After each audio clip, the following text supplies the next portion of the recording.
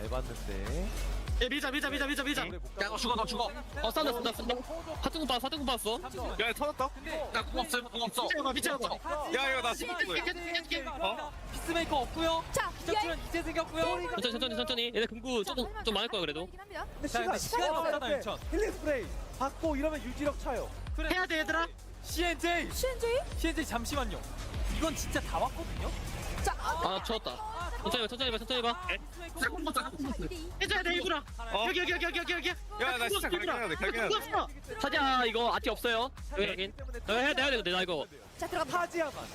하지야만 스킬만 피해도 버버. 시간이 없어서 1초 세한테 터지고요. 나이스.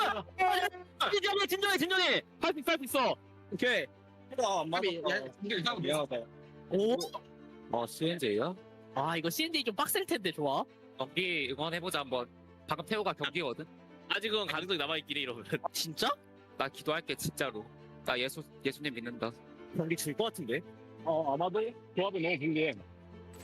아니 잠시만요. 진짜 승리를 위한 여기서 근데 CNJ 글자글 잡고. 얘는 도는 거 조심해봐. 자리 존나 잠깐만. 타야 돼 위코 타야 돼. CNJ 팬들은 다음 판 보고 싶지 않습니다. 그렇죠. 그 경기 이네이트는 만들어줘야죠. 지금 6팀의 팬들이 경기 이네이트를 외치고 있어요. 나머지 해보자. 할 수 있다. 괜찮아. 할 수 있어. 이거 일자로 뚫는 거 의미 없다. 일단 날아요. 일단 날아서 건물 안으로 들어가자. 야 이거 이렇게 오는 것도 마지막에 조심은 해봐봐. 얘 BS 썼어. 이거 앞에 이거- 혼자 있으면 박을게 이거. 무조건 위아래로 나눠올 거야. 브레스 타고 여기 일단 3명이야. 브레스 3명이야. 내가 보기에는 그냥 프리로 하는 게 맞는 것 같긴 한데. 프리로 할게 프리로. 자 일단 밸류는 뭐 더할라 역시 좋은 경기 이네이트고요. 하지만 여태까지 보여주는 그 한 방 한 방에 그 CNJ의 플레이가 그렇죠. 정말 큰 변수를 자, 만들 수 있겠다라는 이번 생각이 시즌 들고요. 파이널 지금 올라가니까요. 테오도르 위치 보세요. 테오도르는 절대 안 죽겠다. 난 얀한테 각을 안 내주겠다는데 그 어중간하게 뚫으려는 것보다는 그냥 한 턴 쭉 빠져가지고 일자로 잡아서 하자. 혹시 몰라서. 뒤에 있는 거 오는 혹시 거 아니야? 몰라서. 스피어 위쪽이에요. 야 이거 위로 갈 테니까 양한테 와봐. 위쪽으로 갈까? 일단. 진갈까? 확인하게 해야 돼. 근데 그래서 자, 좋겠다. 크게 들어도 돼. 이거 하면은 내가 여기 잡고 있다가 이쪽으로 빠질게. 자 이거 근데 경기 이네이트는 앞쪽을 뚫을 힘이 없어요. 이건 뚫는 조합이 아니라 지키는 조합이고 받아쳐야 돼. CNJ 이거 옵스텝 할수 있는데 너 한 바퀴 돌아도 되고. 가볼게. 얀 여기 있어요. 오케이. 싸봐겠어. 이거는 마이를 때리면서 스택을 쌓는 겁니다. 천천히 봐요. 자 근데 천천히. 결국에는 카메라 급해지고 10 스택. 모일 아니랑 10선택이야. 파란 호브 쓰고 나갔다 오자 그냥. 이거 안 터질려나? 근데 안전 때리면서 다시 한번 10 스택. 우리 파란 호브 쓰고 파란 호브 돌려봐 이거. 없어? 얀 찾아줄게. 아래로 와봐. 와보라고. 얘는 그거 없어. 안전 오브. 오케이. 천천히 이러다가 모여있을 때 진호 선수 측면쪽 돌아도 돼. 할 거야. 이거 프리아가 앞선서줘. 나 마이 공 봐줄 테니까 여기 조심해. 여기 있다. 야네 위치. 야, 살짝 여기 와볼래? 이거 얀 봐봐. 얀쿵. 다시 뺄게. 뺄 수 있어. 확실해? 뺄 수 있어. 돌리고 계속해요. 니가 공 계속해봐. 계속해. 시간 신호 시간 4초, 3초, 2초, 예! 1초. 만들어냅니다. 나이스. 만들어요! 우승 체크메이트 CNJ e스포츠! 드디어 만들어냅니다. 진짜 와, 승리를 위한 단 하나의 가능성 바로 8라운드를 가는 것! 전 세계 CNJ 팬들이 울고 있을 겁니다. 함께 그렇습니다. 눈물 흘리고 있을 겁니다. 가장 먼저 세 팀과 함께 체크포인트 팀에 올라왔고요. 끝까지 가서 트릭스터 때부터 한 번도 해보지 못했던 파이널 우승을 드디어 해냅니다. 와, 백 선수 표정이 드디어 진지해졌어요. 드디어 네, 이 우승컵을 들어올릴 자격이 충분합니다. CNJ e스포츠 시즌 A 파이널 우승입니다. 누가 이들을 분탕의 왕이라고만 칭했나요? 이젠 아닙니다. 이젠 당당하게 트로피를 들어올릴 수 있는 명실상부 와. 이터널 리턴의 왕! 시즌 파이널 진출 자체가 굉장히 오랜만이었어요. 304일 만이었나요? 그런데 이 오랜 세월 끝에 결국엔 축적해왔던 힘의 크기가 너무나도 컸습니다. 네. 쟁쟁한 모든 팀들을 물리치고 네, 챔피언, 시즌 8 챔피언. 실제로 KCW 선수가 한 번 팀을 떠난 그 순간에도 다시 돌아올 걸 또 믿고 있었던 그 두 선수가 굳건히 자리를 지키고 있었고 그렇죠. 돌아오고 나서 같이 이 세 명이서 물론 이제 오상커 선수도 너무 고생했지만 다 같이 만들어낸 이 승리가 오늘 너무 값질 것 같고 평생 기억될 것 같습니다. 마스터즈 파이널 MVP 누구일까요? 한 번 더 포마 호크 스킨을 보여줘야 될 것 같습니다. KCW!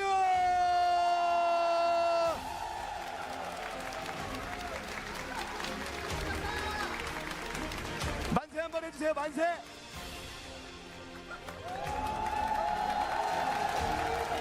순위표 보시죠. 자, 시즌 8 마스터즈 우승 CNJ e스포츠!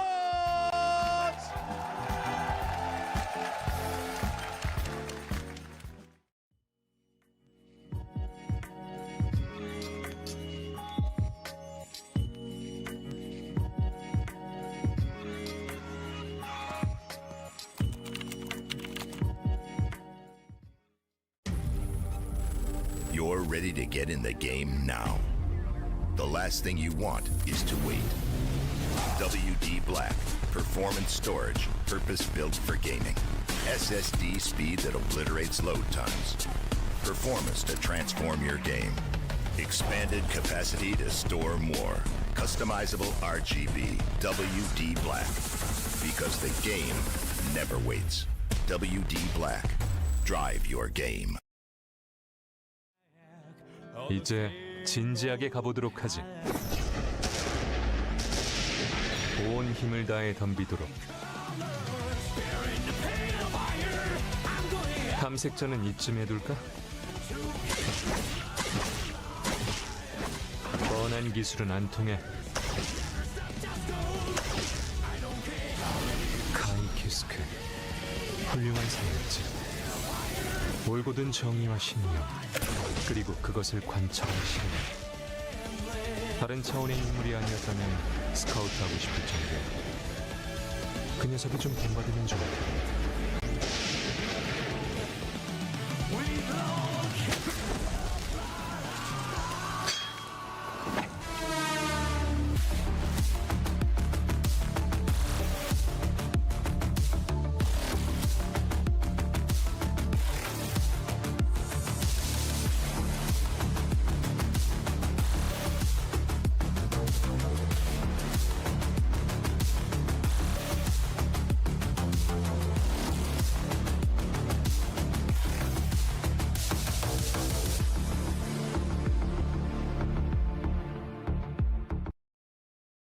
Ladies and gentlemen, welcome back to Eternal Return Masters once again right here at 3 a.m. Eastern this time. If you guys are right here, congratulations, you listened to us yesterday and I'm proud of you for it. Thank you so much for making us a part of your Saturday. Today, it is time for knockout stages 5 and 6.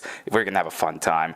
My name is Shui Senpai. I'll be one of your casters. Nothing too crazy about that one. Hopefully at this point, and alongside me, of course, we are gonna have Superior joining me today as well. How are you doing today, my friend? How are you doing? I am doing fantastic. A little tired from this weekend, but very excited to cast a couple, or not a couple, but a nice set of 8 games again today. You know, going into knockout stage 5 and 6 for today. Yeah, today's going to be a pretty interesting one because it's the last set of knockout stages we'll ever have before the season finishes, right? We don't have any more knockout stages for quite literally anything anymore after this today. So it's the last time we get to see 12 different teams going in and 4 teams leaving. After this, we have LCQ. Well, we have finals tomorrow, of course. LCQ and then season finals. Nothing of the sort that we've been watching for the past few days whatsoever. Let's take a look at what is happening today. Once again, a knockout stage. We're on day number 5 for the top left side. So days 1 through 4, get rid of those. Draw a line across it. I don't know. You do what you want. We're on day number 5. Knockout stage 5 and 6 today, right here at, it was at 1700 KST. You guys are right here. Thank you so much for listening to us once again. Actually being here at the correct time. Early bird gets the worm. Price pool of 10 million Korean won. Nothing too crazy there. And the point matrix still the same as well. Yeah, and now is our format for you guys. We're already done on the left side there. Group stages A through D all finished, and we're already done through most of our knockout stages 1 through 4. We already finished all of those. We are now here with knockout stage 5 and 6, and then tomorrow is going to be our 65 checkpoint format. If you guys don't know how checkpoint works, we'll explain it more tomorrow. But teams have to hit that 65-point checkpoint threshold, and then they gotta win a game right after that. Honestly, I feel like we've already seen finals, but I guess the format still says we have more to watch. This is the teams that we're going to be watching for today. The ones coming up from yesterday's hellish knockout stage. Number 4, Gwangju Slasher, Daejeon Auto Arms, Busan Vespa, and DS Guardians will be joined by each group's third-place teams, Neurize Kangwon, Windrunner, Gyeongnam Sparkle, and Merg Gaming. From those teams, 4 will move on afterwards to face up against Unchained, New, Overpride, and CNJ Esports. So unfortunately, we don't get to see one circle against one circle today. If you remember from yesterday, we'll get to see that. But today's set of games should also be very fun, especially after what we saw during the group stages. Yeah, no funny business going on today, but I mean, wow, these teams, again, you know, it looks like it could be like all these teams could have made a finals, so it's gonna be quite the mountain to climb for these teams to, you know, try to make it out of these knockout stages here for today. For sure. I do wonder, though, if the amount of game quality that we're going to have is going to be higher than yesterday, though, right? Because I don't want to downplay any of the teams that are here. It's just that yesterday's games, especially during knockout stage number 4, was that competitive with the teams that joined all the ones coming out from knockout stage number 3. Unfortunately, we don't have any teams doing the golden run anymore with the end of Endless yesterday, but only one other team from knockout stage number 3 are continuing forward. DS Guardians was the one exclusive team knocking down FN Sejong, who was also coming in knockout stage number 4. Just a bit of a rough day there for FN Sejong yesterday, but it does mean DS Guardians still have chances to prove to us that this team continues to belong in this phase. Yeah, unfortunately, their road wasn't endless. It did come to an end, but yeah, like you said, for DS Guardians, we'll have to see if they can sort of shape up and adapt to, you know, the new lobby that is going to be constantly coming their way, right? With knockout stage 5 and 6, they're gonna have to see if they're Tazia, Priya plus it was Dama, but they did end up swapping it around.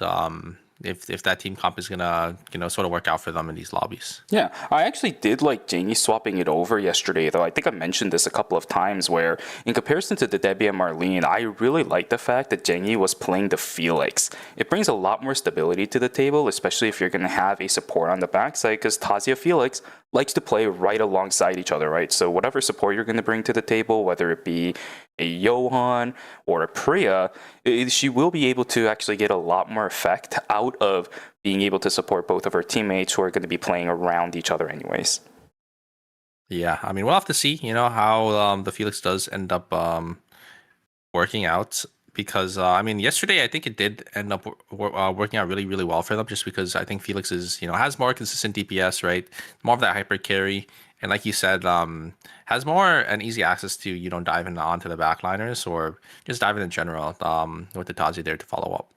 For sure. A couple of the other teams that I do want to talk about today, let me take a look at what the rosters will look like specifically, just because I don't remember every single one of them. Let's see here.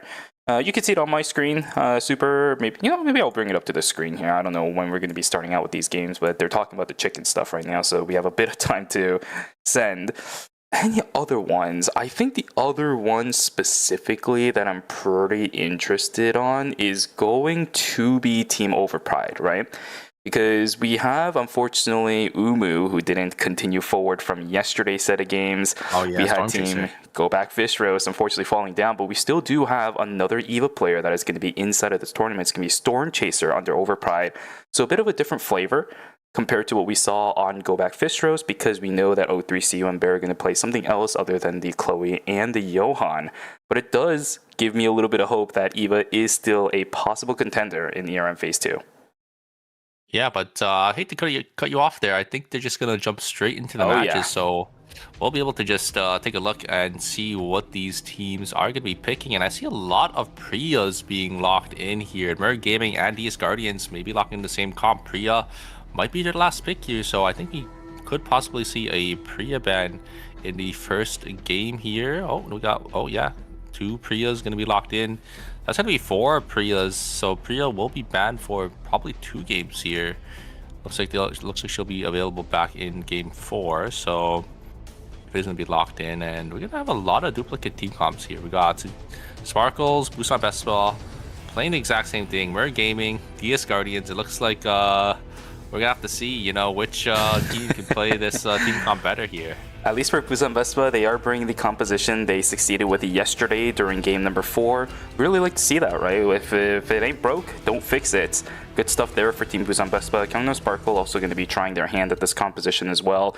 You're right though, quite a lot of duplicate compositions, a lot of triple DPSs coming around this time around. If you also want to consider Priya as a triple DPS, because we actually have a couple of teams for knockout stage number 5, the ones that are coming in, also deciding to do the same thing, right? We have Team Urize Gawon who's going to be doing that thing, and Team WR, I forget what what their name was, but we have 2 teams also playing triple DPS. It's going to be an absolute fiesta, very volatile style of lobby, where everyone is going to get blown up the moment you mess up, but that can flip around a little bit, maybe with the Priya getting banned for games 2 and 3. We'll have to see what the result is going to be, but for now, let's get started with game number 1 of the night. Knockout stage number 5, round number 1 is now underway.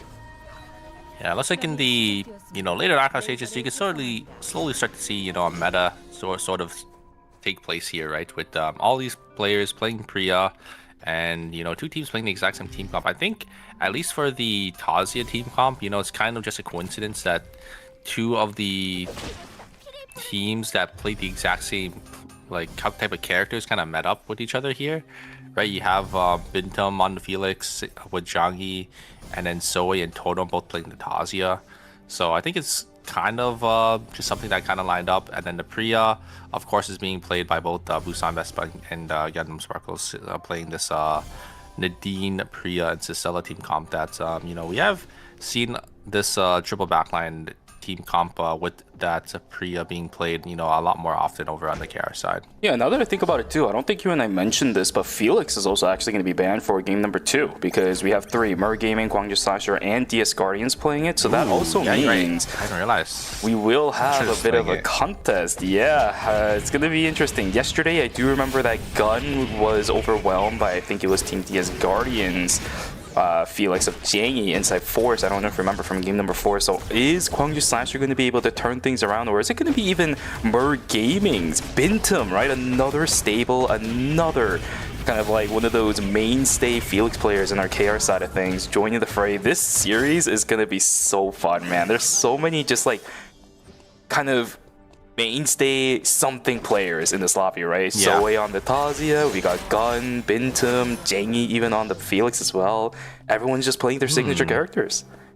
I'm really interested on what they swap to, and even a team like Autoworms, they're just playing a very simple Alonso, Celine, Rio. We have seen them play this team comp. This is like the original, FN Sejong team comp, right? With Alonso and Rio, and then the last one is it's basically just one circle just flexing the mage spot, right? I think before they used to play Carla with it, back in season 1, and then they swapped it to Celine, Theodore sometimes. Yeah, we're gonna see one circle gonna be on Celine this time. A lot of stuff kind of looking around to our classics. As I said, right, it's not anything crazy where we're just seeing the mainstay picks for a lot of these players, because it's game number 1. You're trying to look for the actual things that are going to work out. Hyunji, still looking for a bit more though. It is going to be a bit chaotic as we thought at the beginning. Nice down on the point sake. Gun will be able to find the kill, but Taxar on the backside with the Carla will be able to finish him up, as I think he ate a triple anchor pull. That still hurts. It's early into the game. Yoonhyung will also get taken down. Unfortunately, Wilson is not able to save the Cicilla. Instead, he's going to be able to pick it up with the in a blitz. Yeah, I think I saw some crits as well on the Carla there, so I think getting a little lucky getting those, dasher damage in the early game. Sitting on about, I think, 40% crit. Usually you just play like two crit items. You kind of have like a hybrid between crit and crit AP, amp. Carla can basically use like any item in the game, and it's probably okay. So yeah, pretty fortunate there. We were able to get the kill. And it looks like the 2 Priyas are actually running each other down, but members of DS Guardians are right behind them there. We do have Gun getting jumped on here. Great exclusive to pull the Felix away. I think the Felix is just going to get locked down though by the Yan, as it's going to be a kill going over to the side of Team Twin Runners. On the other side there, Bintum trying to get some damage in, but is just getting focused down. There's a knock-up there from the Felix. Can he get the kill? It's always jumping around. The damage from Raccoon isn't going to be enough. The totem is going to be there to deny the kill from the Tazia, and Jagi is going to be able to just finish the job. Wait a second. Bintum able to pick up two. Both Zoe and Jagi, both on 1 HP, able to grab both of them here. Can Min finish the job on the Priya? The is going to be there. Min is able to find one before he ends up going down. Totem is going to be able to get the clutch as he is able to reach one in and clean up the fight. But a bigger win, I would have to say, for Team Mer Gaming, because they didn't end up eating the break, whereas DS Guardians did. And the timing for this break is also really bad because we're going into day number 2. Yurai's Gangwon, while all that was happening, also ended up getting broken somewhere around the map, and the fights for objectives are now going on. X-Boy trying to knock down Hyunji as much as they can. +1 is there for the Nia. Is it going to get popped? Not just yet. Walks straight back in to the Sanguine Javelin. Good skill there from X-Boy. As more fights happening, even more picks. Raccoon going to get isolated and picked away by Jangyi. A lot of points going in favor of a lot of these teams for game number 1. Everybody has something off the backs of day and night 1. Yeah, but Busan, Vespa, and Auto Arms both sitting only on half a point, so not too good of a start for themselves. But wait a second, Auto Arms just running straight to the hands of a Yan here. Is one circle on Cinema. I'm going to be able to pick up a kill. Eat my own words there as they're able to pick up another one. And they get a meteorite actually. Oh, wow. Off, I don't know if that was just the Alonso just collecting or if they got it off the Yan there, but it's a really nice pickup for them. Yeah, really good item for this team as well, right? Because Taejoon Auto Arms, they have a Rio you can slam that meteorite on. They even have other characters like the Celine if you really wanted to give the Ibugi's Pearl on her, you can do that. We go straight over to the Rio. 2 items already on that character before we have our 4-score buy-ins. Really solid. As the fight is going to pop inside of Hospital, a lot of dashing around, a lot of spinning around, but the damage output is going to stick over onto Bintum. He's going to get taken down, so DS Guardians up against their mirror matchup is finding the +1 so far. Unfortunately, Totem misses out on the Spada over towards Min, meaning that Preya will stay alive. A clean 2 for 0 as DS Guardians coming up from Knockout Stage 4 will get the 1-up on their Knockout Stage 5 competitors. Yeah, it's kind of fun. I think both Echoes of the Earth popped at the exact same time in the same spot, so they're both kind of layered on top of each other. It looks like it was DS Guardians went to come out on top. No, there's going to be an item that DS Guardians called right in front of the side of Team Yurai's Gangwon. They're going to go down, and it might be a 4-score that they lose. Minus 350. Okay, it's not a 4-score, but still minus 200 to eat this early on is definitely not where you want to be at. Yurai's Gangwon gonna be able to pick up a nice 200 credits, so I guess with getting that Tree of Life and a couple kills as well, getting 2 kills from the side of the Guardian, so they have to be feeling pretty good about that. And actually, they're playing the team comp that Auto Arms was playing last night. Playing this triple backline with the Justina, Hart, and Nadia. Yeah, you're absolutely right. I'm actually wondering if that was more of a copy from Taejoon Auto Arms than Yurai's Gangwon, because maybe, yeah, I don't know. Maybe Auto Arms copied Gangwon and they're the originators of the team comp, because I wouldn't be surprised, right? Just because sometimes you'll see just teams copying each other just because they figured out a team comp, and then these teams maybe deciding we can play these characters as well, and it looks like it's a pretty good team. Pretty good investments. Double rifts going through at the same time. One's already down on the right side. Sardabi taken down. Gun's about to fall down as well. It's already a 2-for-1 trade. Most likely turning into a 1-for-3. There it is. Right side rift is gone. Left side same thing as well as DS Guardians. In a bit of trouble as Mer Gaming will be able to overtake them immediately after the fight inside of Hospital to actually win out on a bigger objective this time. The Rift. So a Mithril going in favor of Team Mer Gaming. That is going to be pretty good for that team, as we're going to see the Wind and Fire wheels built up for the Tazia. Yeah, it's a 1-to-1 now between DS Guardians and Mer Gaming, and they just respawn right on top of each other. Johnny is actually going to be able to get one. I think going to be able to get another one. Is able to get the body, dodging out on a lot of auto attacks. No, Mer Gaming is going to be able to secure the kill. And they just trade back and forth here. Mer Gaming and DS Guardians just playing the mirror match over and over again, and Mer Gaming is the one to come out on top this time. As they get the objective, they get an extra kill as well. They did actually end up trading 1 kill, so it's not the end of the world.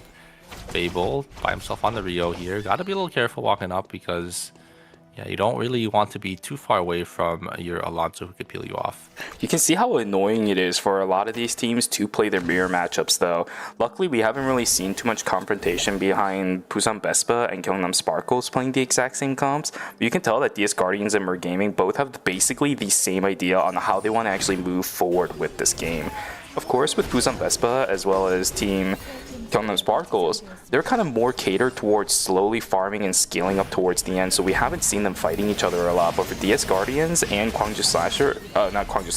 Mer Gaming, this is a team comp that is all about fighting throughout the entire course of the game. And the same idea, same transitions that you're looking for, same objectives you're looking for, it's making them fight against each other so often. Can DS Guardians though hold out against this? Because we're seeing a bit of people inside a cemetery, three-way split for Team DS Guardians. Nia is going to jump on in. Nice dodge on the point sync. This should keep Min alive, but on the backside, Yan's going to jump on in. Echoes of the Earth goes down, but it's a little bit late on the backside as the Shackling Anchor just obliterates the health bars of everybody on DS Guardians. So he's just going to have to book it. Same thing for Jengi. Both of them do get out, but a lot of time are invested and the -200 towards the Priya to start off their day 3. Yeah, that is not what you want to see. Shangyi jumping in, but just gets caught by the point sync from the Nia. And there's so much burst damage when it's hitting 2 targets there. A little unfortunate for the side team DS Guardians. Yeah, that'll be on first -200 of the game here. But yeah, I mean, this lobby is just, everyone's just playing it really safe, right? We still have 8 teams alive on day 3 here. No wipes yet. No real minuses aside from the one that DS Guardians just ate there. All right, with 50 seconds to go until night number 3, what are these teams going to look for? At least nobody is in situations where you're already looking for a rift anymore. We did have DS Guardians picking up their Priya with just credits alone. Though again, it's not the best option because you are wasting a lot of resources. They're getting ran down again. This point sync lands on the 2. Zoe gets ripped apart in a third party. On the backside, Min's going to get taken down again. So now we have Jengi in 25 seconds, most likely going to be looking for a rift. What a terrible situation for Team DS Guardians. This is not the situation these guys want to be at. But it seems like the rift at the bottom side of the map is open down in Uptown. It's going to be a bit risky, of course, for Jengi. He doesn't know what's going on inside of the zone, but at least for us, we know he will be able to get his team members back. Yeah, and a great find there from Windrunner. Just looks like these Guardians just didn't respect the chase that Windrunner had here. We have to have engagement coming out from the Mai here, but where is the third member of the side of Team Flasher? Just looks like they're on the flank there, but doesn't really matter. They don't really need the Bianca there. They're just able to just solo down both members of the side of Team Sparkles. Bianca coming in from the backside. I think maybe that's what actually ended up splitting Team Sparkles here. Maybe seeing the Bianca coming around. And yeah, my Felix is able to get the Priya, and then the Nadine is just going to end up falling here. And this is going to be a day 3 rift, so whoever goes down here is going to be wiped.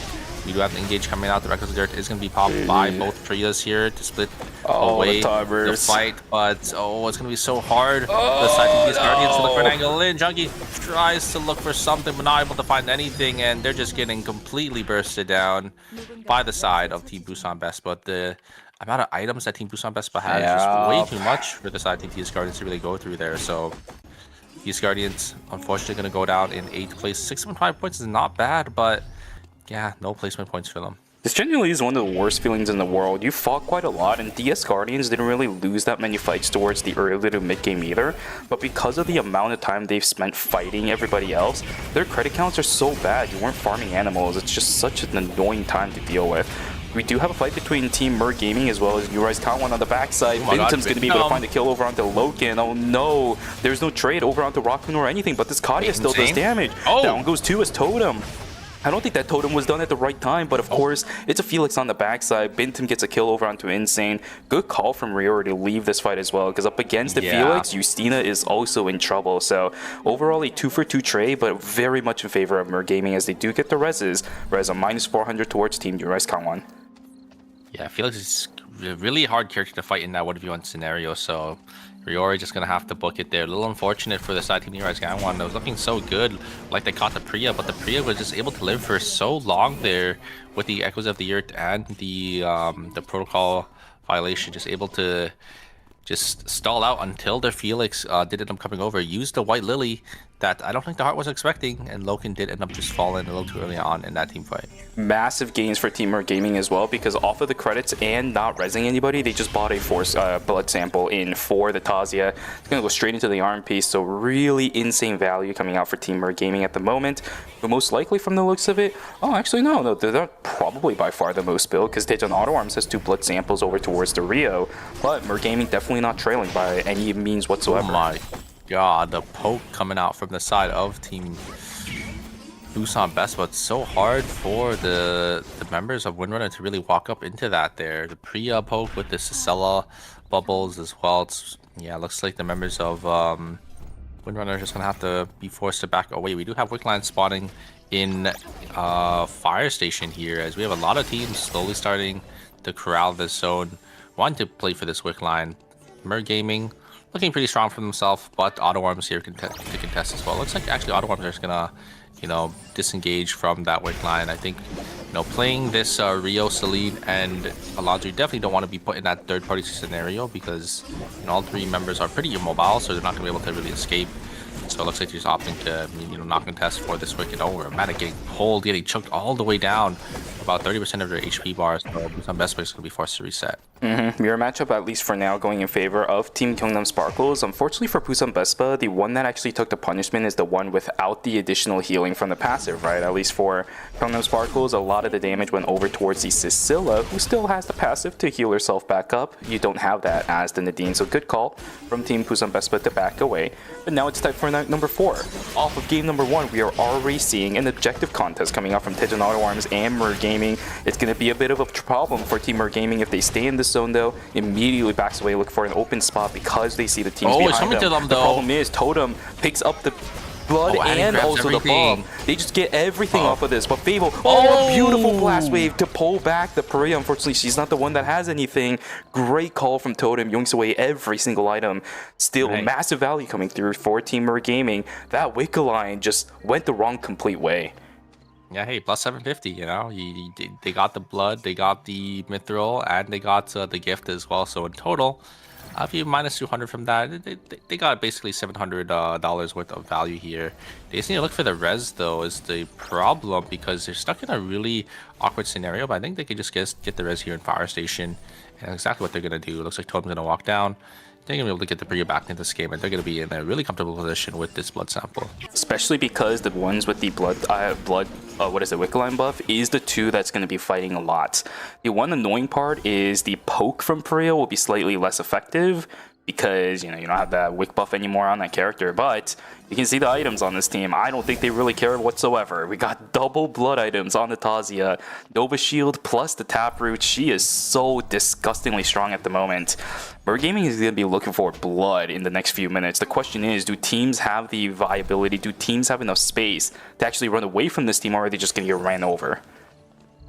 Yeah, that is going to be the question here. Looks like you guys got one. It might get actually caught by the side Team Mer Gaming, but I have to be a little careful because Team Auto Arms is hovering as well. Team Auto Arms, I think, just already trying to secure their temporary zone, you know, playing this typical, oh my god, the damage coming out from the Rio, just from the ultimate and the bow skill, chucking Rio down to half HP. Oh, this is dangerous. These players away.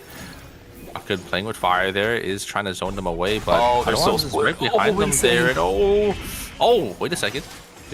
Jumping on it, but not gonna get hit by anything. I think that they got hit by that pork chop there from that boar. The all members just gonna walk themselves on out of there. And you guys got one getting caught this time by the side of Team. No! Was that Team Busan Best One? They just get poked down all the way down to 0 HP. A Heart just getting caught by the Priya damage, and the Sicella just instantly getting bursted downtown. Now Team New Eyes Gangwon are going to be in a rough spot here. Nice. Oh, and one circle finds the pick. So well played on the Celine, just able to blink on forward, hit that blast wave, and push the Christina back into their team, able to pick up that kill. And now it's all going to be up to Insane here. Look at the credits. They don't have enough to get 2 members back into the game, but maybe they could look for 1 res, but yeah, it's gonna be very shortly here, but I think before this Kalia is gonna go down. This is where having a frontliner actually matters quite a lot. That can put a lot of pressure onto these triple DPSs because the map is still relatively open, yes, but there's still 7 other teams remaining in this game. Of course, it's going to be a little bit less because 2 members of New Rise Gangwon has fallen down, but you saw how bad it was for New Rise Gangwon, right? They walk into a zone, sees a team, it has to back away because there's a frontliner that can threaten the backliners. They walk away, find another team. It's another person that can threaten the backliners, has to run away again. Same thing happens over and over until a fight like this is going to happen where one's just going to get blown up. Huns are no chance to do anything inside of that fight. Panzong taking down, well, I should say taking down somebody else at this point. Mer Gaming finds a potential third party. This is a little bit problematic. Oh my goodness. Grappling maneuver out from Chaksar just barely keeps the Carla alive. Mer Gaming just about to find third party. We might be able to find it for the time being. Totem pretty early on, and the Raid of the Vampire Queen is set up. Triple tag with everything. It is beautiful, but no results yet. Nobody is dead for the time being. Gun will be able to find a trade, but look at the health bar over on Tazardawi. He's going to get taken down. Can Gun somehow do this? I don't think so. That's a Tazi, unless these auto attacks actually land. Let's see. No, not just yet. Gwangju Slasher is going to get taken down. Unfortunately, Mer Gaming still loses out on their Priya. She was fully taken down by Gun, but oh my goodness, what a close fight. Mer Gaming Totem as well as the Felix of Bintum is able to turn things around towards the end. So beautiful fight from those 3, despite getting tagged by the triple Reign of the Vampire Queen.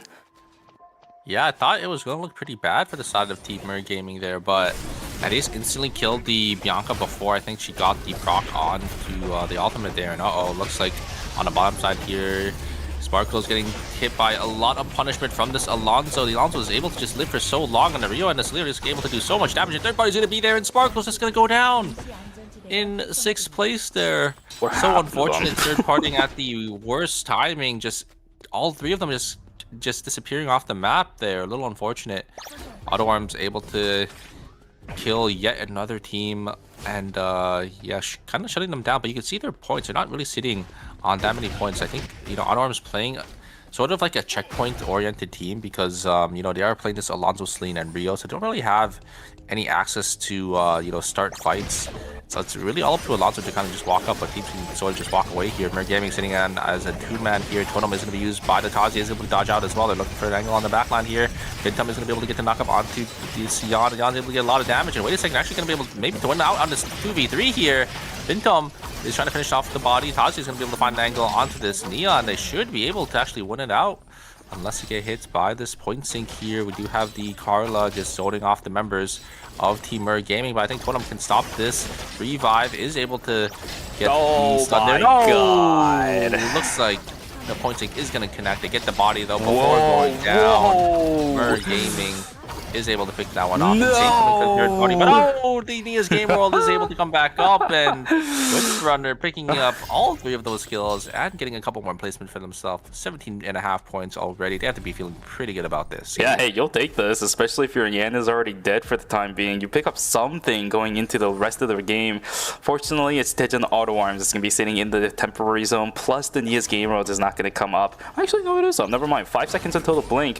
Can Hyunji find a pick? The problem is there's going to be a lot of people. Nice electric shift to get out. Fable, it's too easy for him. Carla goes in, of course. It's desperation calls at this point. Down goes to Carla. Nia's going to try the +1. Of course, it's not going to matter. Tejan Auto Arms doesn't know what happened inside the zone. They have 0 idea, but Windrunner fought through hell and back to at least walk into temporary zone with some dignity. Yeah, it's going to be 2 teams who haven't really been fighting too much here. As you can see, the amount of kill points that both these teams have, 14.5 and 11.5 respectively here. And yeah, we're going to have quite the matchup here. It's going to be the triple backline team versus, a typical front to back team. But there is that Alonso that has that engage. So if Alonso can maybe just walk up enough and take up soak up enough damage for the side team Auto Arms for, one circle and Fable to, dish out back. I think Team Auto Arms might have it, but, playing into a team like Team Busan Best, but as they have its own control first, it's going to be really hard to walk up into this. Yeah, I don't know. There's a certain chatter that's sitting in chat right now that's making me think that the Sicilla is going to have a little bit less value just because they are here. Their presence has unfortunately cursed this character from the looks of it. We're going to see how it goes, though. Good damage output over onto one circle. Oh, they find it. Problem is, Alonso's going to go in, and as I said, the curse exists. I'm telling you, man. Down goes the Sicilla. It's a 2v3 now. Everybody on the side of Busan Vespa is trying desperately to find a kill onto the Alonso, but of course it's not going to work. One circle is going to make it too difficult for them to push on forward. We have a 2v3 on our hands. Can G-Work and Romantic pull it off? We saw the clip yesterday. It's on Twitter. Busan Vespa pinged to us yesterday, but I don't think a miracle is on the books, especially after that Spirit Arrow. Down goes G-Work. Romantic is all that is left as one circle stares down his former teammate and saying, bye-bye, Romantic. Thank you for the first place, my friend. Yeah, and just going to be a formality at this point. Romantic, is able to get the E-shift away from the Alonso point, and the timers are going to start ticking here, but I don't think Romantic is going to have enough, as they're going to have to walk straight into the hands of Team Auto Arms, as they're going to be able to just hold down the zone. Romantic is able to jump back in. Wait a second. Once ago, oh my god, sitting on 1 second of timer, and Cinema just able to just solo the Deed in the backside. Alonso just known for, winning these 1v1s into the backliners, especially ADCs, so they're going to be able to take it away and went out on the first game. Yeah, for sure. GG's called out. Made it look really easy, right? As soon as you called out Silencer, you just take down the Sicilla. She can only go into her bubble once every, like maybe 10 seconds or so, so you just kill her after that. And you can't be getting hit by the point from Alonso as a Sicilla. You should be able to, outspace the Alonso, but I think just walking up a little too far, maybe thinking that the Soul Stealer was going to be able to get them away from the point, but as soon as, a character like Sicilla, who doesn't really have any mobility and any escape, gets hit by the finger point, it's just really easy for the side of Team Auto Arms to follow up on that. Yeah, for sure. It's just the way that these compositions work. Triple DPS, if they get broken through in the end, you are probably going to be in danger of actually getting taken down, especially this late into the game when you have burst focus characters like the Celine. You also have somebody that can actually take advantage of getting jumped on pretty far away from the original target, like the Rio on Daikubo. A lot of damage sources available for Tejan Auto Arms to actually capitalize on once you catch somebody out. So good stuff from them. I can't really fault Busan Vespa, though. I think they were definitely playing exactly how they were supposed to. It's just the orientation of how Fire Station is. If anything, Tejan Auto Arms may have pressured Busan Vespa to walking into that tight of a corridor, looping around back over to where that truck is going to be, and that threw off some of the members for Busan Vespa. Just good games from Tejan Auto Arms, playing the macro game, even in a situation where micro matters a little bit more deep inside of a fight. Yeah, I mean, what happened was, when you are playing Sicilla or in that triple DPS comp, you kind of need to play up so you can kind of get some poke damage off. But I think Cinema just charged up that Soul Stealer, just ended up sending it. And Sicilla couldn't really get away because I think the Soul Stealer in response... Actually, I don't even think they have a Soul Stealer in response. So they just got just full sent on by a full speed Alonso just walking at them there. But, you kind of have to respect that range that the Alonso has, right? Because the Alonso will always look to target either the Priya or the Sicilla on their finger point, just because Nadine has tools to kind of dash away and get out of that lockdown range. This wasn't even Blink Alonso, was it? I think it was Protocol Violation. No, it's Soul Alonso. Stealer. Oh, it was Soul Stealer Alonso. Even more so than you have to respect the range that the Alonso can actually fight on too. Yeah, they'll just they'll just wait. They'll slowly start to charge up the Soul Stealer, then they're just gonna max send the Soul Stealer in. And yeah, if you don't really have any movement speed, they're gonna have any target that they want to point at. And yeah, I do think it's a great pick from Auto Arms here to actually kind of counter like the meta in the lobby that's taking place right now. Also, I think the one thing that definitely went away, or I should say awry for Team Busan Vespa, is the fact that there was no heart on the team, right? You see like a weird mix of these teams playing a batch of Heart, Priya, and Henry to keep their entire triple DPS composition safe. But in that kind of situation, Priya did almost nothing, right? Because all Alonso has to do is just get the finger point. If he gets Echoes of the Earth, who cares? He's not doing any damage. You're trying to pause everybody else from dealing damage to the one getting jumped.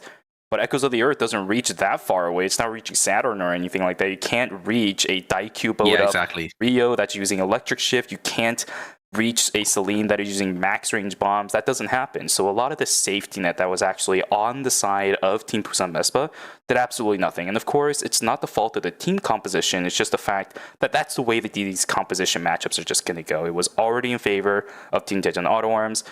Something went right on their side. Busan Vespa is going to collapse. That's just how it goes. Yeah, and I wonder with this if a team like Team Busan Vespa is maybe going to opt to swap the protocol violation from the Priya to the Soul Stealer, because if other teams are really Soul Stealer, you kind of need one yourself, or other teams are just going to have free reign to use it to just engage onto you, like the side of Team Auto Arms did. For sure. Okay, well, this game number 1 definitely taught us a lot of things on how the series is going to go from here on forth. The problem is, we can't predict everything, because we have a couple of bands we're going to have to think about going into our next game, and it's going to matter a lot, because looking at the scoreboard that should be coming up in just a second, all of these teams are going to have something to think about going into our next game immediately. So let's see how it goes. 20.5 points for Team Daejeon Auto Arms, 17.5 for Windrunner, 13 for Mer Gaming, 11.5 for Team Busan Vespa to round out our top 4. But everybody else is not that far behind, right? New Rise Kangwon, 10.5 for 5th place, just a 1 point difference between them and the top 4 Vanguards. Everybody else sub 10, but that's just game number 1. It's fine. And DS Guardians with 6.5, Slasher with 6.5, and Sparkles with 4.5. But going into game 2, remember, we're going to have a lot of bands coming in. We're going to have the Felix band and the Priya band. So we'll have to see what these teams do end up swapping to. Maybe they'll decide to pick the team comp that the other teams are playing in the sense of the Priya, Cicella, and Nadine. So maybe we'll see more of those bands coming in, because remember, we got 6 out of 8 National League teams in here. So I think these teams are pretty well versed with the meta and what they think is going to be the hot stuff for this phase. Oh yeah, let's see what ends up happening, because we are seeing that Felix band, as I said, alongside the Priya. She will come back in game number 4, but Felix for game number 3, at least for now, that means he's not going to be here. I do wonder, I think the biggest question for me... Hearts are coming in. Yeah, the heart is going to come in now because the Priya is gone, right? A lot of these teams don't have too much experience on the Henry just yet. I haven't seen these triple DPS compositions run Henry outside of a very few select number of teams, so I do understand all of these heart picks coming out. Triple DPS is what a lot of these teams are still going to stick onto though, right? Especially for Team DS Guardians as well as Mer Gaming, who are running very similar compositions. Oh, I apologize, sorry. Mer Gaming, triple DPS, DS Guardians, double DPS plus the Charlotte on the backside. We're keeping the identities of these compositions very similar to what we saw in game 1. Sparkles is going to be swapping to the Johan Tazia team comp, but they're going to pair with a Hisui here, so we'll have to see how that does end up working out with for them there. Slasher is also swapping it up. Exploit going to be on that Nia as well, and looks like we see 4 hearts going to be picked here. And since it's game 2, it's going to be gone for the rest of the series, as it's going to be a 2-round ban, so hearts going to be off the table. We do see a lot of duplicates as well. Looks like a lot of team comps are swapping around here. Actually, no Tazia ban, despite Sparkle swapping over, because Mer Gaming did end up swapping as well to the Cicella. And no Cicella ban because... no, there is. There is. Yeah, there is a Cicella ban. Yeah, there's going to be a Cicella ban here, as the side of Team Busan Basketball is still going to be playing it, and G-Work going to be swapping over to that Sniper Aya that we did see them play last night. Cicella banned for 2 games. No, banned for 1 game. Just 1 game. She'll be back for game 4. And Heart banned for 2 games.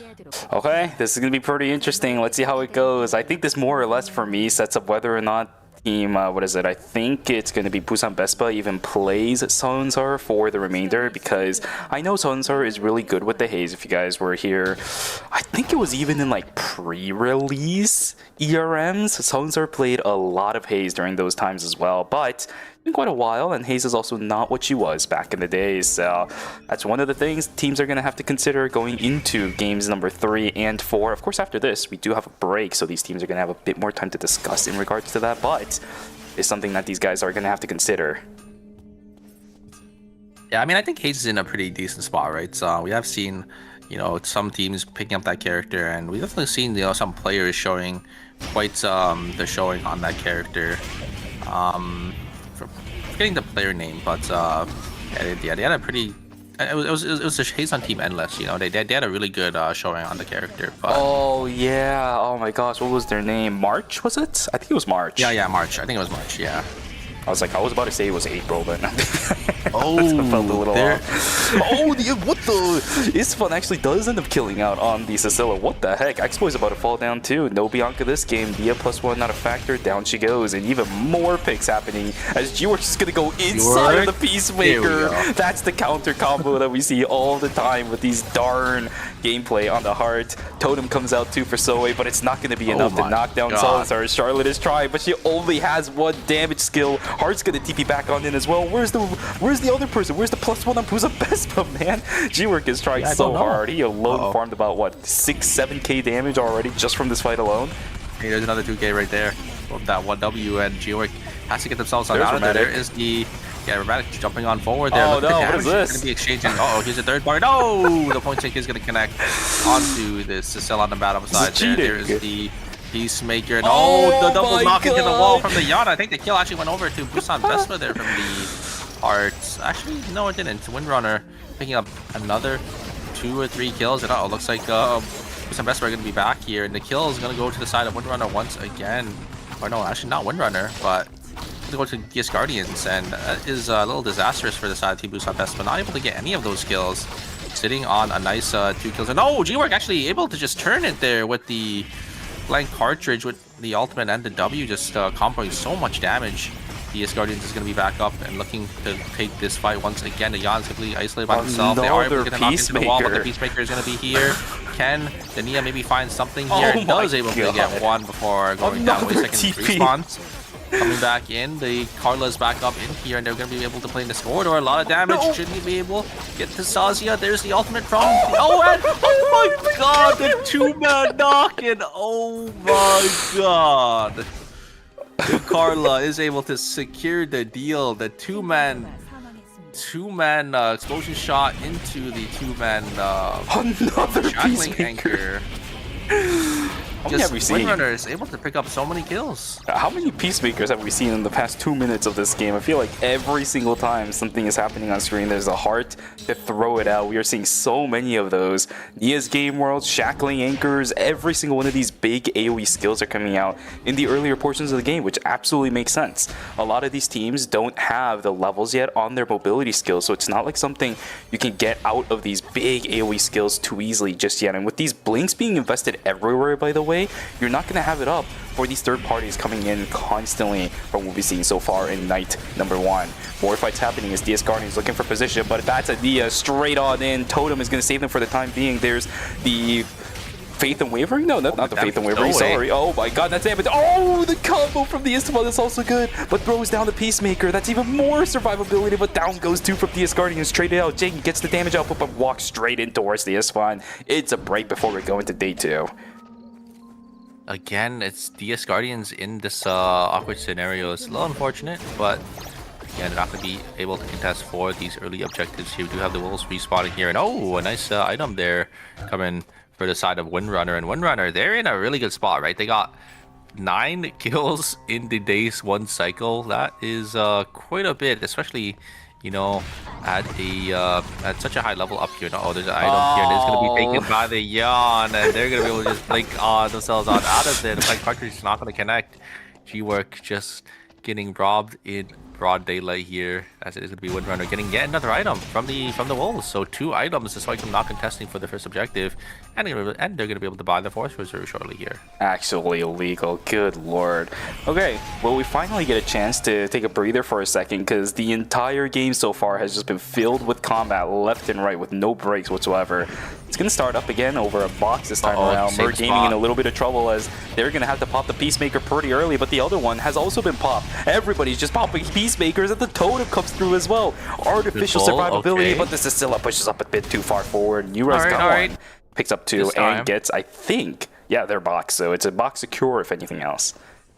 This time they're able to secure the box. Actually, last time they were the ones who stole it, but this time they're able to secure it for themselves here. And uh-oh, here comes Nia's Game World. There's a lot of damage being exchanged, but the Istvan just going to get taken down here, looking for an angle on the backside, not able to find anything. Another one. Oh, Nia's Game World is going to try to turn it here, but nothing going to come out of Expo's Nia's Game World as, Bangsun gonna just jump over the wall and completely whiff his combo gun, having the charge up. The Q2 can look for an angle in. Oh, it's gonna go wide as well for the Yans as they're gonna go down. And X-Boy, you gotta get out of here. But this Yan has some stacks. I think it's gonna be it for this Nia. It's getting locked into the wall. And Even through the that plus is gonna one. be it.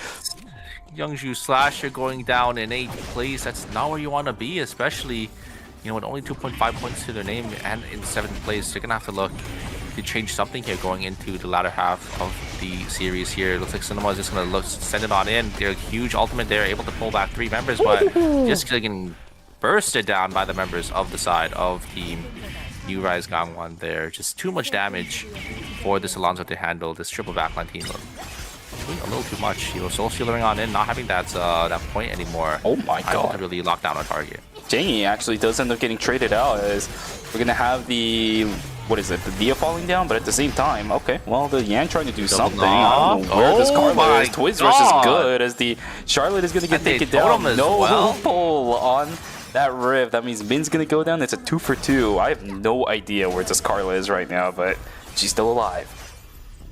Yeah, I think just opting to let me play it safe there, but yeah, huge play there. Looks like Auto Arms did end up coming into the Rift as well. It is going to be Auto Arms versus side of Team Sparkles. There are a lot of damage being exchanged. Too early on the Fatal Wavering did end up being used a little too early. Good dodge out from Fable, but they're actually going to be able to trade 1 for 1 here. It's going to be Cinema and One Circle versus Debu and Johan here. A lot of damage being exchanged, but the sustain coming out from the Johan and this Heatstream might be a little too much able to point. They are able to lock down the Johan there. Now it's One Circle able to get a 4-bomb. It's going to be up to One Circle dodge out on this flash cut. Good dodge there. And now One Circle has to try to zone out this Heatstream. Heatstream going to jump back on. And it does hit the flash cut here. I think that is going to be it. One Circle, I think it's going to be really hard for him to win this here. Is able to dash back in. The flash cut is ready again. He was playing this so well. Hugh gonna look for something, not gonna be able to find out anything there. Good parry to dodge out on that 4-bomb once again. One Circle having his own control, but a huge White Lily to get them a little far forward. But One Circle has played these solo matches. The flash cut!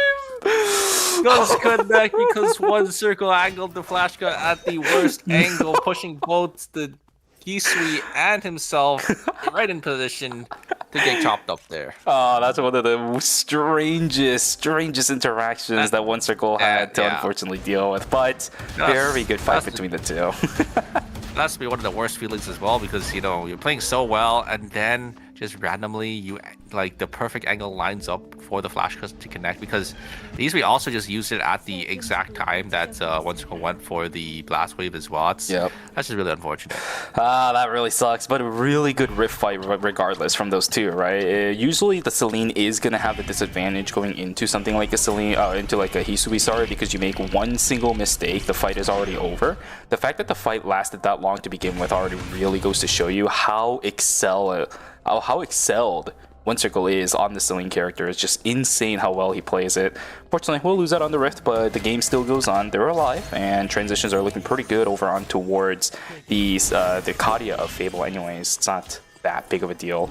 A potential fight inside of Chapel. We're going to start it as Kingdom Sparkles looking for a bit of aggression. Wilson not going to be able to pull anybody just yet, but on the side, Taehu looking for a fight. He's still looking for a pick as much as possible.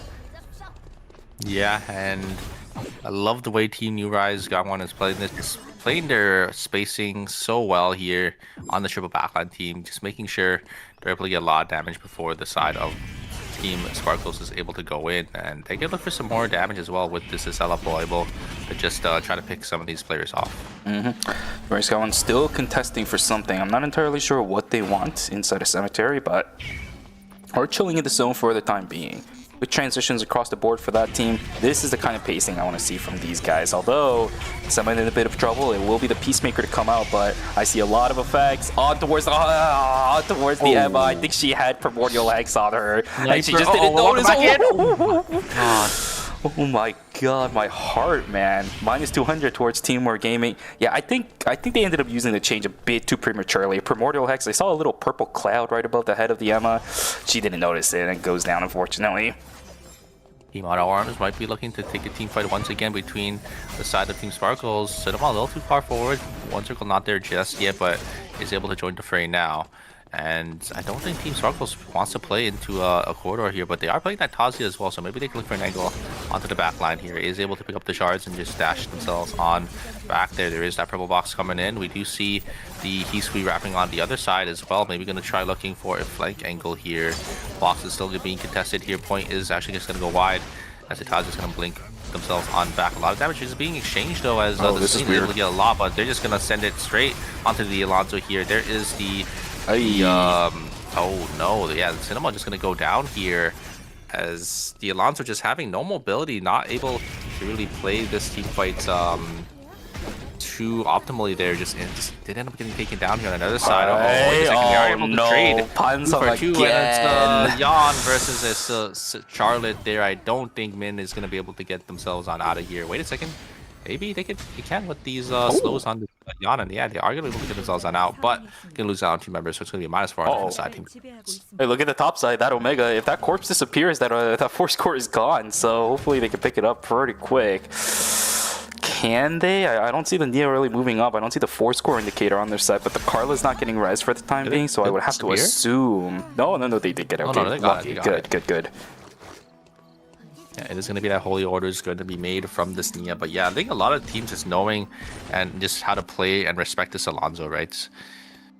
They're just able to kind of outspace and just never get pointed at and kind of make sure this Alonso is not really doing anything, right? This Alonso is walking up, just trying to just have that lockdown CC, but no team is giving the Alonso the opportunity because they're just able to dash away from that finger point. And once the finger point is down, they're just able to just go back in. The Alonso is a little too far forward. They're able to just take down the Alonso first, and then the team of Team Autoworms, the backline is just going to fall down because there's nothing that they can really do without their frontline tank. Yeah, for sure.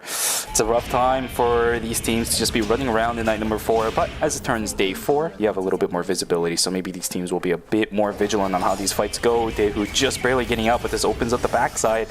Nice wall, as well as the bonus movement speed from Yoonhyung and Megok to keep themselves alive too. Yeah, looks like we're going to have basically 2 supports in our Kazuya teams here. Looks like Zoe's going to jump in, but actually not going to be able to dash into a dagger there on the bottom side though. Looks like they're just able to find the I think that is the Kazuya, but the Kazuya is going to be able to go into the totem. There's the Hisui. Hisui is able to get a lot of damage, but is just going to be able to shred the team of the side of Team Sparkles there. Hisui just getting so much value on that W3, is able to just rip the team of the side team DS Guardians to shreds, as they are going to go down in not 8th place, but 7th place, unfortunately. You can see the items as well. Yeah, they just didn't really have much to their name there. This does still suck for Team DS Guardians, because remember that in game number 1, they did unfortunately go out 8th place, so not the best situation to be in, but it does open up opportunities.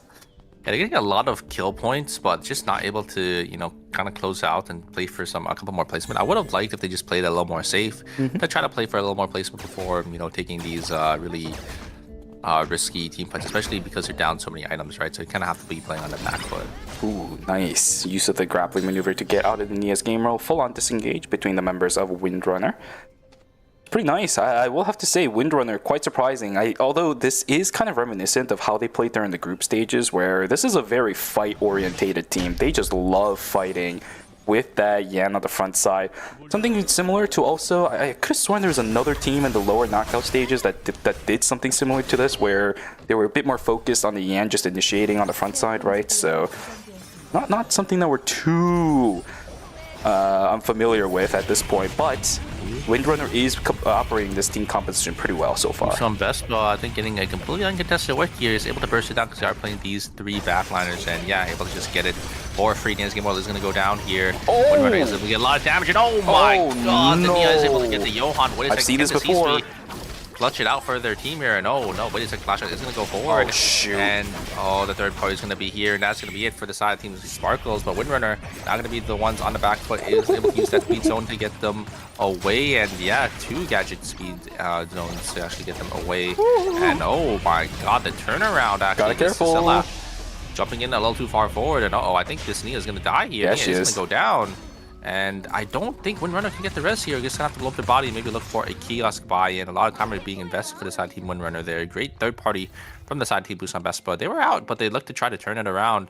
Not able to find anything though, as yeah, since it's gonna be -200 for the side team Windrunner.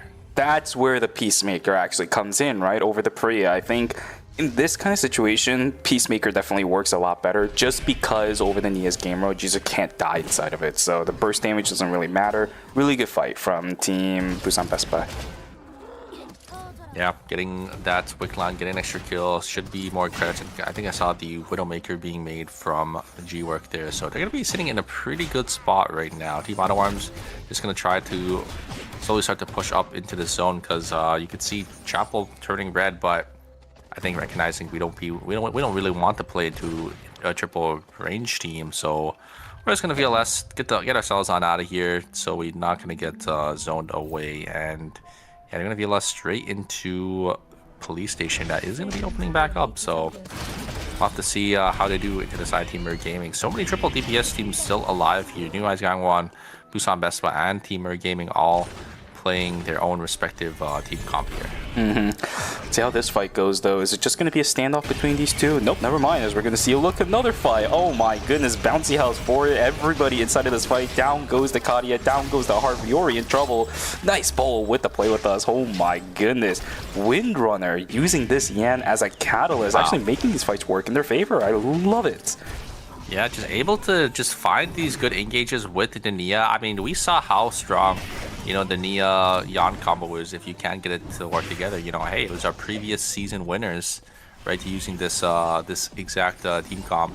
This time it's going to be paired with the Carla to kind of round out their damage and CC. So Windrunner just playing really, really well, able to find these engages, and yeah, they're able to get these catches, right? This Nia is able to just instantly, you know, pop the Nia's game world down, gets the stun burst damage, and the Yan's going to be there to follow up. When it comes down to it, the combo potential is even bigger with Team Windrunner than it is for C&J Esports' version with the Jackie, because you have the Shackling Anchor to combo on top of everything too, so pretty good. Rockin' in a bit of trouble. He's going to have to activate the totem, and that smoke screen is the worst. Oh my god.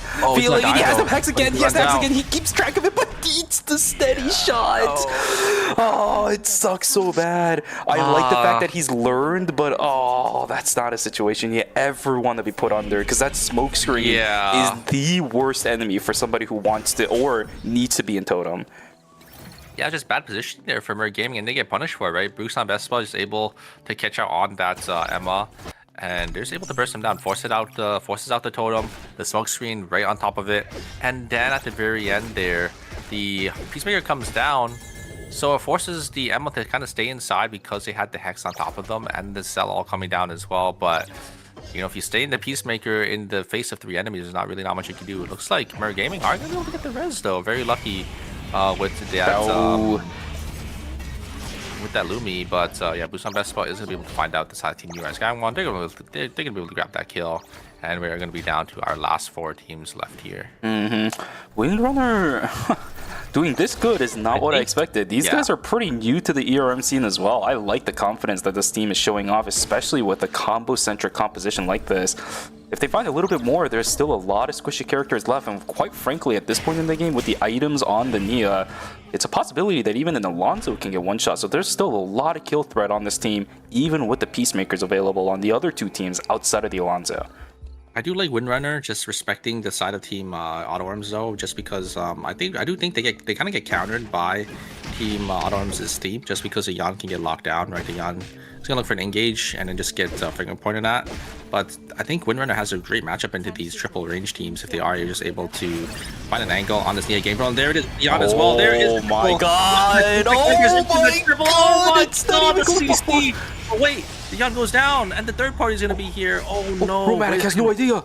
Windrunner can get the res here, maybe. Oh no, I think they see it with the EMP. Up, no. Oh, it was such a good combo, but the third party is just gonna seal the deal no. for the side of Team Windrunner. Team Windrunner, such a huge play, triple knockup into the triple everything, triple point sync, triple roundhouse kick, another triple knockup from the Yan, but the Yan just getting bursted down. Dude, the triple DPS is just a little too much damage, and that's gonna seal the deal because you know, once one of your team member goes down in a third-party scenario, there's really not much you could do. It's that third party. It's the Peacemaker. Everything went right for Team Windrunner, but unfortunately will not be able to take a point on it. At least Mer Gaming will be the first ones to fall down this hard in a whole heap of trouble. Peacemaker's not going to keep you alive for that long. Romantic will not get traded out either. Hyunji, you can try, unless you land a triple point sync with the Neos Game World. I don't really ever see it happening. Okay, there's the Neos Game World coming out. No. Okay, alright, well. You know, you live and see some kind of things that happen every now and then. That's also one of them. Nothing but air. Hey, I think I've seen this matchup before. Oh, yeah? I don't know. Vespa versus Team Auto Arms.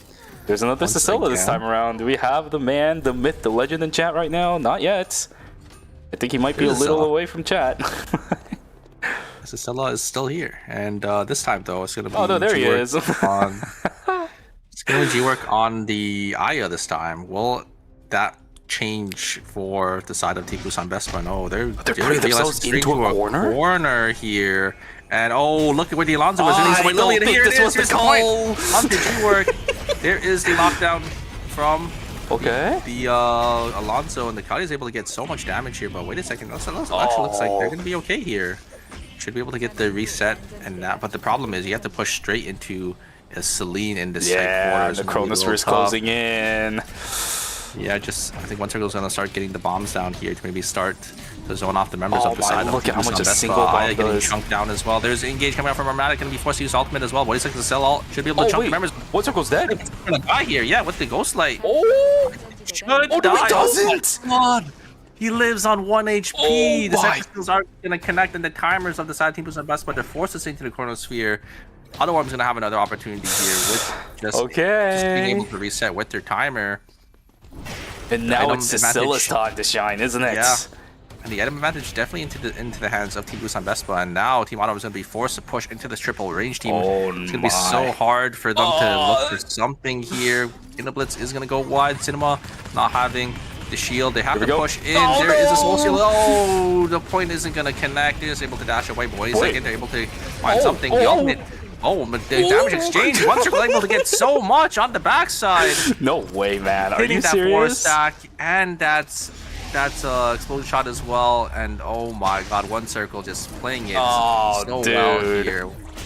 And that is gonna be it. Cicilla, this is gonna be the last member alive. Is gonna get hit by that sniper shot. One Circle finding it, able to just solo Romantic, his old teammate, and then just kill G-Work right after. I'll be honest with you.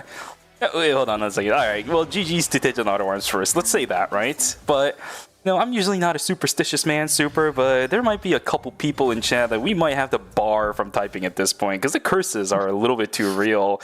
How does this happen? We have Mirai, that just curses everybody, let's be real here. And then we have the man, the myth, the legend, J7ang, just sitting in chat, and then immediately Cicillas begin to lose. I don't know what is going on with these two, but there has to be some kind of divine wrath curse upon these two guys, because holy moly, it looked good for Busan Vespa as well. I was just about to talk about how, maybe they might need to consider running this comp instead of the Priya version, but nah.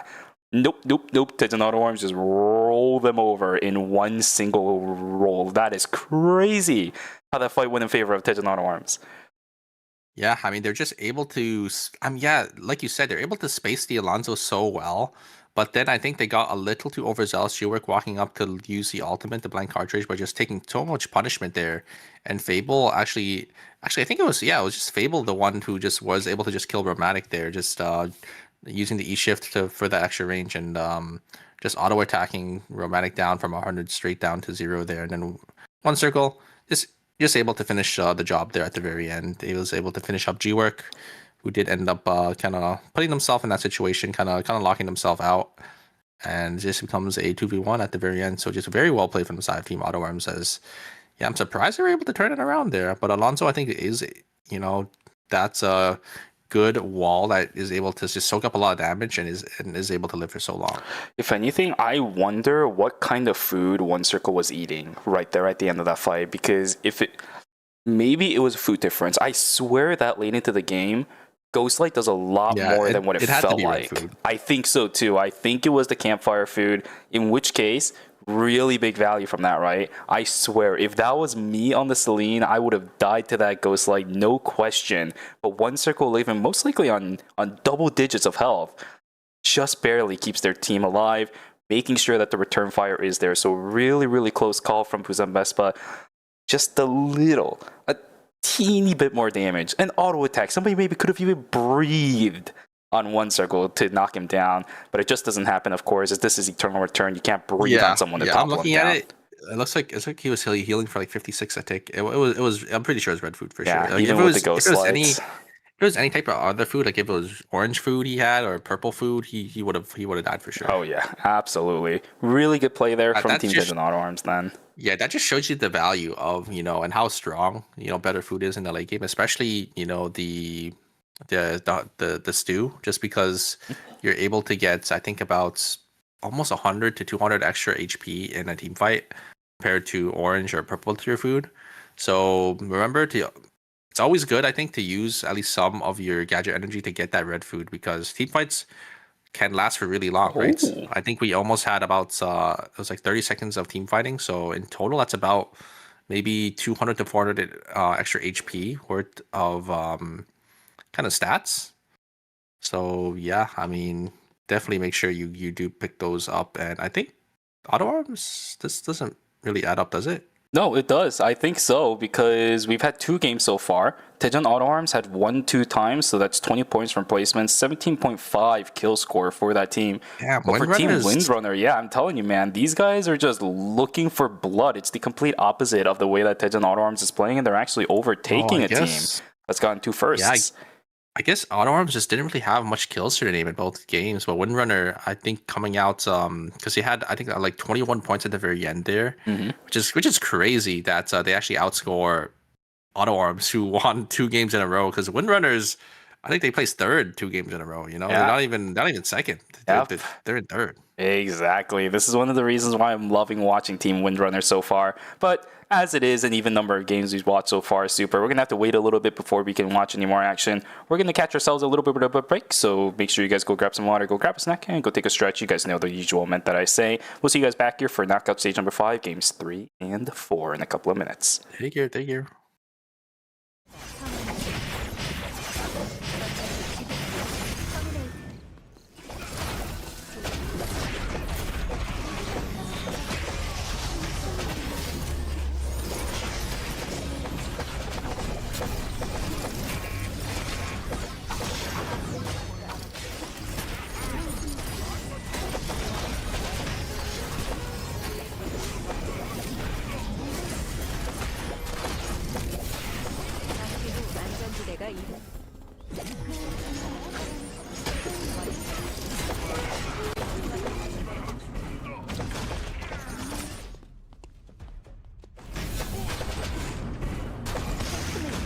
잠시 후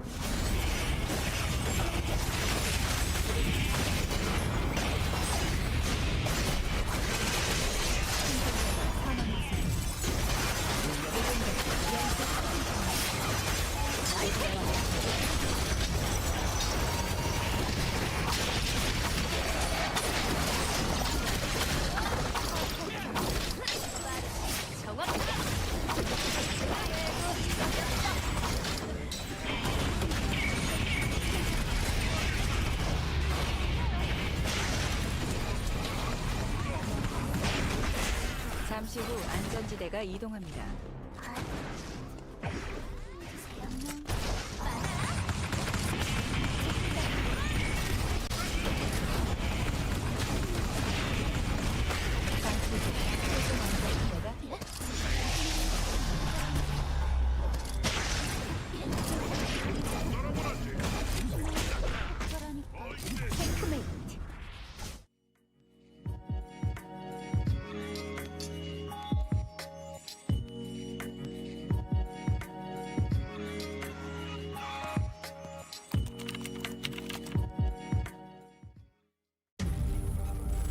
You're ready to get in the game now.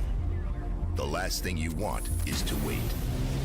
WD Black, performance storage, purpose-built for gaming. SSD speed that obliterates load times. Performance to transform your game.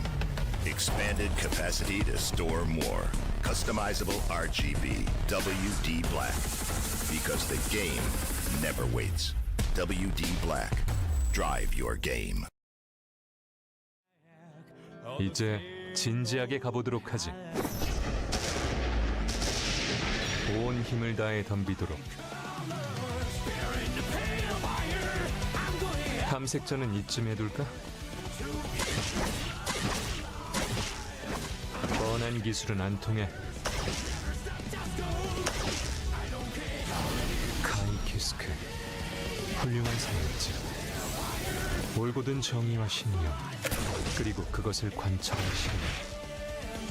다른 차원의 인물이 아니었다면 스카우트하고 싶을 정도야.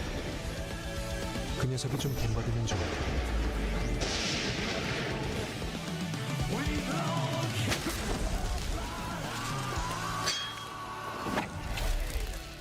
신뢰란 게 뭔지 보여주도록 하지.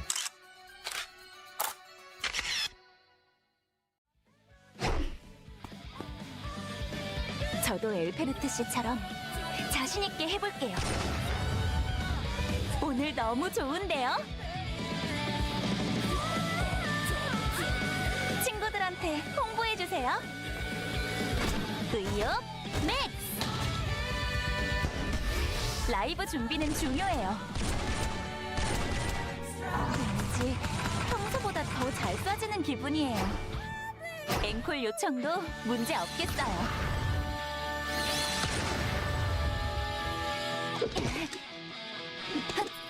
자,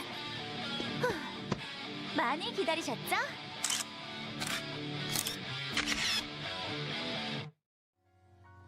또 M1대로 가는 거 아니겠지? 여긴 원래 세계인 것 같네.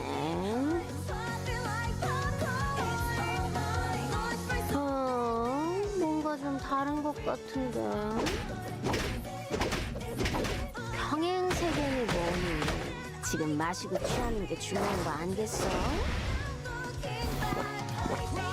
컨디션 최고라고.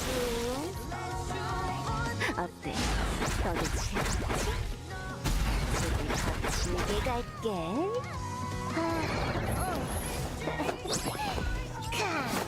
그리고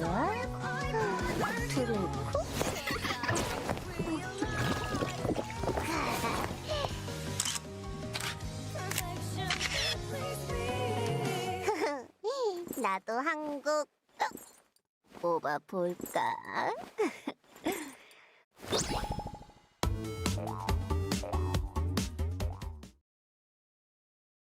여기 대빵이 누구야? 너냐? 이제부터 여긴 우리 구역이라고! 감히 누굴 건드렸는지 깨닫게 해주지. 내 앞을 막는 건 다 쳐부숴버리겠어. 얘들아 가자! 날 뛸 시간이야! 너나 쳐먹어라! 부숴주겠어! 참냐? 꺼져! 간다! 받은 만큼 갚아주지! 아, 귀찮아 죽겠네. 누구한테 시비 타는지 알고 있겠지?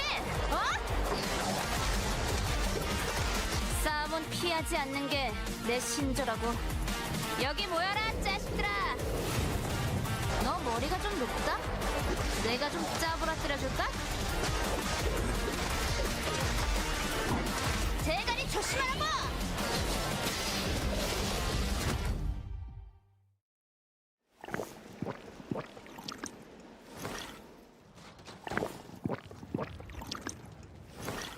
천도는 만악을 좌시하지 않는. Welcome back from the break, everybody. Hope you guys had a good one. It is time for us to move on into the latter half of knockout stage number 5. Games 3 and 4 are about to be underway with a couple of bans still existing in this lobby because we have the Priya ban still for game number 3. And I think we may have had one more. I think it was the Scylla and the Heart also coming through. We're not going to see the Heart anymore in this game. We got 4 games that we got 4 Hearts. Yeah, in game number 2, we're not seeing that anymore. Theoretically speaking, she would have been back for game number 5. But of course, there is no fifth game in the knockout stages. So that means a lot of these teams that are playing this triple backline team are either going to have to swap, either take team comps entirely, or maybe pivot to something like the Priya, because the Priya is going to be one of those characters that kind of fit in the Hearts role, where you just give your team enough sustain instead of having that ultimate and that damage from the Heart. So we'll have to see if these teams do end up swapping up the team comp entirely, or if they maybe pivot into a team comp like Team Sparkles or Team Busan Vespa. Yeah. But the Sella is also banned, so I don't know if these teams do even want to play that triple backline team, or if they're going to be playing a more streamlined front to back. Like you can see Busan Vespa locking in the Alonso, like the side team Auto Arms did. Yeah, and you know what, Busan Vespa, this is what I actually talked about before we went into our break. Will they sub out Sunsar? Yes, they did. It's going to be Jinhao in instead of our Cecilia player, so we're not even considering the fact that Hayes is a possibility right now whatsoever. X-Boy's hovering something funny right now. Okay, all right, maybe laugh for a slight moment. Although we could have ourselves on our hands a couple of more bans coming in. Tazia ban, Alonso ban. What is this? Put Johan ban. Johan ban. We're gonna run out of space in their little graphic at the bottom right. Well, that's not necessarily true. Just because the Sella and Priya are going to be back on the table. Is there anything else then? Let's see. A lot of bans coming in here. Cecilia, oh my god, almost a Carla ban. Alonso ban, Johan ban. What on earth is this? Alonso, Johan, Tazia, 3 bans. It's going to be 4 characters going to be banned in the final game here, which is kind of crazy, especially in just a knockout stage, right? But it looks like, in this latter half of the knockout stage, teams are, slowly developing a meta. There almost could have been a Felix ban as well, but Gun swapping over to that William. Almost a Kadia ban too, but Fable's going to divert back onto the Rio. It's the composition we saw for game number 1, right? So for Team Tejan Auto Arms, pretty solid series so far. Although, if you guys remember before we went into the break, or maybe during the break, you were taking a look at the scores on the right. Actually crazy to me that a team can win 2 games and they're in second place. They're not even in first. Oh yeah, that's the biggest problem for these guys. Yeah, Team Wonderner has just been farming kills, and Auto Arms have been playing a pretty quiet game, right? Because they are playing this type of team comp, it's really hard for them to, look for those engage fights, just because all of these teams can just walk away from the Alonso, and there's really not much engage for the side of Team Auto Arms. Absolutely. Let's see whether or not Team Tejan Auto Arms can win yet another game and actually overtake Windrunners, or if it's going to be a little bit of a difficult time. Guys, here we go. Game number 3 is now unlocked for us. One more after this will determine 4 teams from this monstrosity of a lobby to see who is actually going to move on forward to knockout stage number 6. The fact that we're going to lose half this lobby, I can't imagine it, because this series so far has already been a rewarding series to watch alone.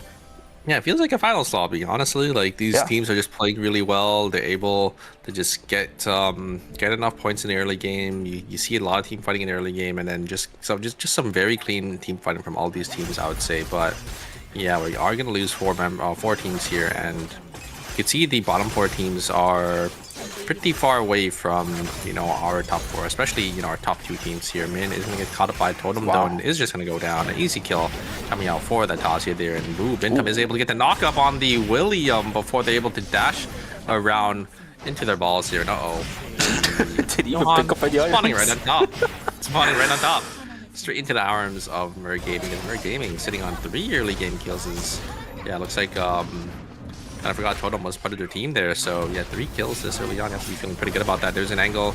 These 3 finds onto Romantic, but Romantic is just going to be able to jump on out of there with that White Lily, but the third party is going to be on the backside here. It's going to be, it looks like Yanam Sparkles here. Jiwek is going to get caught as well, and yeah, it's going to be Sparkles going to be the one to win it out in that team fight.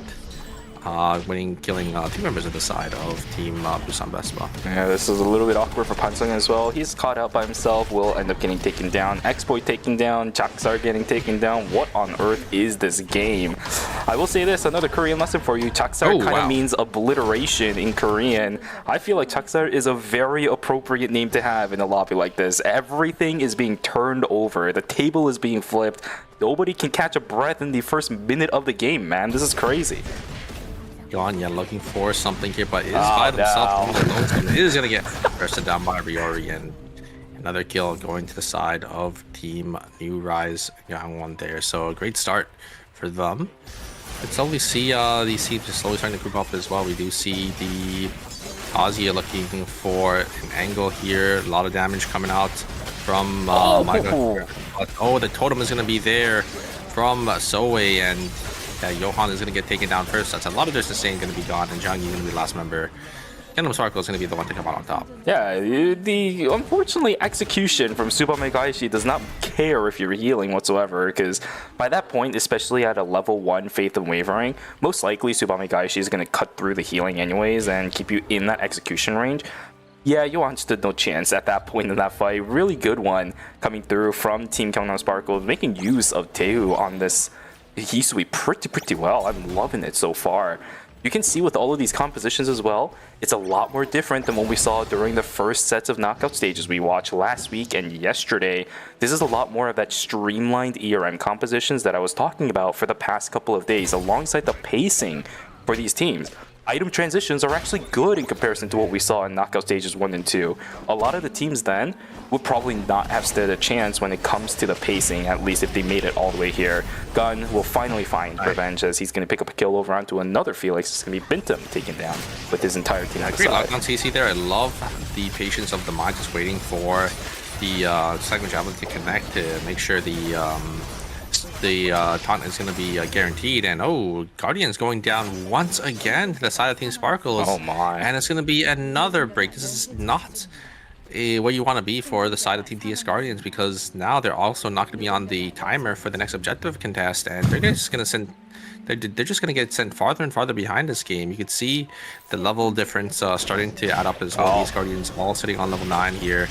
X-Boy is going to get caught by Bintum here. Can X-Boy find the Sanguine Javelin to finish the deal? Is going to go into the coffin there. And the Sanguine Javelin is going to come out, and they're going to be able to finish off with Bintum there. So very nice by the side of X-Boy. I think Bintum... Oh, and they get an item for themselves, rewarded for winning that 1v1. As, yeah... Nice play there coming out from X-Boy.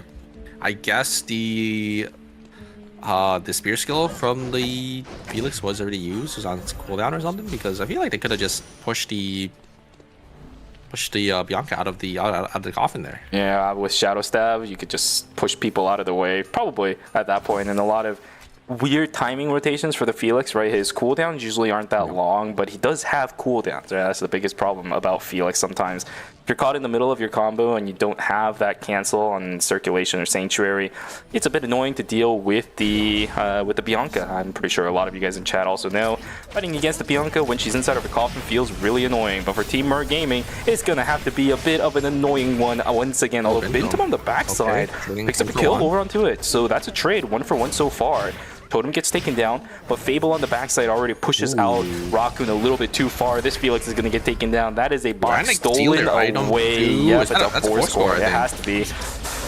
Oh, that is disaster for the side of Team Mer Gaming there. Losing out on a 4-score is devastating, but a huge find coming out from the side of Team AutoWorms. I really like that play from AutoWorms. They just let one circle die and they ignored it because they had a good point onto the backside, and they just focused down the Tazi there with both Cinema and Fable. So good trade. They get the 4-score as well, so they have to be feeling pretty good about that. And yeah, they're gonna be so accelerated into this game now. Biggest thing about that fight too, by the way, is that Johan cannot push into a Rio no matter what he does, so it's eventually going to split apart for those two, which is why I really like the positioning of Team Tejan Auto Arms. Still, the game is going to continue. We still have our team still alive. Nobody broken just yet. It's for W. Oh, that root does not stop him, but Jing on the backside again. Another Felix getting caught out by a Bianca and will get taken down immediately. X-Boy with these Biancas. Alrighty. X-Boy with the Bianca, knocking down all these Felixes one after another. There might be a vendetta after this one.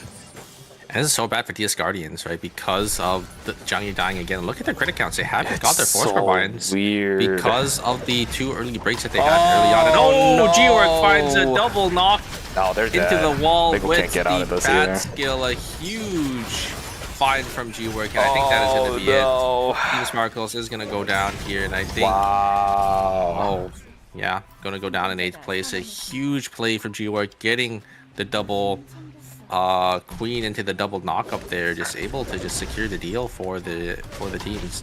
Jumping on forward, able to get the bat skill as well to secure that extra 2 kills. Yeah, I know somebody in chat was really excited to watch G work on the Adela. It's already starting to pay off, but there's another team, Uri's Gangwon, who might be looking for. Nope, they just back away, so they don't want any hands. They don't want to throw hands against G-Works Adela. Maybe they notice all the bodies on the ground and realize, hey, wait a second, this guy is on point today. Good call from Uri's Gangwon, because G-Work looks really comfortable on this character today off the bat. Game number 3 looking very solid so far for Busan Best Buy. Yeah, they have to be feeling pretty good about that. It's just going to be a G-Work show, I think, maybe for this game. But we'll have to see if Team Busan Best Buy can carry this momentum into the latter half of the game here. You guys Gangwon. Ooh, we do have the Alonso going by himself here, and that's a nice little catch on this Felix there. Oh, what? It doesn't follow through? Oh, I swear. Yeah. Oh, it should. I think it just, I think it's because it's like stopped halfway through because Alonso should have landed it, but because, yeah, they just jumped over. There's a possibility that Alonso landed right before like the model for Felix actually went over. So technically he caught him in the middle of it, but it was right out along the edge of the actual terrain. So usually that follows. Yeah, I think it was just a little weird. Yeah, sometimes it does follow, and you know, you get some really weird scenarios because like sometimes the key point follows, but I think because of the way it kind of played out there, and Exploit by themselves here trying to contest for this tree, and it's just gonna be contested by Windrunner. Windrunner are gonna be the ones able to grab it as they are a team of 3. So Exploit not wanting to give up their life for a measly tree of life, and they're gonna TP back to their team up here in Hotel. And maybe look for a buy. Actually, they don't really have enough money to get any buy-ins, but maybe last year are gonna look for something here. Have all the teams been able to at least recover to a certain point? I don't think so. It's going to be Nia's game mode activated to try locking down the Lumi as fast as possible, because Team Windrunner doesn't really have that much timer to work with. Luckily, Nia as well as Carla are pretty good with Lumi takers, so we will see it getting taken down pretty fast. A lot of time are still being invested from this team, but this is the kind of risk that Team Windrunner seems to always like running with. They're going to make all that timer back if they find kills, which these guys love to do in the game. Timer early game is pretty fake, especially when you're this accelerated as well. You could definitely look for, some kills, because you can just start taking team fights whenever you want here. No, looks like this. Gonna have exactly what they wish for. One. They're gonna get sent on, and oh no, they're gonna lose out on 2 members here. But the Yon is gonna be able to get themselves to safety. That is a huge loss there for Windrunner, because not only did they lose out on 2 members, but they lost out on the item that they bought in as well. And Slash are going to be able to just claim everything for themselves. And Windrunner now in a rough spot. 4 score. Oh, they lose a 4 score. They lose 2 members.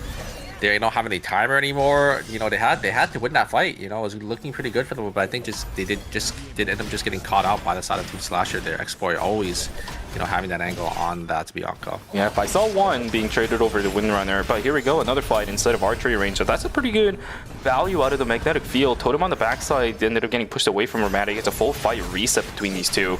Queen available for G-Work is going to end up whiffing it for the time being. Totem on the backside will get the spot combination. The problem is checkmate still exists for the backside. Totem gets knocked up into the air. Nightfork is still there for G-Work. Who cares if you don't have the Queen? It just does not matter. Execution bonus comes in, and I know a friend of mine has been looking for some really good gameplay tips on the Adela. That's what you need. Triple hit once again. No, it's not a triple hit, but Exploit on the backside will pressure out one circle to go away from the fight. Fable in a whole heap of trouble. Sardabi on the backside has the damage as the Rio. The Hankubo is just so good at knocking down and chunking out the health bars one at a time. Oh my god! Just barely by a hair, Fable will be able to get himself out. That was real dangerous for Team Titan Auto Arms. They do have the credits to res back everybody, but my god, my heart. So close there, yeah. Auto Arms almost going down. And here comes the engager. Looks like they are able to find Windrunner once again. And Windrunner kind of completely isolated. Wait a second, they may be fine. It's William here, but William, is he just able to dash around? Oh my god. Able to just finish off on the Carla. That is going to be it. Team Windrunner going to go down in 7th place with only 4 points to the name this time.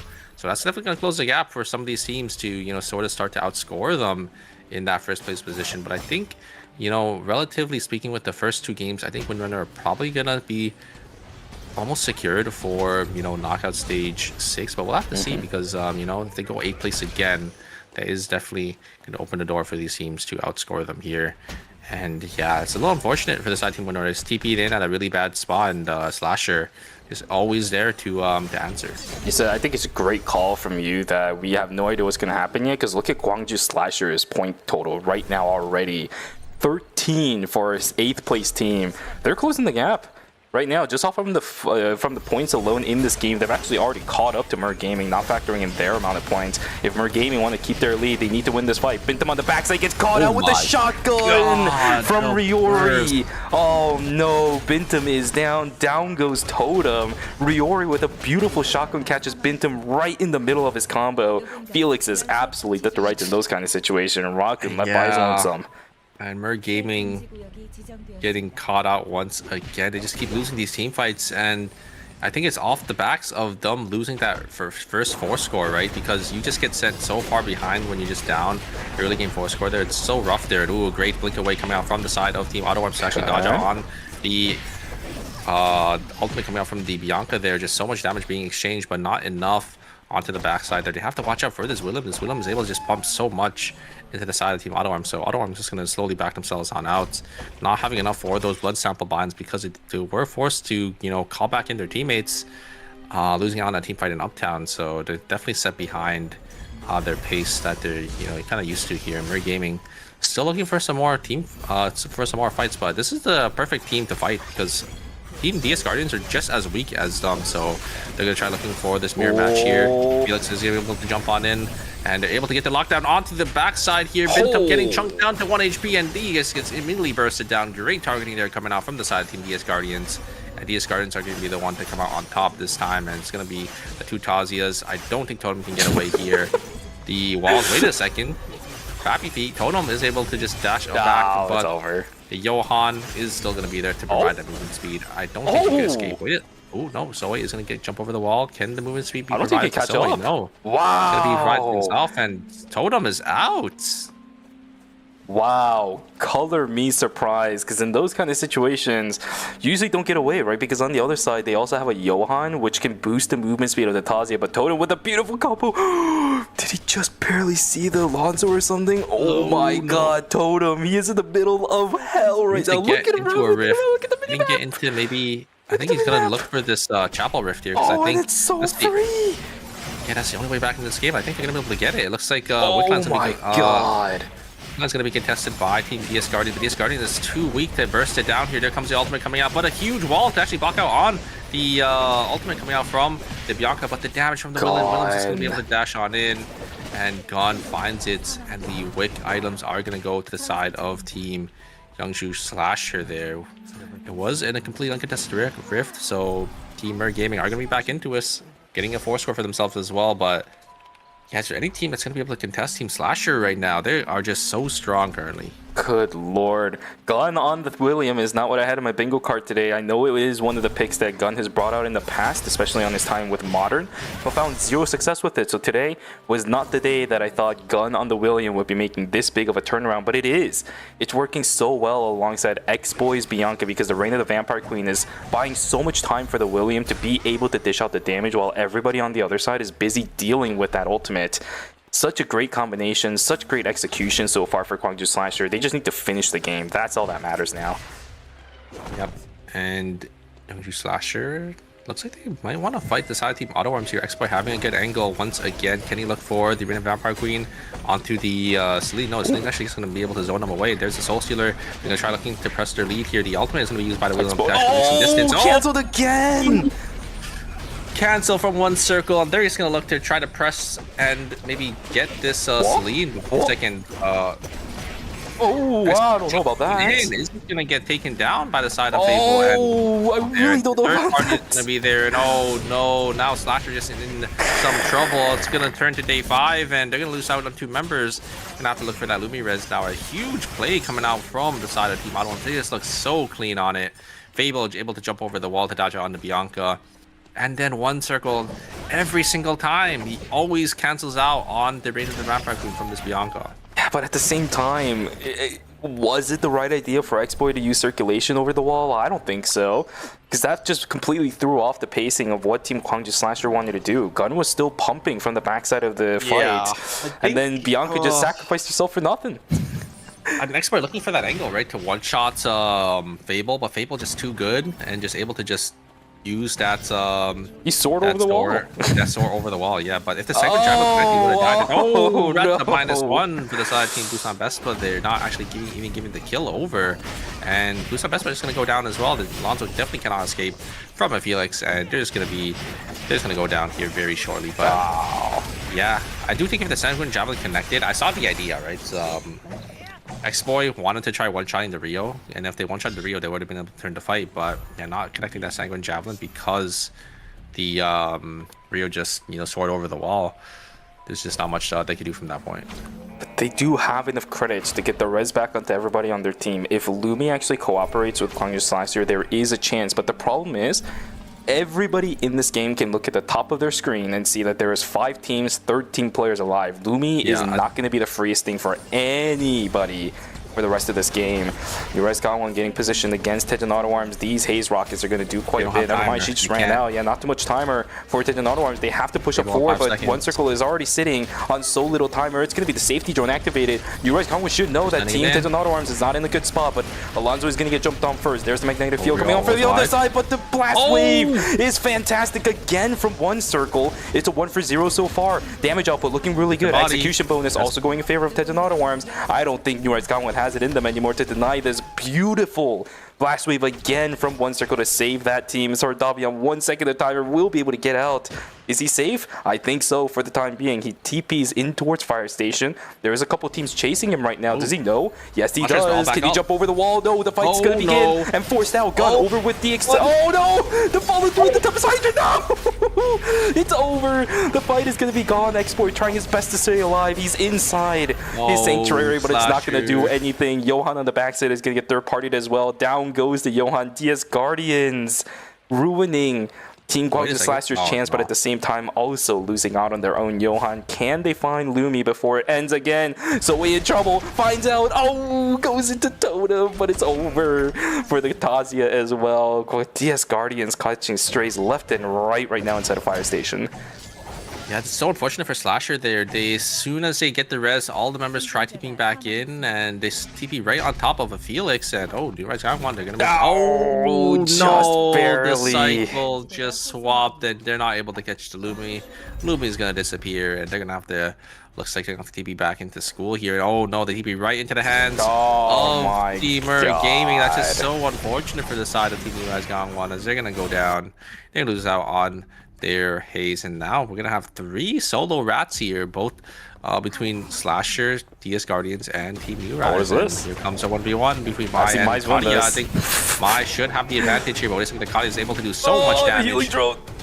Oh, and they're spacing from the Kadia. The Kadia, the ultimate exclusive, should be able to keep them alive just a little longer. No, the dream business.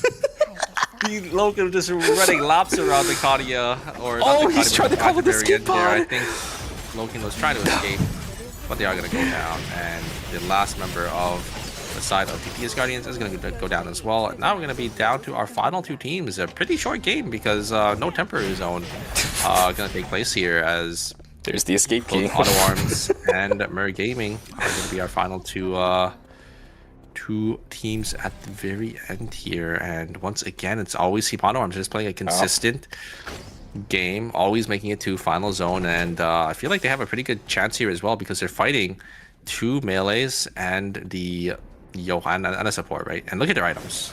They're not that strong. The Johan, no items. Obviously the Tazi and the Felix already have full items, but yeah, as long as Auto Arms have the zone control as well, they have to push into a Sleet and a Rio, and then as long as the backline doesn't get caught, I mean, Sleet's just so good into these melee carries. Yep. Tejan Auto Arms has fought against Felix's time and time again. This is not that big of a deal, but it is Bintum, right? One of the Fable stays on this character. Let's see if Bintum can turn things around, because this is the player that I need to be looking at for this specific fight to go in favor of Team Mer Gaming. If they win this fight, we'll be in a pretty good spot. Totem gonna activate the Totem really early, but this sets up for a magnetic field that's gonna get canceled out immediately by a Faith and Wavering. The fight though look at the health bars. It's not looking good at all for Teamwork Gaming. They're so they're split apart. down. Bintum on the backside will be able to somehow get a reset. Paradiso down on the ground. A lot invested from both of the teams, but in the end, health bar advantage going in favor of Team Titan Auto Arms, and a lot of resources for Teamwork Gaming to actually reinitiate back over to Team Titan Auto Arms. Lost out. Yeah, that's a lot gone right now. Yeah, without the blink on Felix, it's going to be so hard for Bintum to look for an angle onto the back line here. Oh, no way. They don't know about this yet. Oh, they see Bintum. Yeah. There's going to be no instant initiation now on the Felix. And I don't think that's going to give any opportunity for Bintum to find an angle in, but we'll have to see if he can make this work here. Bintum just has to look for a flank angle. There's the point again onto the Tazia, and they're going to just lock him down. The damage from this Rio is a little too much. Oh my god! Oh my god! Oh, Fable just auto attacks the they make it look so easy. Here, Cinnamon one circle lockdown to Felix, and that is going to be Auto Arms coming out with another win, 3 games in a row. Such a dominating performance from this team, and they should secure themselves in first place now. Yeah, Titan Auto Arms said, hey, we started playing in knockout stage number 4. We are coming out swinging. We don't deserve to be a team that is remembered as the ones that started in knockout stage number 4. I believe it. Knockout stage number 5 is just a Titan Auto Arms show right now. They made it look easy. Oh my goodness. Fable just gliding across Umi Island to knock down Totem, and then immediately after the Johan as well. It's just so easy for these guys. And up on the top side, of course, Bintum doesn't stand a single chance against no auto attack users of the Celine and the Alonso. Yeah, I feel like once the Felix blink is down, there's just not enough engage and instant kind of burst potential to look for a backline carry, right? The second Bintum, I think, forced the blink and they were able to convert a kill. I think just gave Team Auto Arms the green light to kind of play more aggressive, and it's exactly what you saw, right? You saw the Alonso just get the point in again right on the Tazia. They could just go in onto any target there as long as the point connects, especially a character like Tazia who doesn't really have an answer to it. I guess gives free reign for Fable to just auto attack them down from range. This is just so cool, man. I love this Titan Auto Arms version. It felt a little bit awkward yesterday, right? Titan Auto Arms didn't finish knockout stage number 4 in first place. We had a couple of very panic moments from one circle, but today everything seems fine. Him on Celine just feels like right at home, right? No surprise there. He just loves this character, and the fact that we're seeing it here, I'm liking it. I am loving today's game so far. Yeah, I mean, it's just a really old reminder of this team comp, just because this team comp has been around for quite a while, right? The Rio plus Alonso has been around since the very first season. That's the old FN Sejong did end up playing it, and One Circle just bringing it back for his team here is just able to kind of prove that this some old team comps can still work. A lot of people really do respect Team Titan Auto Arms, and for all the right reasons, but giving them a little bit too much respect gives way too much time for the Rio as well as the Celine to get out the damage and the space they need in order to actually work in their favor. So I want to see a lot of these teams, especially ones like Windrunner. I think Windrunner has just been kind of one of those teams that regardless of who the enemy is, they're just going to try to send it, find the fight opportunity that's going to be in their favor by setting up everything in their own specific way. I need to see that from a lot of other teams in order to shut down Titan Auto Arms, at least for the final game of knockout stage number 5. Yeah, and with that, unfortunately, since Slasher did go out pretty early, they didn't really get that many points, right? They had a lot of kill score, but their placement points wasn't too good for that game. So I think the scoreboard, despite them being in 8th place, it's going to change up a little bit, but I don't think it's going to be enough for them to be in a comfortable spot going into the final game here. But we're not going to see very shortly. Yeah, it looks like they were able to climb a couple placements so in 6th place, but look at the difference between 4th and 5th and 4th and 6th. Both 8.5 and 14 points respectively there. It's going to be quite the climb for the bottom 4 teams to try to score themselves a spot here. As you can see, Team Auto Arms in in first place with 55, Windrunner still in 2nd with 43, Merc Gaming in 3rd with 39, Busan Best Spot in 4th with 38. So, I mean, our top 4 teams looking pretty secured already, but yeah, if any of these teams fall down early on, maybe in 8th place, it gives a window for these other teams to try to outscore them in the final game. I think one of the biggest things here is that we actually have a very similar gap between 4th and 5th place that we saw yesterday as well going into our final game. 9.5 points. Same thing that happened in knockout stage number 4, if I remember correctly, between our 4th and place teams there as well. It has been a series and a half already with Team Tejan Auto Arms taking away 3 games in a row so far, which also does create a bit more opportunities, at least for the ones on the bottom 4, right? If any of the other teams in the top 4 were the ones to win the games, then of course the placement points, the additional ones, would be going in their favor, so the gap would be bigger at this point. 9.5, I would have to say, is more of a blessing at this point than a curse for the guys at the bottom 4, because at least the light at the end of the tunnel is faintly visible. It's not completely dim. Yeah, the problem though is it also makes it so, since Auto Arms is won 3 out of 4, it's really hard to win these lobbies because Team Auto Arms has a really good chance of winning the last one as well. So that means that's a lot of the your placement points gone, the extra kills you get for winning the game gone. We'll have to see if these teams can, have that pop-off game and try to best the titans of this lobby, which is Team Auto Arms. One thing that's going to change for this game that we haven't seen for the past couple, Priya will be back, but there is a part of me that really in my heart thinks right now that Priya is a bait for the final game, just because a lot of the teams that have been successful so far, of course, including Team Daejeon Auto Arms, is ones that doesn't have to full invest their entire team composition into the Priya, which makes it, again, the situation where Echoes of the Earth is just not going to have the effective range to push people back enough for the damage output to slow down.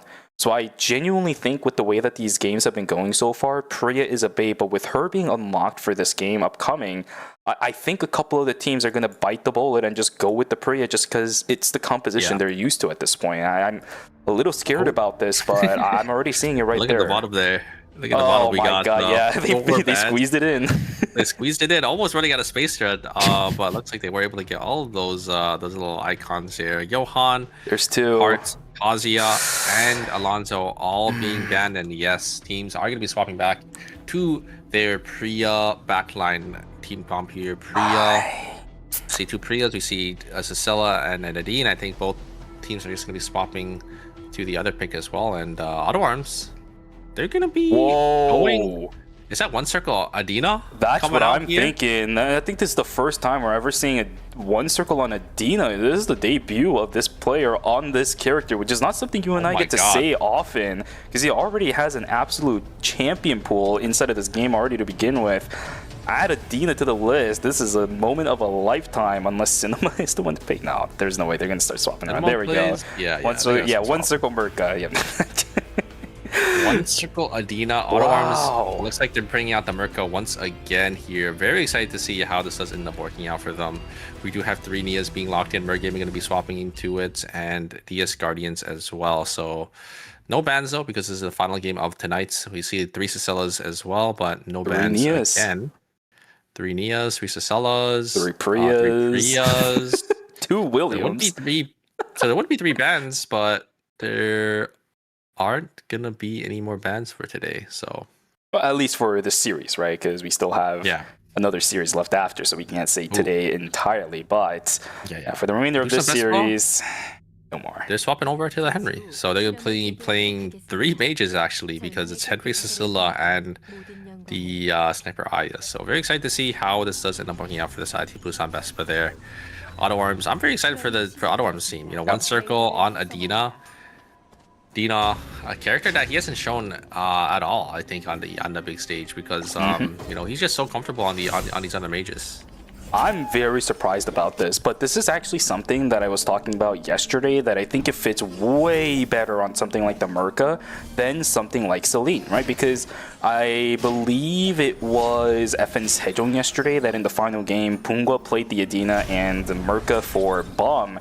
It's just one of those combinations that actually fits really well, because even if the Merca just doesn't have the range to pull people back, you still can use your constellations to chase people down.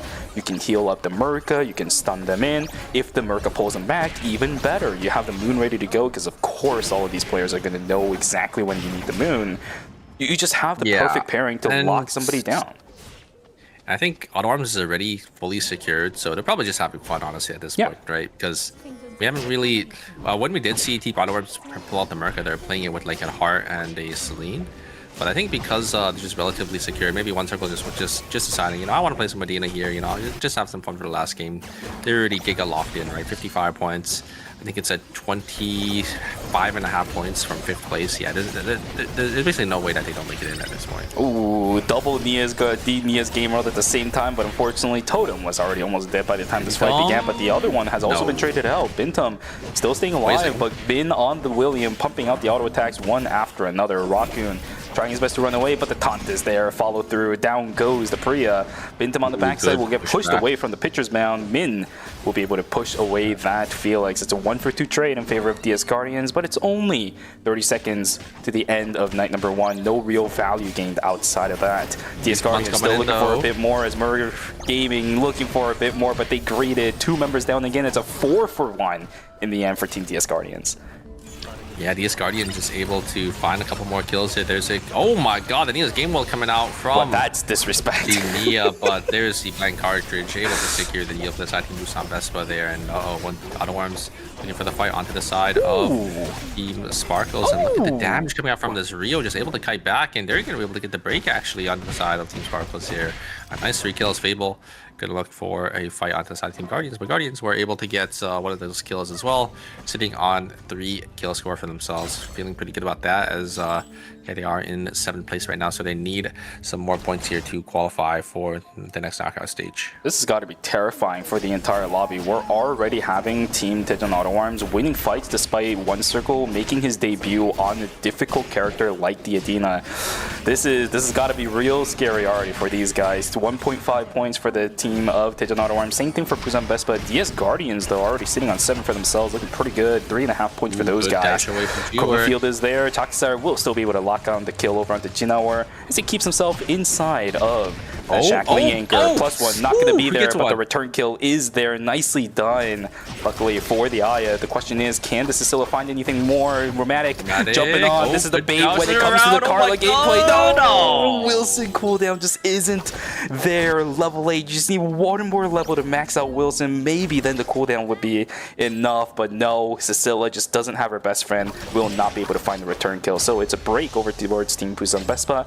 And for the first time in the series, surprisingly, Super, DS Guardians have not been broken yet. This is actually the kill leaders of the lobby so far, which is really good. Can they find any more is the question, but for now, Tejon Auto Arms versus Gyeongnam Sparkles. On the backside, Merca gets access towards the Sicilla, but Fable is traded out already. One Circle on the backside, waiting for the Constellations to come back through. Cinema still lives. We know how good Merca is good at living, but I don't know any more from this. Oh, she lives. Look at that. Is able to get themselves on out of there, but yeah, very nice movement from Ermatic. But yeah, in that last fight, but we weren't able to actually see it coming to fruition. There's great stun there coming out from Henry. It's going to be a ultimate coming out of the corner field. Is going to connect, but a great Tomfa skill in response. And looks like Busan Vespa are going to lose out on their Henry here. Great execution. And G-Work going to try maybe look for this 1v2 scenario. Actually, it's going to decide opt to steal out on those wolves just because and not really much decide what Windrunner can do when they are just low HP there. No, they actually are able to catch the Yan as well. The Yan probably look for an angle and not be able to find anything there. And now, wait a second. This card is the last member alive. They have to get out of here. Oh no! Windrunner so hard. She's dead. You gotta get yourself out. Oh my god, is able to jump away. Just barely, but I think Nia should be able to get themselves back up, and yeah, they're getting completely zoned away, and Nia, Nia came back. Did end up respawning just barely there. I'm surprised, yeah, the Carla almost getting punished, but I think just knowing their limits a little too well and is able to get themselves on out.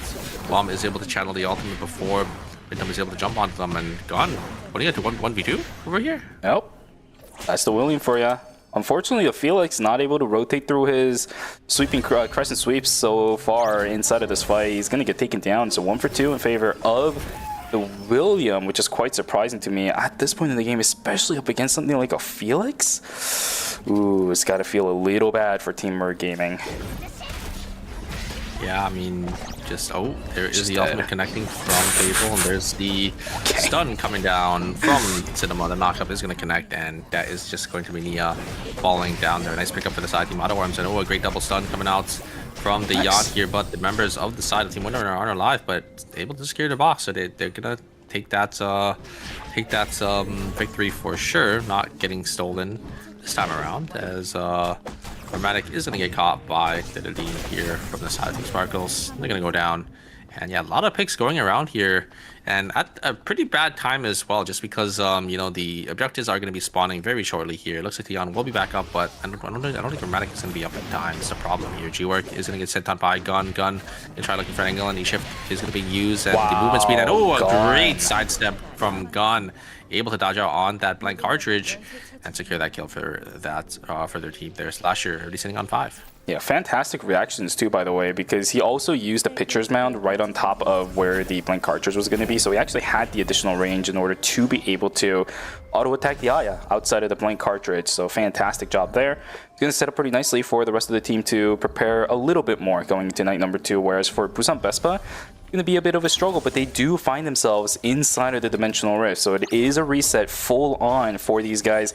Can they win out against Windrunners though? Because Pansang, you know what he's gonna do. He's preparing himself. No, the unyielding stacks are gonna be gone. He has another white lily, but the Nia's game world has already been activated. I don't know what Windrunners have left anymore. That's gonna be the tomahawk roundhouse over towards the backside. Full on split with the Tetragon too. Chronofield is gonna buy a little bit more time. Down goes the Yan. They do end up knocking down the members of Windrunners unless Hyunji and Chaksar has anything to say about it, but it's a Carla and the Nia without a game world, with her game world. It might be a little rough. Goomba stomp in. Yes, you do get one, but that's all you get. Are we waiting for Nia's game world for this? 12 seconds until it comes up. She does have some timers to play around with, but it's still 2 team members of the Sun Team Busan Vespa. Actually 3 now, because they were able to get the res as well. Yeah, I think that's going to be it. They're waiting. They're putting down the pieces. Oh, yeah. Maybe they're going to look for a kill here. No, not going to find anything as they do in a point. Yeah, but yeah, huge play. Oh, a great pushback coming out from Cinema, able to just push the Priya back into the team, and they're going to soon be able to kill them here now. The side of Team Sparkles are in some trouble here. I think the Scylla, just barely able to get themselves on out. The Nina as well, able to get themselves to safety, and looks like Godorb is just going to turn it onto the side of Team Merc Gaming. Cinema a little far forward there, is able to get a lot of damage. I think Bintam is probably going to go down here, is going to get caught out. One circle, I don't think having the, actually does have the blink available, so maybe we can look for a stun here.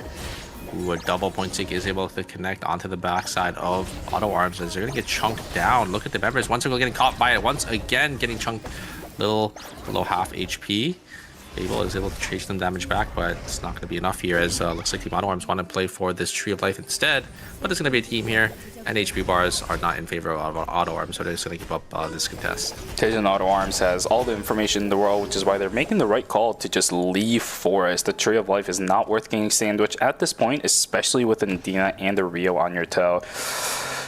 Good call from those guys. It's a very, very bloody game so far. 6 points on Busan Vespa and DS Guardians. We have 5 on Team Windrunner. 4.5 for a team like Tejan Auto Arms as well. Very accelerated for majority of these players, especially with Lumi coming up now. Urice Kawan in these thin corridors is going to be able to push away everybody from Busan Vespa too. Yeah, everybody's getting something throughout the course of this game. This is kind of interesting. It's another game where we're going to have 8 teams going into day number 3. Nobody really fighting at the start of it either, so no minus 200s just yet. Everybody's going to have items before we start seeing some big fights happening around this map. Yeah, we do have Team Auto Arms just walking down into Forest there, and yeah, all these teams are just slowly starting to, make their way around, get some farm. We don't really see too much happening because, all these teams are just slowly starting to get their buy-ins as well. So Team Auto Arms is going to run into the hands of Team Slasher, though. I think Team Slasher probably want to push their advantage, as, I think the macro game of Team Auto Arms is definitely a little lacking, I would say, just because, you can see the items compared to these other teams, and yeah, they're definitely a little behind for this game here. Busan Vespa, maybe they'll try to look for an angle in. There's Sella, there's the poke there. Great pull coming out from Sella. There's the engage coming out from the Henry, and there's the blank cartridge as well, comboed on top, and Team New Rise Gangwon just get completely obliterated by the side of Team Busan Vespa. Very well played in their layered CC and just their engage that they just ended up having there. A great pull from the Sella into the engage from the Henry, and G-Work just following up with that blank cartridge as well. Inside a cemetery, a fight between Team Gyeongnam Sparkles and Merc Gaming. Raccoon just single-handedly pick up a kill over onto the Sicilla. It's a 1-for-1 trade. Unfortunately for Team New Rise Gangwon, they ended up actually losing out. Oh wait, no, not New Rise Gangwon, sorry. I think it was Merc Gaming.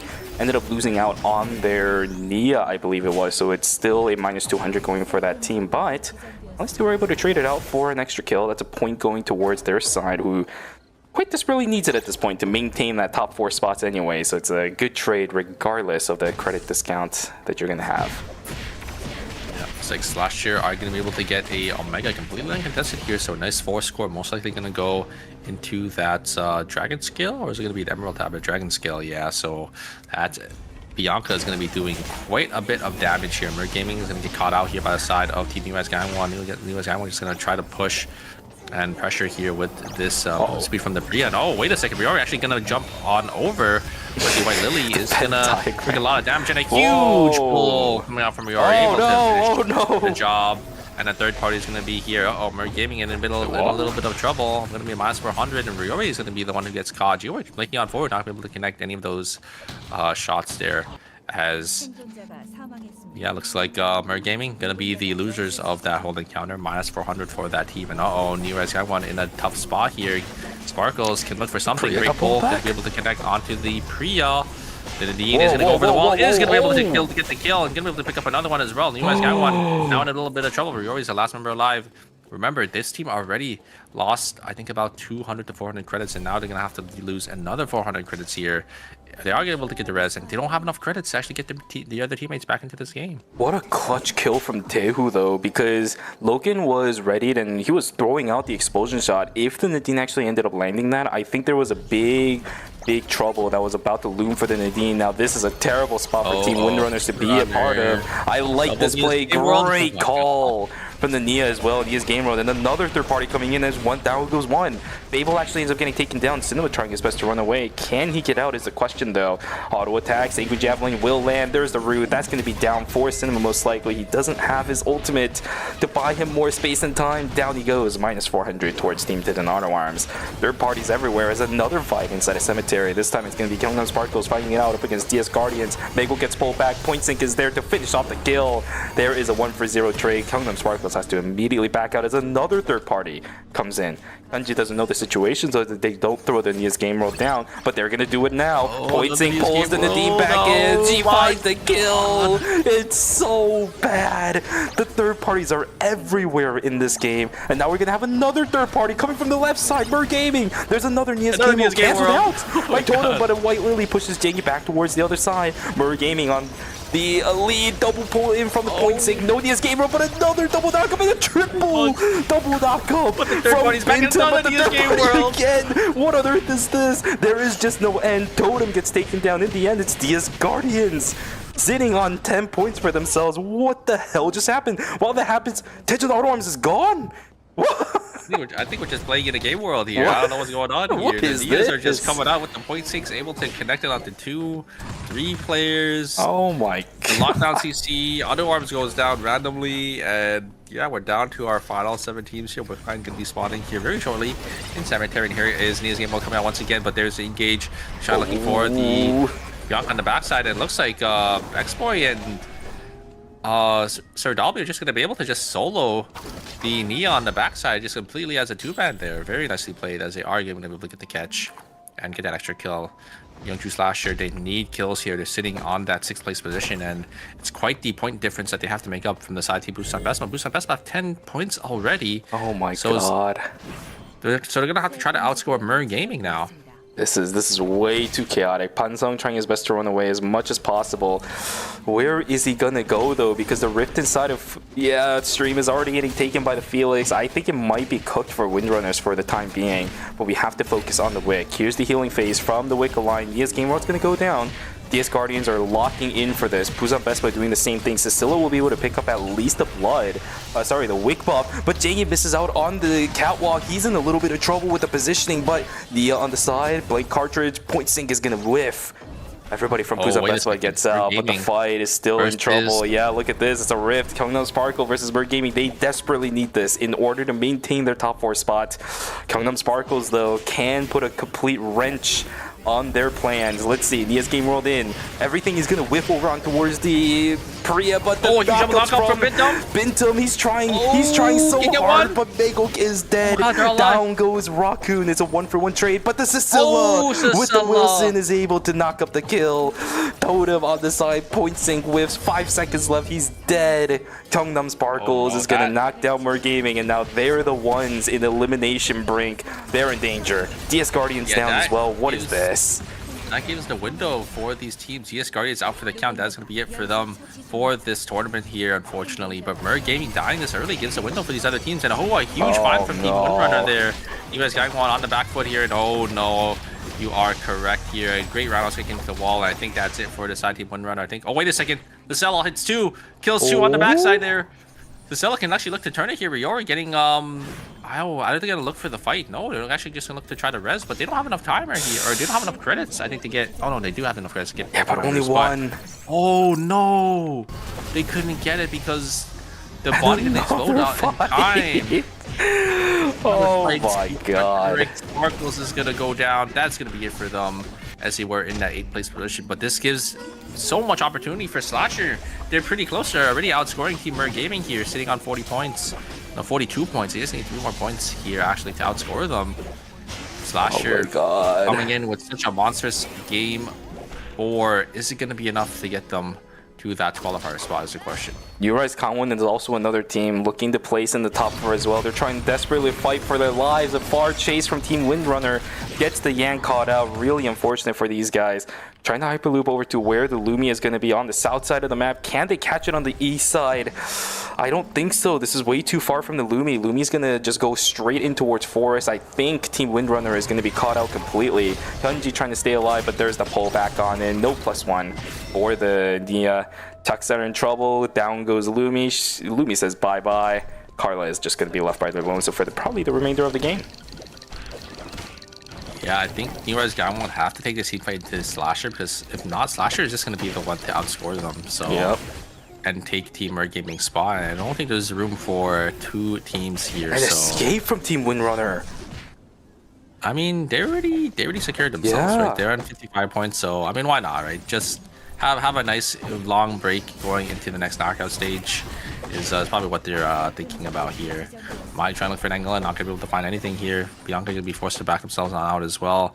I don't know if Team Nerise know, but they have to fight Team Slasher here. There's not any opportunity for 2 teams to outscore Mer Gaming. There's only enough for 1 team here. Busan Vespa still alive, and they have the wick line. It is impossible for both of these teams to make it in towards the leaderboard. Gwangju Slasher as well as New Rise Kangwon, this temporary zone, they might not know it, but it's going to be the crux of what team moves on. Going into knockout stage number 6. Is your run over here, or is it going to continue? Here's the White Lily. Can they find the kill over on towards Riori? He is so dead. The second one goes down. Gwangju Slashers, I believe, have done it. X-Boy about to lock down Loken. Sanguine Javelin misses, but who the hell cares? Down goes the Nadine. And with that, I believe Gwangju Slashers has overtaken Team Mer Gaming to put themselves in the top 4 and move themselves to knockout stage number 4 as well. Such a clean dive from Slasher there. First, Namai sends it in with that taunt onto the, I think it was the Cicella, and then using the White Lily, just giving the range for the Bianca to use the Radiant Vampire Queen, and then blinking in onto the backlines, hitting 2 and locking down that period. Just so well played from the side of Team Slasher, getting a nice clean team fight. And now it's going to come down to our final 3 teams here, and I think Slasher have a pretty good matchup, right? They've been kind of shutting down these triple backline teams because they're able to have that dive in, especially with the Bianca. Bianca is so good into these triple backline teams, because if Bianca catches any of them, they're just going to instantly explode, especially with them not having that heart. I think the big problem here for Team Gwangju Slasher is that Busan Vespa's composition is tailor-made to deny what Gwangju Slasher wants to do. They have a lot of range as well, right? Just because they're running Cecilia, Sniper, Aya, so it's going to be a little hard for Slasher to kind of push up. And not only is that the reason, but I'm saying it because of the amount of items Busan Vespa has. Robotic, 3 Bloods, G-Work sitting on the Blood Weapon. They're just going to get poked to hell here, as the second they get hit by Wilson Q, you know, the Sniper Aya Q is going to be a little hard. But when you it's really send going to be up. Or Is it going to be anything good? Slasher. Yeah, it's really going to be up to Slasher to kind of look for a nice dive, and if this Bianca can hit that nice range of Vampire Queen. This gun has a lot of items as well. You can maybe Where's the follow up here. support? It's a huge find on Henry. Henry already getting chunked down to about 20% HP, but like, yeah, he's getting zoned off. The backline is just getting zoned off by the backliners of the side of Team Busan Vespa here. Danger Sand. Okay, here we go. Down here, they're looking for Nope. Yeah, I mean, that's... And Gun gonna try to look for something. There is the ultimate coming out from the Bianca. Gun getting some damage in, but I don't think it is gonna be enough here. No rid of Romantic means he's not gonna have enough damage, and Romantic dodging out on that. That's dash in from the Bianca is just gonna seal the deal here, and Busan Vespa gonna be the one to come out on top with 25 points, tying Youngju Slash at the very end. Yeah, there we go. Congratulations to Team Busan Vespa for finally taking away a game. Unfortunately, it wasn't up against Team Tejan Auto Arms, but they still will take away a game by the end, and we get to see the L-Felt win screen. Congratulations, Busan Vespa. You are continuing on into this tournament. We'll see you guys in knockout stage number 6.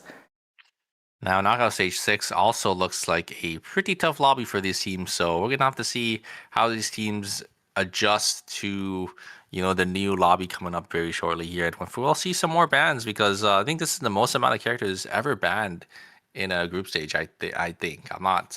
Don't quote me on that, but I feel like that was quite a lot. At least in one category, right? Because we've had cases where there were 4, maybe 5 characters spread throughout.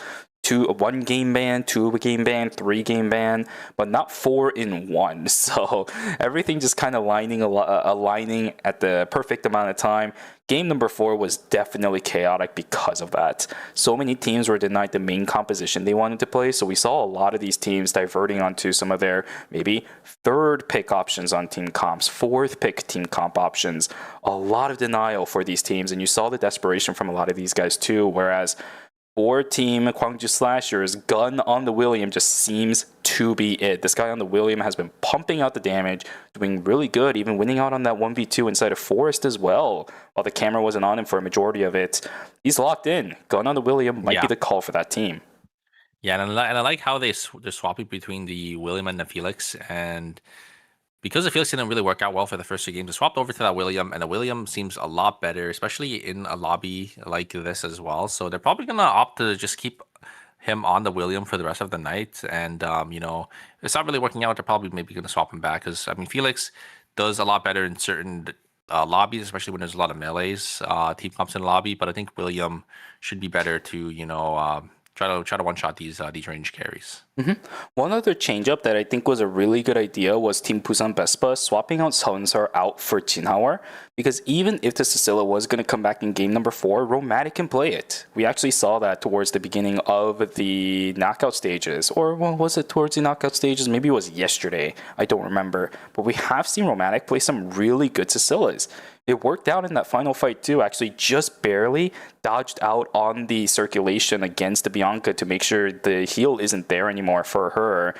These kind of differences make Cecilia's really good. So even if you don't have Seonsar, you have that character available for game number 3. Jinhawar's, Henry, looked very solid as well. Very good changes coming through for a lot of these teams during that break, which is the reason why I think you and I, and quite a lot of casters for Eternal Return, really emphasize the importance of your decisions during these breaks. They make a big change to what the results can look like for the tournament. Oh, 100%. 100%. But I think we could just jump straight into the scores for you guys here and see which 4 teams are going to be coming into the last knockout stage here. It is going to be Busan Vespa, Auto Arms, Windrunner, and Youngju Slasher going to be the ones to come out on top. Unfortunately, Mer Gaming, Niraz Gangwon, DS Guardians, and Gangnam Sparkles, we won't be seeing them here. So 3 National League teams going to be getting eliminated. So half and half, 3 making it, 3 getting eliminated. And we got Team Windrunner still in the running here. Having a really good game 1 and 2 performance. Actually, even the 3rd game was pretty good. The first 3 games that they had, just they were able to just farm up a lot of kills. You could see how many points they have just from kills alone, compared to like a team like Team Auto Arms, who only has almost 2/3 of their points, and you could basically just see like how many points they've been getting just through their kills alone. Here's the problem, though. You know what team they're going up against in the next knockout stage? It's going to be CNJ Esports. We are going to have a fiesta on our hands, my friends. Two teams that thrive on obliterating people. Yeah, maybe we'll see some bans coming into fruition. I wonder if CNG Esports are going to be playing that, because they have been playing the Nikki Nia instead, right? Instead of the Yon. So maybe we'll just see the Nia ban, because Nia did have a lot of picks at the very end there, and we did see Nia, almost being banned, but because it was the last game, it didn't really come out. We'll have to see, my friends. Guys, that was game number 4. Knockout stage number 5 is done, but we still have one more knockout stage available for you guys tonight. We are going to get ready for that, so go grab some snacks, go take a stretching. We will see you guys. Oh, grab some water too. There we go. I forgot about that one. We'll see you guys back here for games 1 and 2 of knockout stage 6, but it'll be a bit of a long one because we're changing the groups. See you guys in a bit. Take care, take care.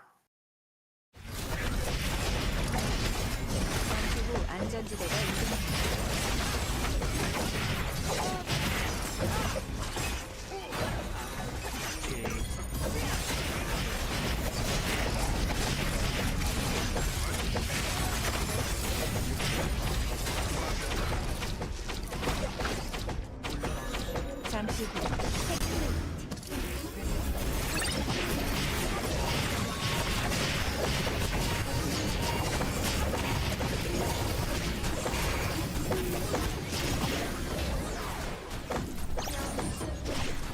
생존자가 사망했습니다. 누군가가 며칠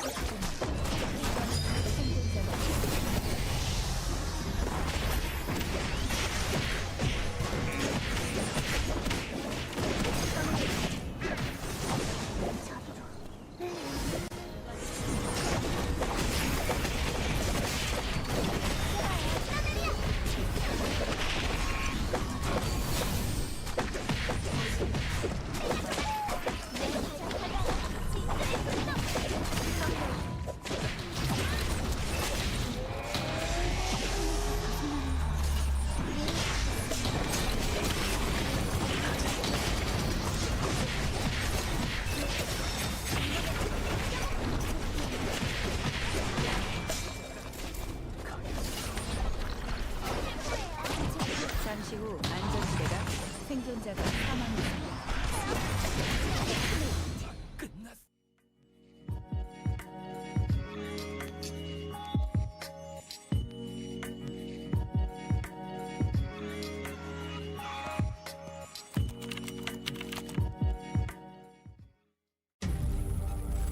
You're ready to get in the game now. The last thing you want is to wait. WD Black, performance storage, purpose-built for gaming. SSD speed that obliterates load times. Performance to transform your game. Expanded capacity to store more. Customizable RGB. WD Black. Because the game never waits. WD Black. Drive your game. 이제 진지하게 가보도록 하지. 온 힘을 다해 덤비도록. 탐색자는 이쯤 해둘까? 뻔한 기술은 안 통해. 카이키스크, 훌륭한 사였지. 올곧은 정의와 신념, 그리고 그것을 관철할 신념. 다른 차원의 인물이 아니었다면 스카우트하고 싶을 정도야. 그 녀석이 좀 본받으면 좋을 텐데.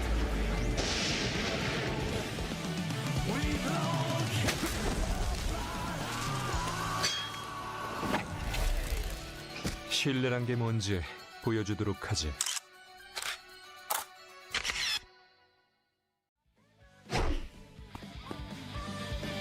저도 엘페르트 씨처럼 자신 있게 해볼게요. 오늘 너무 좋은데요? 친구들한테 홍보해주세요. 의욕 맥스! 라이브 준비는 중요해요. 왠지 평소보다 더 더 잘 쏴지는 기분이에요. 앵콜 요청도 문제 없겠어요.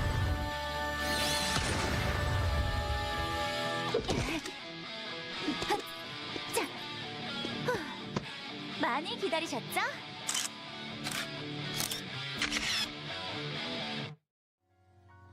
또 M1대로 가는 거 아니겠지? 여긴 원래 세계인 것 같네.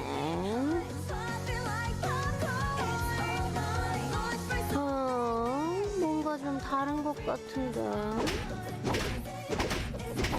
평행 세계니 뭐니? 지금 마시고 취하는 게 중요한 거 아니겠어? 컨디션 최고라고. 어때? 너도 최고지? 지금 거칠게 갈게.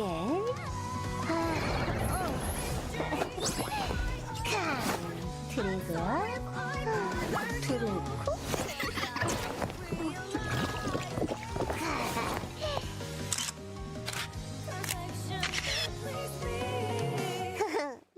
나도 한국 모바 볼까?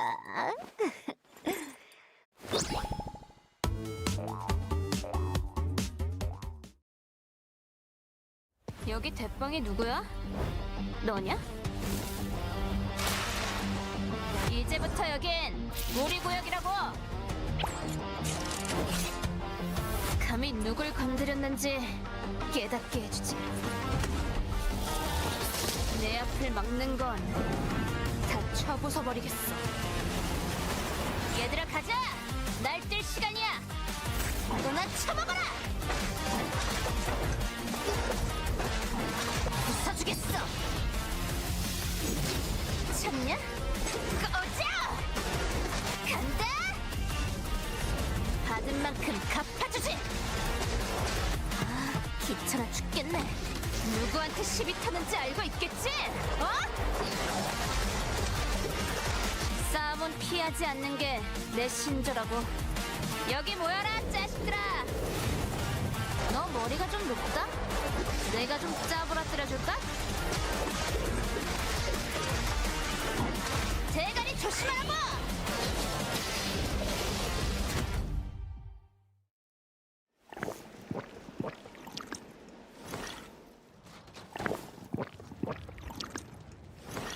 천도는 만악을 좌시하지 않는 법.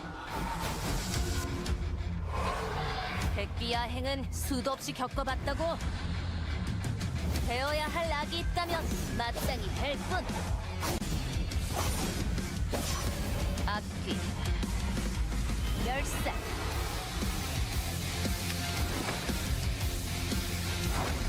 악령이건 악인이건 전부 베어주겠어. 악은 뵐 뿐. 어디 한가롭게 떠도는 악기 없나? 지옥에서 참회해라! 비야부하, 불나방은 불에 뛰어드는 법. 길 잃은 망자들을 바른 길로 인도할 뿐. 길 잃은 영혼이 방황 않고 성불하시고. 후회도 늦었어. 피켓, 제번의 갈시.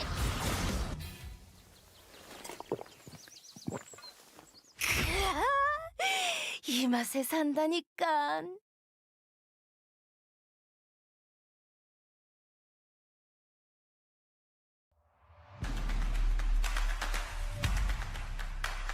이 교전에서 패배는 곧 이번 라운드 탈락으로 직결되는 싸움입니다. 자, 그래서 방금 태우고 안쪽으로 파고 들어가는데 다행히 상대가 좀 들어와주는 조합이기 때문에 프리아를 이용할 수 있었어요. 이렇게 말이죠.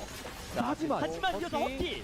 아니 제키가 이거 출혈. 마지막 한 틱. 아, 일단 살아나갔고요. 자, 근데 이러면 혼자 남았거든요. 뒤쪽에 있는 펠릭스는 다시 합류하는데 너무 오래 걸리고 2대1을 여기서 정리해낸다면 제키가 또 한 번 스킬 돌릴 수 있는데, 자, 후웨이 선수가 진짜 잘 살아주고 있습니다. 그렇죠. 하지만 이제 시간이 부족하기 때문에 이제 그건 들어가야만 합니다. 더블 기어틴까지.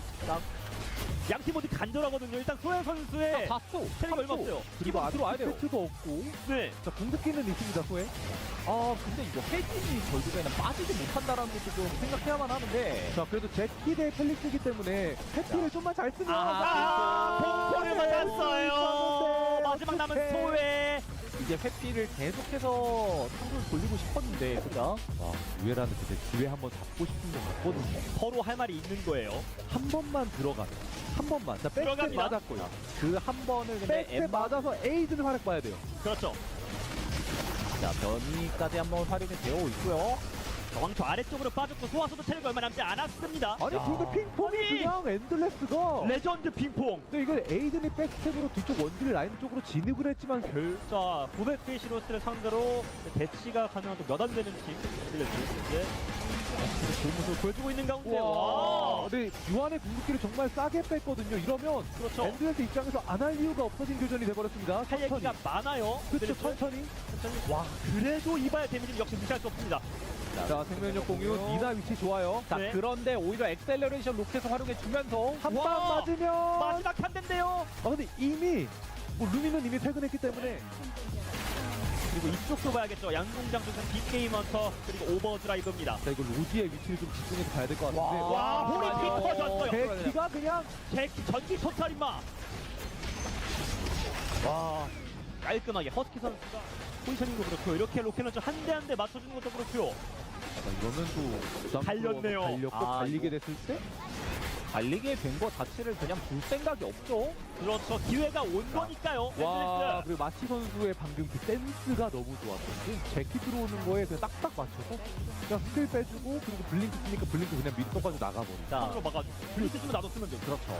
자, 인원수도 부족한데 심지어 제키도 궁극기가 방금 활용이 된 상황이거든요.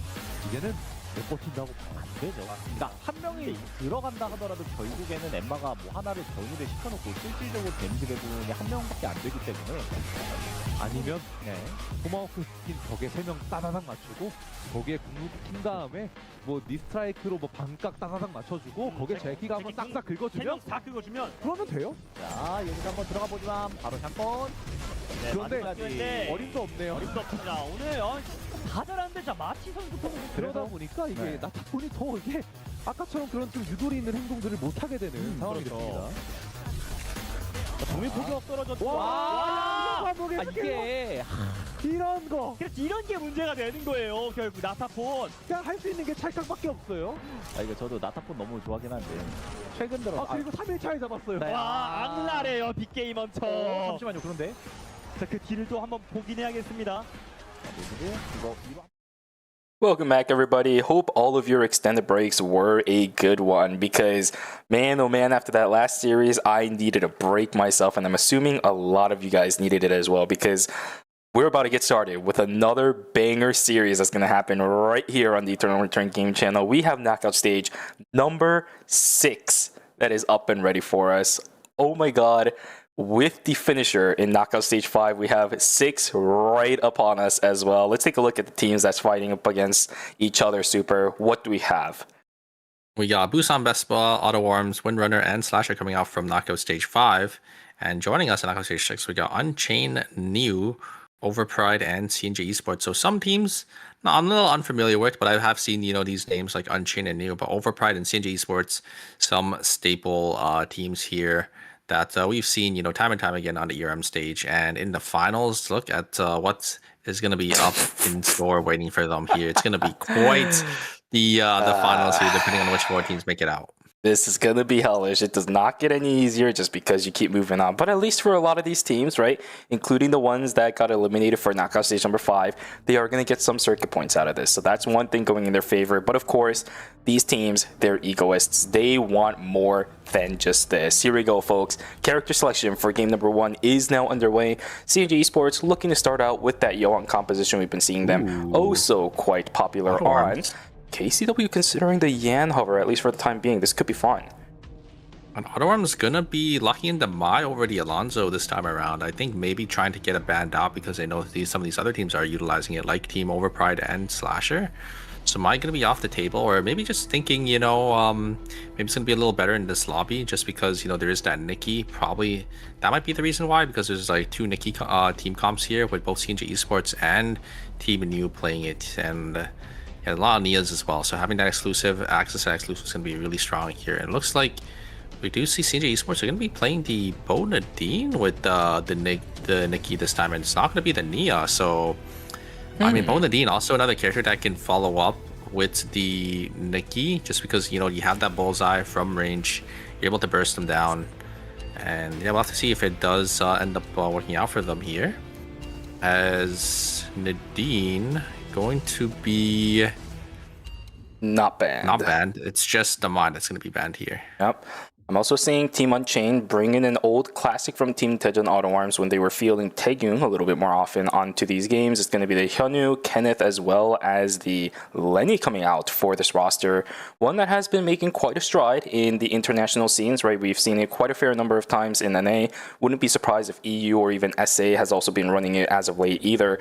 Very classic comp. You're just trying to run over the enemy team. We also know that just from group stages, Unchained, Furze on the Kenneth was insane on this character. Oh, so yes, if we see that again today, we are in for a surprise. Here we go, folks. Expect a bloodbath for game number 1. Knockout stage 6 has begun.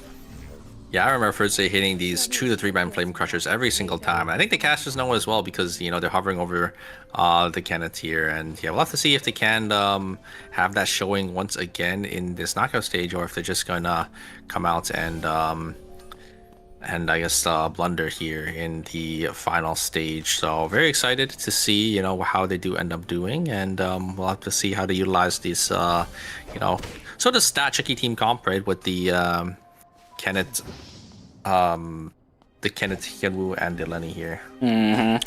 So excited to see how this game goes, because I want to see if this game is going to be one of those very rare cases in the knockout stages where the first couple of minutes is going to be a bit more quiet, but we're already seeing teams in the gymnasium. They're walking towards each other. They're looking for fights. All right, here we go. Double Flame Crusher. Nia's game world is out, but it's too early in the game. She barely has any items. Oh my goodness, it's just not going to work out. Down goes 2 members, and immediately Team Unchained, looking for blood, will find 2 inside the gymnasium of school. Yeah, a great start and a great way to make your a name for yourself here in the final knockout stage. 2 kills already. You have to be feeling pretty good about that. But we have a lot of teams slowly starting to group up here in school as well. School, one of the hot zones, I would say, in this season, but only a couple teams in there this time around. Looks like Fable was able to get the 1-up onto the side of the Nadine here, and yeah, they're going to pick up a kill for the side team Auto Arms, and KCW is going to be able to find this Cicella.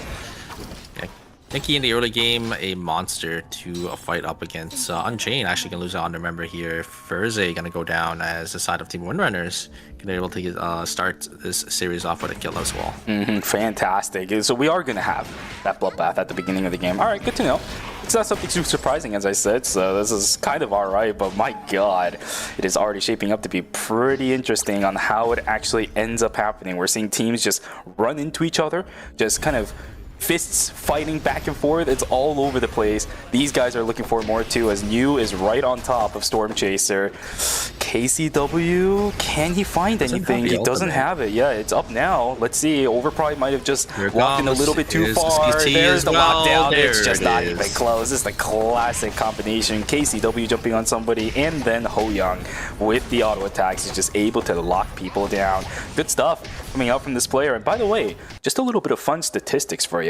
This Ho Young player on the side of Team CNJ Esports, he is actually one of the highest win percentages on a Jenny I have ever seen, by the way. This guy's like number 4 on the rankings, and he has like, what, I think it was 70 or 80 games on Jenny with a 36% win rate. He is an incredible player. Wow. So excited to see this player play on the side of KCW because of the combo that we just saw.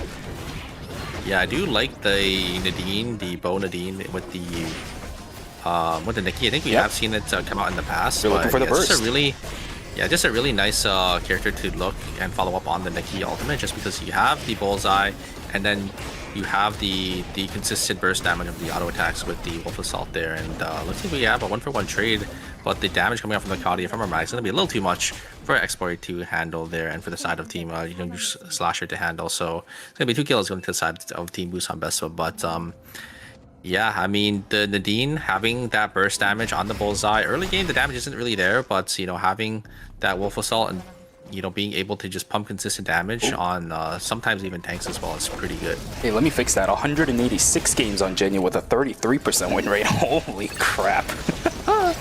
That's still really high, so good stuff for them.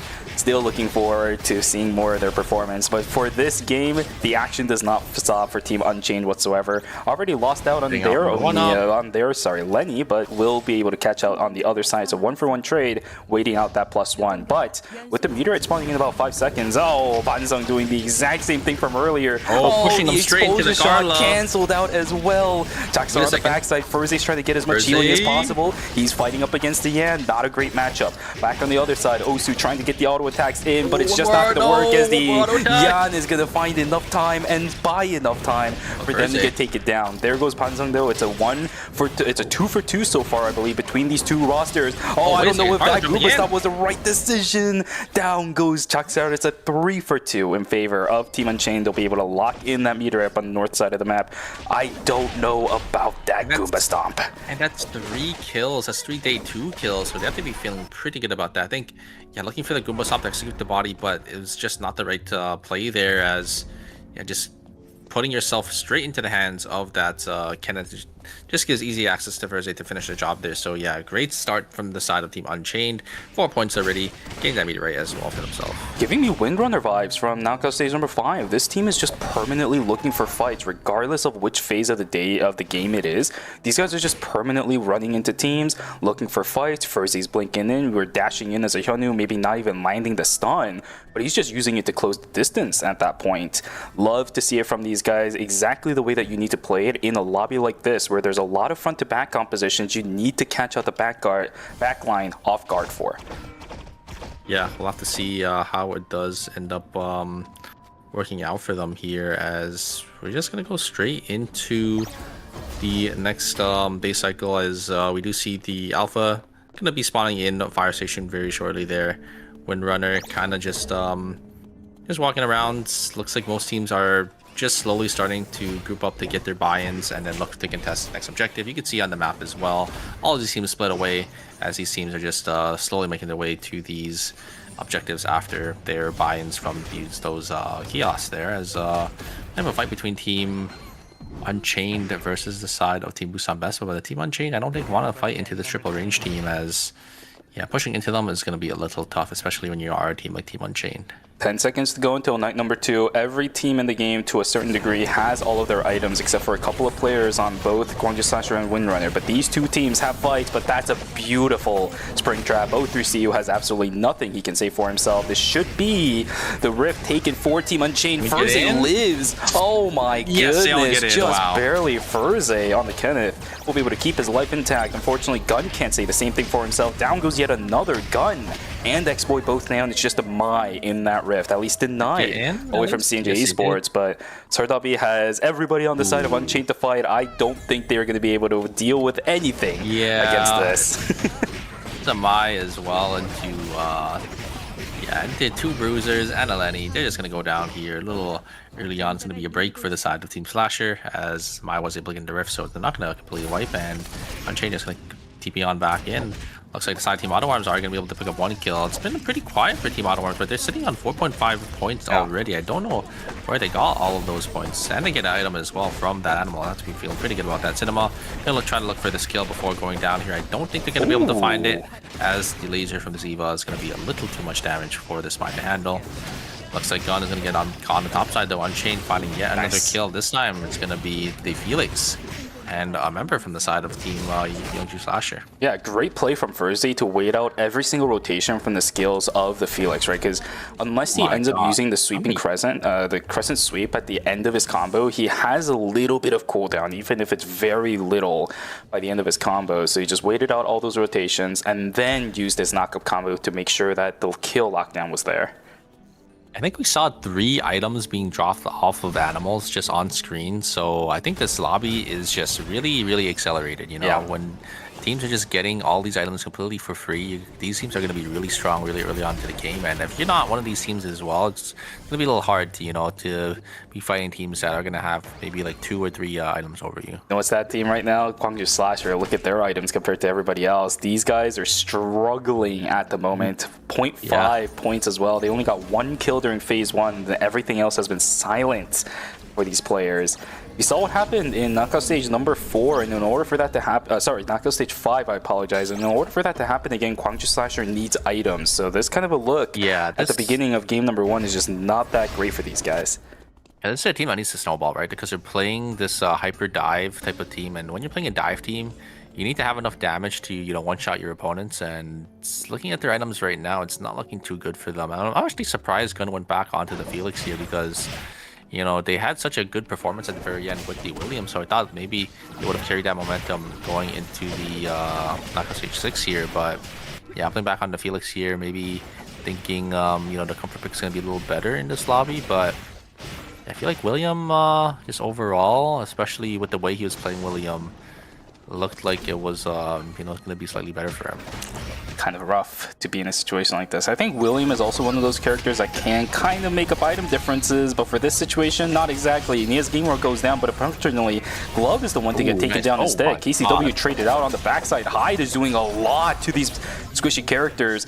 Unfortunately, that is a Kathy so hard to lock down. Any more additional kills? The double point sync catches out Pixu and Ho Young, but Ho Young will be able to get out just barely. I don't know if Hyde can follow up on this, and it's also a bit risky for this player now too to do it. It's up against the Bo Nadine that can burst down pretty fast. Hyde's still looking for it. Ho Young, can you thread the needle and get out? I think the Nia is gonna be there. But I like this play from Ho Young, just waiting it out in the corner here. Very nice play. And gonna wrap maybe back around into warehouse. So smart coming out from this Nadine here. But yeah, I think Ho Young, unfortunately, I think I saw, you know, the classic of what happens to a lot of players is there's an animal in the way, you're trying to click away, and then you accidentally auto-attack it, and then it just stopped his escape there. I think maybe could have got out of that point sync, but it just ended up locking himself in that animation. So a little unfortunate for CJ Esports, as, yeah, they don't really have any credits, though, to res 2 members. I think he had 1 back into this game, which is going to be that Neki. But, yeah, they're being sent pretty far behind because they're going to have to wait a long while before they get the Siohan back into the game. It's going to be a bit rough. 3 teams looking for this Omega. Of course, it's going to be a situation like this in a lobby like this as well. But with all the time being Bapu's on Bespa, yoinks away that Omega and says, thank you very much. Lean down. Gwangju Slasher. Oh, yeah. Wait, hold on a second. Oh, there's a rift. Okay, Rift. Absolutely rift. Absolutely rift. Oh, but there's a fight on Jade. Okay, here we go. Can this team hold on, right? Because if anything, Team Unchained should be scared of CNJ Esports, despite the fact that they've been struggling a little bit. They need to catch out Ho Young, and they do. Right on top of the Nadine. It's not even close. But the damage doesn't exist anymore. Unchained. Are you kidding me? The exact same performance we saw in group stages again in knockout stage 6. This is crazy. Wow. Yeah, huge find from Unchained. They're able to get the back line, just locking down that Nadine, and there's nothing CNJ Esports can do. I do think the matchup is really favored into Unchained as well, just because CNJ Esports don't really have a good target into the side of Team Unchained because of how you know, tanky and how much sustain they have, and because you can't really burst any of the members of Team Unchained down, CNJ Esports can't really, you know, get the knock and play that 2v3 game that they're probably going to try looking for here. And here comes the engage, the huge flame crush going to be used onto the mod. The mod's getting just focused down here. Wait a second, Hyunwoo is taking so much punishment, but there's so much healing and sustain on the side of Team Unchained, and once again, Unchained is going to be the one to come out on top. Gun just going to be forced on the back. Item difference a little too big, as Slasher still only sitting on 3 items. Wait a second, Unchained getting third party here by the side of Team Windrunner.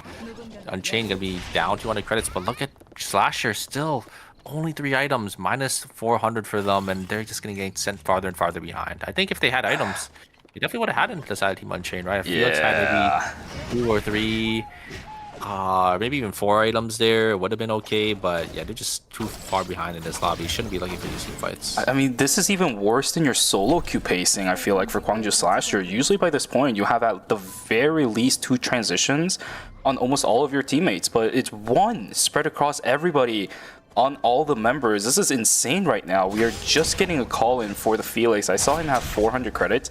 I think that's a 4-score buy. And for the Legatus, it's so late for these guys. Oh, this is so rough for Gwangju Slashers. And now they're walking into Team Overpride in the thin corridors. Hardabi, that's not the right call. You gotta leave. You have to leave. Unless X-Boy makes a hero play, I don't think this is possible, Hardabi. You need to back away, my guy. The lobby situation is not what you're thinking right now. They are just eating these Orbeez left and right. Gwangju Slashers just has no place to whatsoever fight for and say anything, but now they're getting corralled by Team Unchained. And look right inside of Forest. Look at the other team that's sitting inside. It's Tejan Arms. They're coming up. Yeah, I mean, Slasher just in a rough spot here. There is going to be Wick Line spawning in school very shortly. The only team position for it is going to be Team Unchained, and it looks like it might just be completely uncontested unless, you know, a team like Team Arms has anything to say about it. I don't think Slasher has the combat capability to really contest for this Wick. Maybe we're going to try looking for a steal on it or something, but yeah, they're looking in a really rough spot. You can see them they're just sitting there in a corner because they know there's not really much they could do in this lobby aside from maybe look for a vision play. Sanema gonna walk straight into the hands of Team Slasher, but the problem is it's a Mai and it's a tank. They don't really have the damage to kill this Mai, and now Team Arms see the item difference. They're gonna press just fully onto the side of Team Slasher. Can once it's so X-Boy. Oh, X-Boy gets taunted up, and I think that is going to be at least one of them falling here. Wait a second, the ultimate is going to be there for X-Boy. The amp drone movement speed is going to be able to get them all to safety, but it's going to be a lot invested for the side Team Slasher. This is one of those games where you just kind of have to bite the bullet and try your best, to rat and then look for third parties, right? It happens every now and then in rank, but for some reason, I think you definitely understand this as well sometimes. These are the games you win for some reason, so it has to be a really lucky turn of the draw for Team Gwangju Slasher for the remainder of this game, but it's just not getting any easier for them, especially with Team Tejan Arms getting a free rift for themselves. Zero troubles, no risk at this point either, because they're very strong at this point, right? Sending one person in is a bit risky, but with nobody in there, that risk turns into reward. Good stuff. That's gonna be a 4-score for the side of Team Arms here. Pretty nice, and here comes the engage from the Mai. Great pointing, gonna be able to deny Bear from dashing on forward with that catwalk there, and it looks like, oh my god, the damage coming out from this Kali is gonna be quite a bit, but wait a second, they're looking for the turn, that perfect turnaround there. They are gonna be able to get the Kali, and that's exactly what Team Slasher needs here. Ultimate comes down from Zilla, and wow, they actually win out on this team fight despite them being so far down in items here. Oh, the res is gonna be there, and Busan Best are going to be able to turn it around. I think they recognize that we shouldn't be losing the team fight. We have so many items to our name. We're just gonna quickly, you know, go into our pockets a little bit, get the res off, and yeah, we'll just shoot you down there. It's a great turnaround play from Slasher, but another minus 200 for and they're just gonna have no items in this final fight here. But yeah, that just goes to show you, you know, despite you being down items, you could still win. They were down 3 blood samples, maybe 4 gold items, and they still were able to turn it because they had a great coordinated dive in on the cardio. Yeah, but why are they not calling anything with the Mai's credits right now? Are we looking for potential reses later? Because we had a kiosk put down to get the res back onto the Mai. Kind of surprised that Gwangju Slasher isn't looking for any transitions off of those already. Maybe they felt it was a bit too dangerous with them being cornered. I don't know. Great another fight between these two. Tejan Arms, it's a couple of the items already activated. Thank God that pork chop didn't land over on the cinema. He would have been dead to rights. One Circle having to retreat away. Storm Chaser trying to chase the storm, but it's not going to happen for the time being because running into a Celine is one of the worst mistakes you can ever make. But this Eva is running out of resources. Nice monkey wire to at least find a little bit of solace for Team Overpride. 03CU doing what he can on the very unfamiliar crossbow Nadim for this player instead of the bow. A fight inside of the school. Can we see anything as Gwangju Slashers already loses out on X-Boy? Gun has to use the safety orb, but of course it's not that easy against a Carlos. Hardavi will get taken down as well. Gwangju Slasher has finally been taken away from their suffering of game number 1. Yeah, only 2.5 points to their name. Not the start they're looking for. It's tied up with CG Sports that went out in 8th place. So Slasher finally out of this game. I mean, yeah, they just really have anything going for them. They're gonna have to look, maybe go back to the drawing board into the next game. Maybe they go back to that William, or just stick onto this Felix here.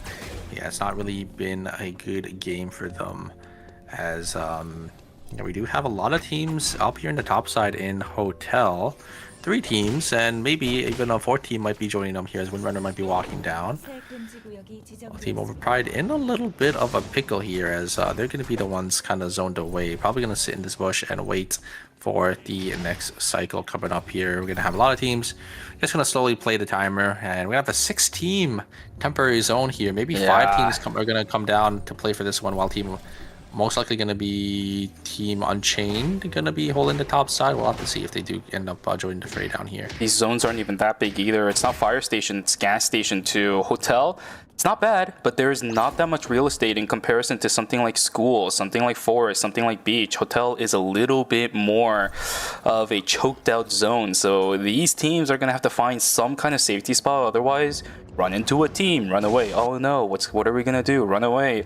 Run into another team. Oh my goodness, what are we gonna do? Run away. Oh my god, there's another team. Third party. Alphabet soup can definitely happen to these guys. You need to find some kind of safety spot to sit in. And for Team Windrunners, that's the red right now, which is probably by far the worst situation you can be in. Yeah, they're that makes it taking so so your much resources, timer. it just disappears. You can't be tanking timer here, especially when you're going to be playing with a 5-team final zone. I think Busan Vespa is going to be able to get gas station completely uncontested here. Unchained going to want to try moving in to contest the zone as well, but they're just getting zoned away by Storm Chaser on this Eva. Eva just able to just hold down one of these choke points completely by themselves, just because they have so much AoE damage and so much range here. There's so many people playing around this corner. Here we go. Gonna run straight to the hands of the side of Team Windrunner. Oh my, again. Okay. But it looks like Auto Arms hears on everything.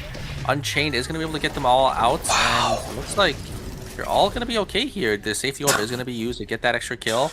And now Windrunner is going to be in a pickle. They are going to be able to try to get this res here, but Auto Arms should be there to spot it out. The timers are just going to start ticking. Fable is going to be able to jump over, get that extra kill. And oh no, they're going to be caught by Overpride here. That is going to be it for the side Team Windrunners as they do go out. Unchained looks like they actually BLS over to the other zone to put fate into their own hands here. This is still going to be a 3-team final zone though, as Team Auto Arms are definitely well positioned in terms of their items to, you know, close out this temporary zone, and you're gonna be able to get the zone as well, it looks like, as okay, here we go. Team Unchained is looking for a little bit. G-Work on the backside will get taken down. Talasi is trying his best to run away, will end up getting taken down too, but the blinks are available for the backside of Busan Vespa. Robotic in a little bit of trouble. The Wilson knocks down one. Furze is dead, but Osu, can he do it? He's a Hyunwoo. Look at the healing on the dogfight. He is trying his best, but he can't heal any more than Wilson can get. The Wilson doing so much damage. White Lily right there, healing up back again with the fight.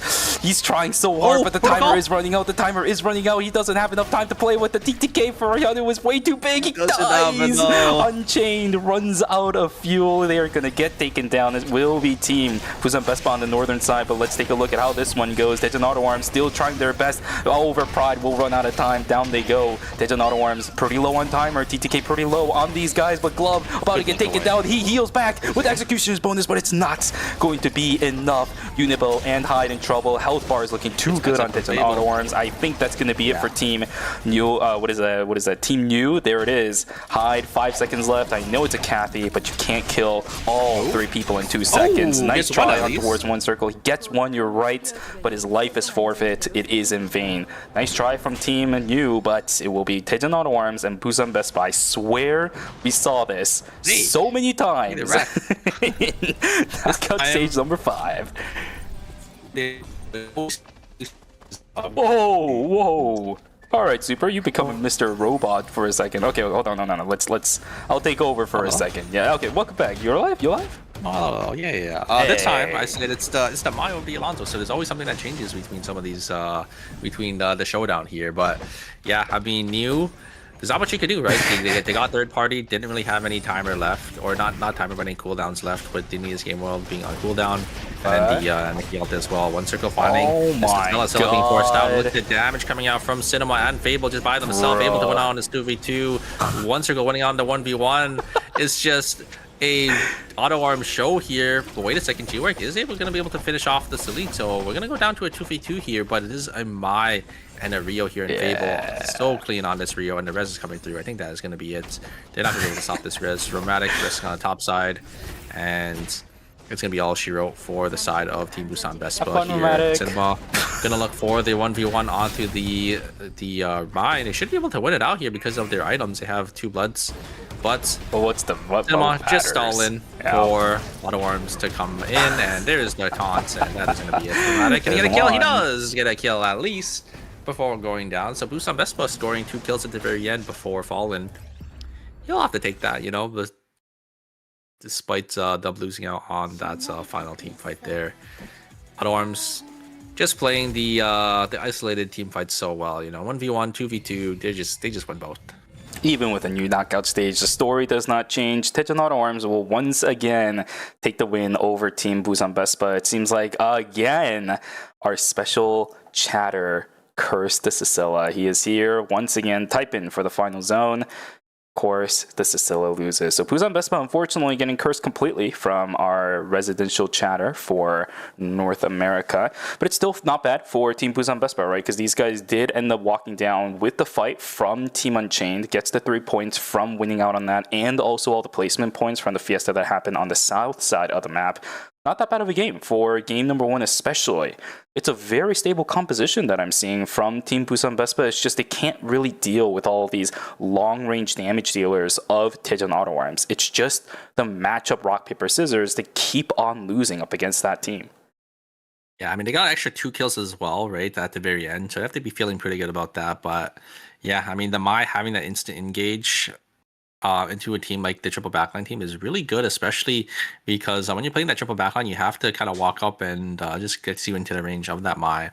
Sinwell able to kind of punish and then split off, basically split away the team into, you know, those isolated 1v1s and 2v2s, and, you know, One Circle and Fable aren't losing in those scenarios. Unfortunate for those guys, but it's just game number 1, and with the results that Team Busan Vespa has, they should still be pretty comfortable up on towards like maybe the top half of the score sheet. It's not that bad of a situation. I think the team that has to be really worried right now is, again, though, Daejeon Auto Arms, because Team Unchained is quite literally unchained. These guys are on a roll. We're getting the same vibes as Windrunners from knockout stage number 5. We might not even have Daejeon Auto Arms in first place after that game, just because of how much combat Team Unchained was able to fight. Furze is in action once again today. He is landing these flame crushers left and right, multiple targets, or at least one crucial one to knock people down. Yeah, but we'll be able to see which team is in first place, and it is going to be Team Auto Arms in first place with 22.5 points. Team Unchained, though, outscoring Team Busan Vespa, despite them falling really early on, but them having 17.5 points, 14.5 kill score there. Busan Vespa in third with 17 points. New in fourth with 14.5. Windrunner in fifth with 8.5. So you can see the difference between fourth and fifth starting to widen here. 6 points already in the first game. We'll have to see if these teams on the bottom side can sort of keep up with our top 4 now. Yeah. Chasm is kind of wide for game number 1, isn't it? 6-point difference between 4th and 5th is not something that you and I are accustomed to. I think at this point in the knockout stages, it's always been pretty close. But with this, Windrunner has a lot to catch up on. For a team that really relies on looking for mid-game fights, they're going to be at a slight disadvantage just because of the inherent skill difference between what Furze is able to provide to the table and what I've seen so far from the side of Team Windrunner. If they're consistent with their gameplay from what we saw in Knockout Stage 5, I think it'll be okay. But the team calibers of the ones they're going up against now is just way too different for Windrunners to handle at this point from what I saw in Game 1. They have to step up their game, which I don't know if they have it in them to do just yet. Yeah, we'll have to see if they can. Maybe it was just a bad game in Game 1. We'll have to see if they can pull it back here in Game 2, 3, and 4. Because I think it looks like they're going to be okay. Because Team CNG Esports are actually playing the Nia. So Nia is actually not going to be banned out for this series. Unless they end up swapping over to it off the Bonadine. We'll have to see going into the next game here very shortly. And we'll see if more teams do end up swapping over because we are going to be having that one ban coming in. I think it was the My ban that's going to be coming. So maybe we'll see the Alonso coming out from Auto Arms. You know, maybe we'll see Alonso coming out for these other teams as well, because looks like Alonso is quite the solid tank that a lot of these teams are picking at this stage. Yep. Nikki will also be a little bit of a bigger threat for CNG Esports anyways. In the end, the big difference between what CNG Esports is going to be planning on doing for game number 2 and the rest of the series is whether or not this Nikki and the Nadine composition works one more time. Right? If it doesn't, then we could theoretically sub out Hoyoung for Peksu. Not Peksu, sorry, who was it? I think it was Pubba. Bring him in, grab that Nia composition and just go ham with the composition. Try to dice roll on who can be that more aggressive composition up against teams like Unchained, like Team Windrunner. Can Team CNJ Esports, the winners, the champions of Eternal Return Masters Season 8, can they hold on to their title and make sure that this entire lobby knows why they were the champions in Season 8? Yeah, we'll have to see, because right now they're not in a really good position, right? They only got 2.5 points right now in 8 last games, so they have to turn it around somehow, or they're not going to be able to make it to the season, or not the season finals, but the Phase 2 finals. Oh yeah, this game still has a lot to show us. The series has quite a lot to show us, and I believe we're about to get into the character select for game number 2 Super. Let's see what kind of a fiesta we have lined up on our side. Here we go. It is going to be a sunny day with a little bit of wind, it looks like. You do see Unchained going to be locking in the same stuff. CNG Esports going to be picking the Johan once again. Auto Arm is going to be opting to go for the Kadia this time around. And Scylla being locked in. So relatively just the same for every single team here. As Auto Arm is just going to be playing the exact same team comp. Over Pride swapping to Alonso as well. So it looks like all these teams that did end up having the Mai here, I think just swapping to Alonso, and we're going to have Gunn going back on the William, which is definitely what I like to see here. I do think he has been having more of a better performance on that William. Luke? Oh, no way, right? It is a Sir Dobby favorite, right? We know this player in the Eternal Return Master for his Luke, but I genuinely don't think it's a good idea in this lobby especially. Luke? I know he's done it before. He's going to lock it in. Oh my goodness. We're going to see a Luke in knockout stage number 6 up against this? You have to deal with a Kenneth the Furze. You have to deal with 2 Nickies and Alonso, triple DPS, and you're playing Luke?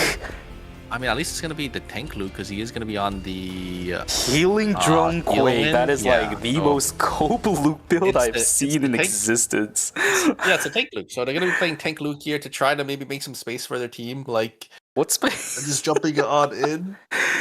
Just jumping on in, making space for Gon and their Bianca to maybe look for an engage, but I don't think Luke is the play. I mean, there's a reason why Luke isn't really picked at all on the big stage, especially, you know, into some of these powerhouse teams. It's going to be a little hard, I think, for Luke to ever have an angle. We'll have to see how they do end up utilizing it here. It looks like Auto Arms are just going to be going back to the triple backline team, probably opting to pick this Heart just because they know there's a lot of Nickies in this lobby, so they need some answer, right, for this Nikki Purge uppercut combo, because, you know, if they go into the Alonso, and, you know, one of the backliners just get Nikki ulted into the Nia's game world, there's really not much you could do to stop it, right? But the hard ult is going to be there. Peacemaker can come down when the combo comes out.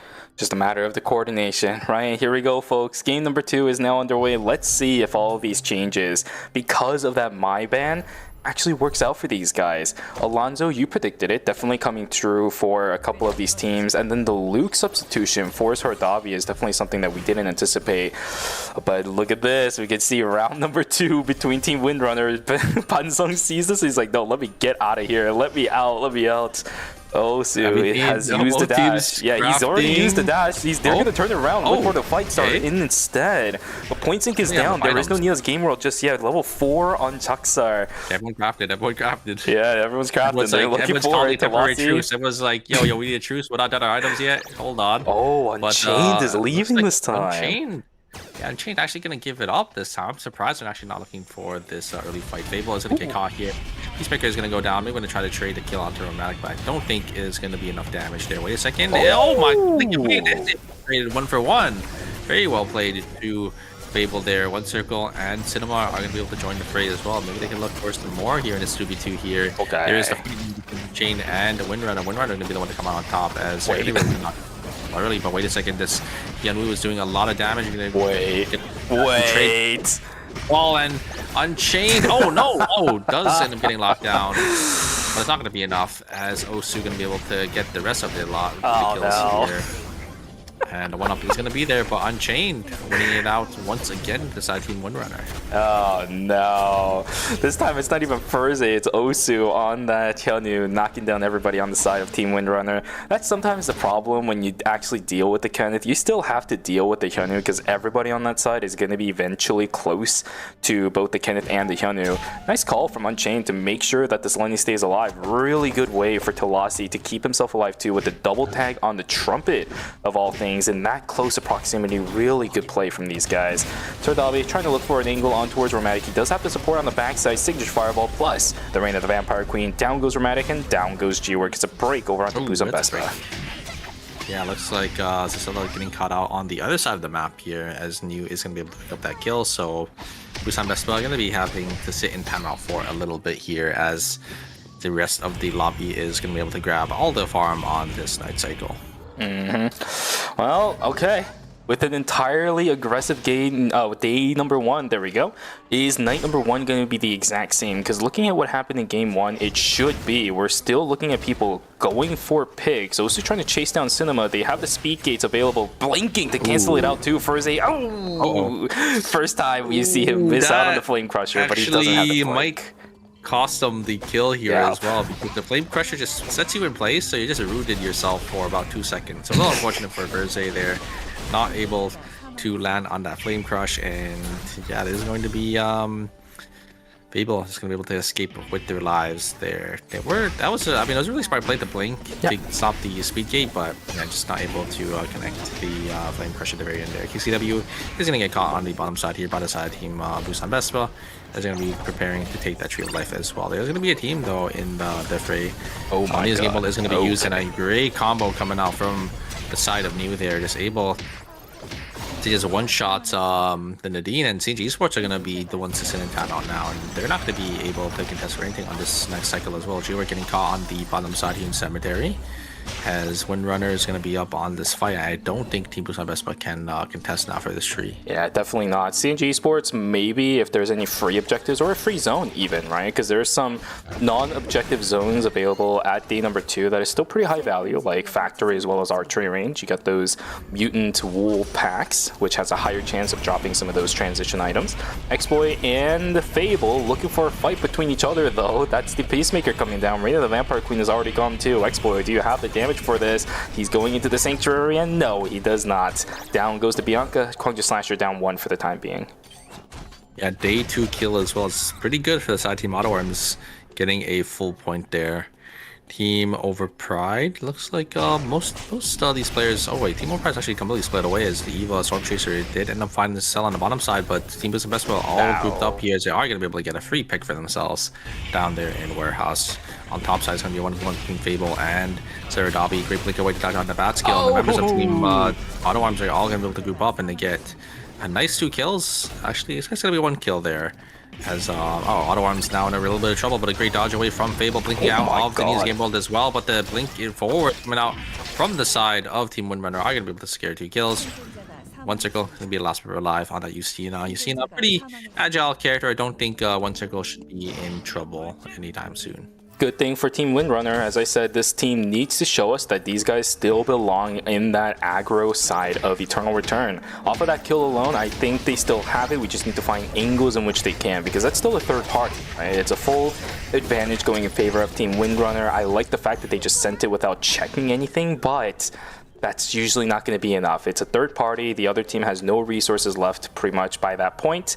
Windrunner just taking advantage of those situations. So I need to see them play more aggressive, but it does give me a little bit of peace of mind. Yeah, Looks like most teams here just gonna slowly start to make their way through these next objectives, buying their 4 scores. You saw New grabbing that Lumi completely uncontested as well, so great tempo swing for them. Now we're gonna have a fight between Team Slasher and the side of Team Windrunner here. Can this Luke land one of these clean sweeps to maybe look for an angle? And there is Nia's game ball is gonna be able to get a counter 2, and the point sync is gonna be able to lock down the William going down so fast here, and I think that is going to be another member going to go down here. Luke getting caught out as well. Slasher down 2 members, and yeah, Windrunner going to be able to pick up 2 and contest for that. I think that was the Rift as well. One Circle getting a nice double, triple explosion shot, but Able falling down a little too early. I think not pressing the Peacemaker in time. Maybe just didn't think he would die and just get locked down in that CC chain. Very nicely played by the side of a team on chain. Absolutely. A minute and 45 to go until day number 3. Osu hanging around inside of school. He does have the rest of his team with him on the backside. With the rifts done, we're going to have 2 more teams joining the entirety of Lumia Island. It's going to get a little bit more hectic as the game goes on. Bear does see that the Lumi has been stopped. The rest of his team is going to join on through. O3CU on this assault rifle ISO is looking for a little bit of the initiation. Jumping onto the backside. Storm Chaser is just dead with, oh my god, Ho Young jumping in on the fray. This is problematic because it's a third party. That's a break. Terminate over onto Team Overpride. 0 points. You're absolutely correct. This is not a good look at all for Team Overpride. Even with Storm Chaser, he is not able to channel his inner Umu. No points going towards an EVA team and dying at night number 2. This is the worst possible situation possible. Yeah, that's terrible for Overpride. I mean, Storm Chaser just getting hit by that bullseye, and then it just gives CNJ the window to just kill him so early on into that fight. And you know, it's an ISO and a Alonso just gonna have no escape to get themselves on out of there. It's a little unfortunate for the side Team Overpride going out in 8th place so early on as well. Looks like Jackal's gonna get caught out here on the top side. It's gonna be a free kill going to the side of New. Once again, just able to pick up so many points here. It's just so hard for me sometimes, though, to give a lot of kind of early credence to the Kathy. I know it's Hyde. And I want to give him all the possible credit as much as possible, but this character is so volatile going into the later stages of the game. Let's see how this fight goes. Sertavi doing what he can, but Gun gets obliterated. Damage output is there from Sertavi and X-Boy. At least it's a 1-for-1 trade. Ho Young is gone. KCW decides to go in, and he died in day 3. Yeah, on the day turn. A random minus 200 that didn't need to happen.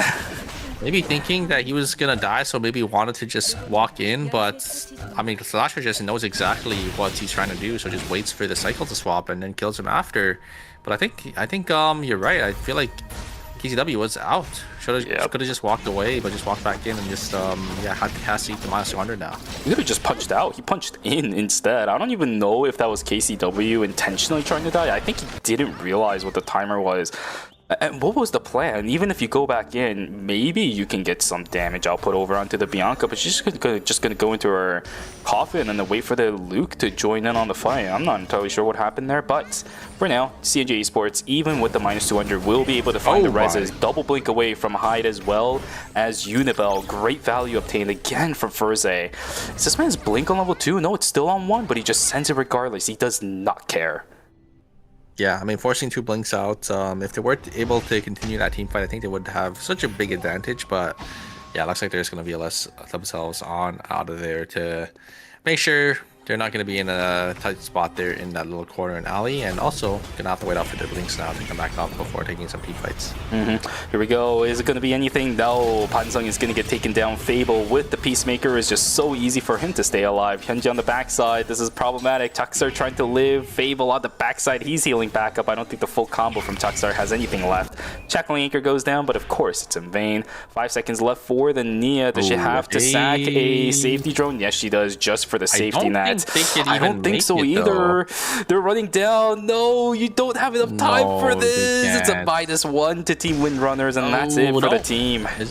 Was it my? Oh, it is. Yep, that's too long of time. Really unfortunate. Is really bad for the side Team Windrunner there, because you could see their points as well. They're only sitting on 8.5 in that 5th place position, and they're gonna go down to only a 5-point game there. So yeah, only going to be on 13.5. They're going to have to look for something in the next half of this series, or that's going to be it for them for this stage. But making it all the way to knockout stage 6, you know, is definitely like an achievement in itself. Oh, absolutely. And I think Team Windrunner has really kept that spirit of at least one aggressive team in the lobby online and alive until this point. We knew with Team Unchained joining this tournament in knockout stage number 6, we were going to start seeing fiestas, but until then, we needed somebody to keep it interesting, and Windrunner, I think, has definitely taken on that mantle, has done great work until here in knockout stage number 6, but with the first 2 games not going in their favor, if they want to continue to show that this team wants to be that aggressive team composition that everyone has been so excited to watch, games 3 and 4 has to be pop-off games, otherwise it's over for them.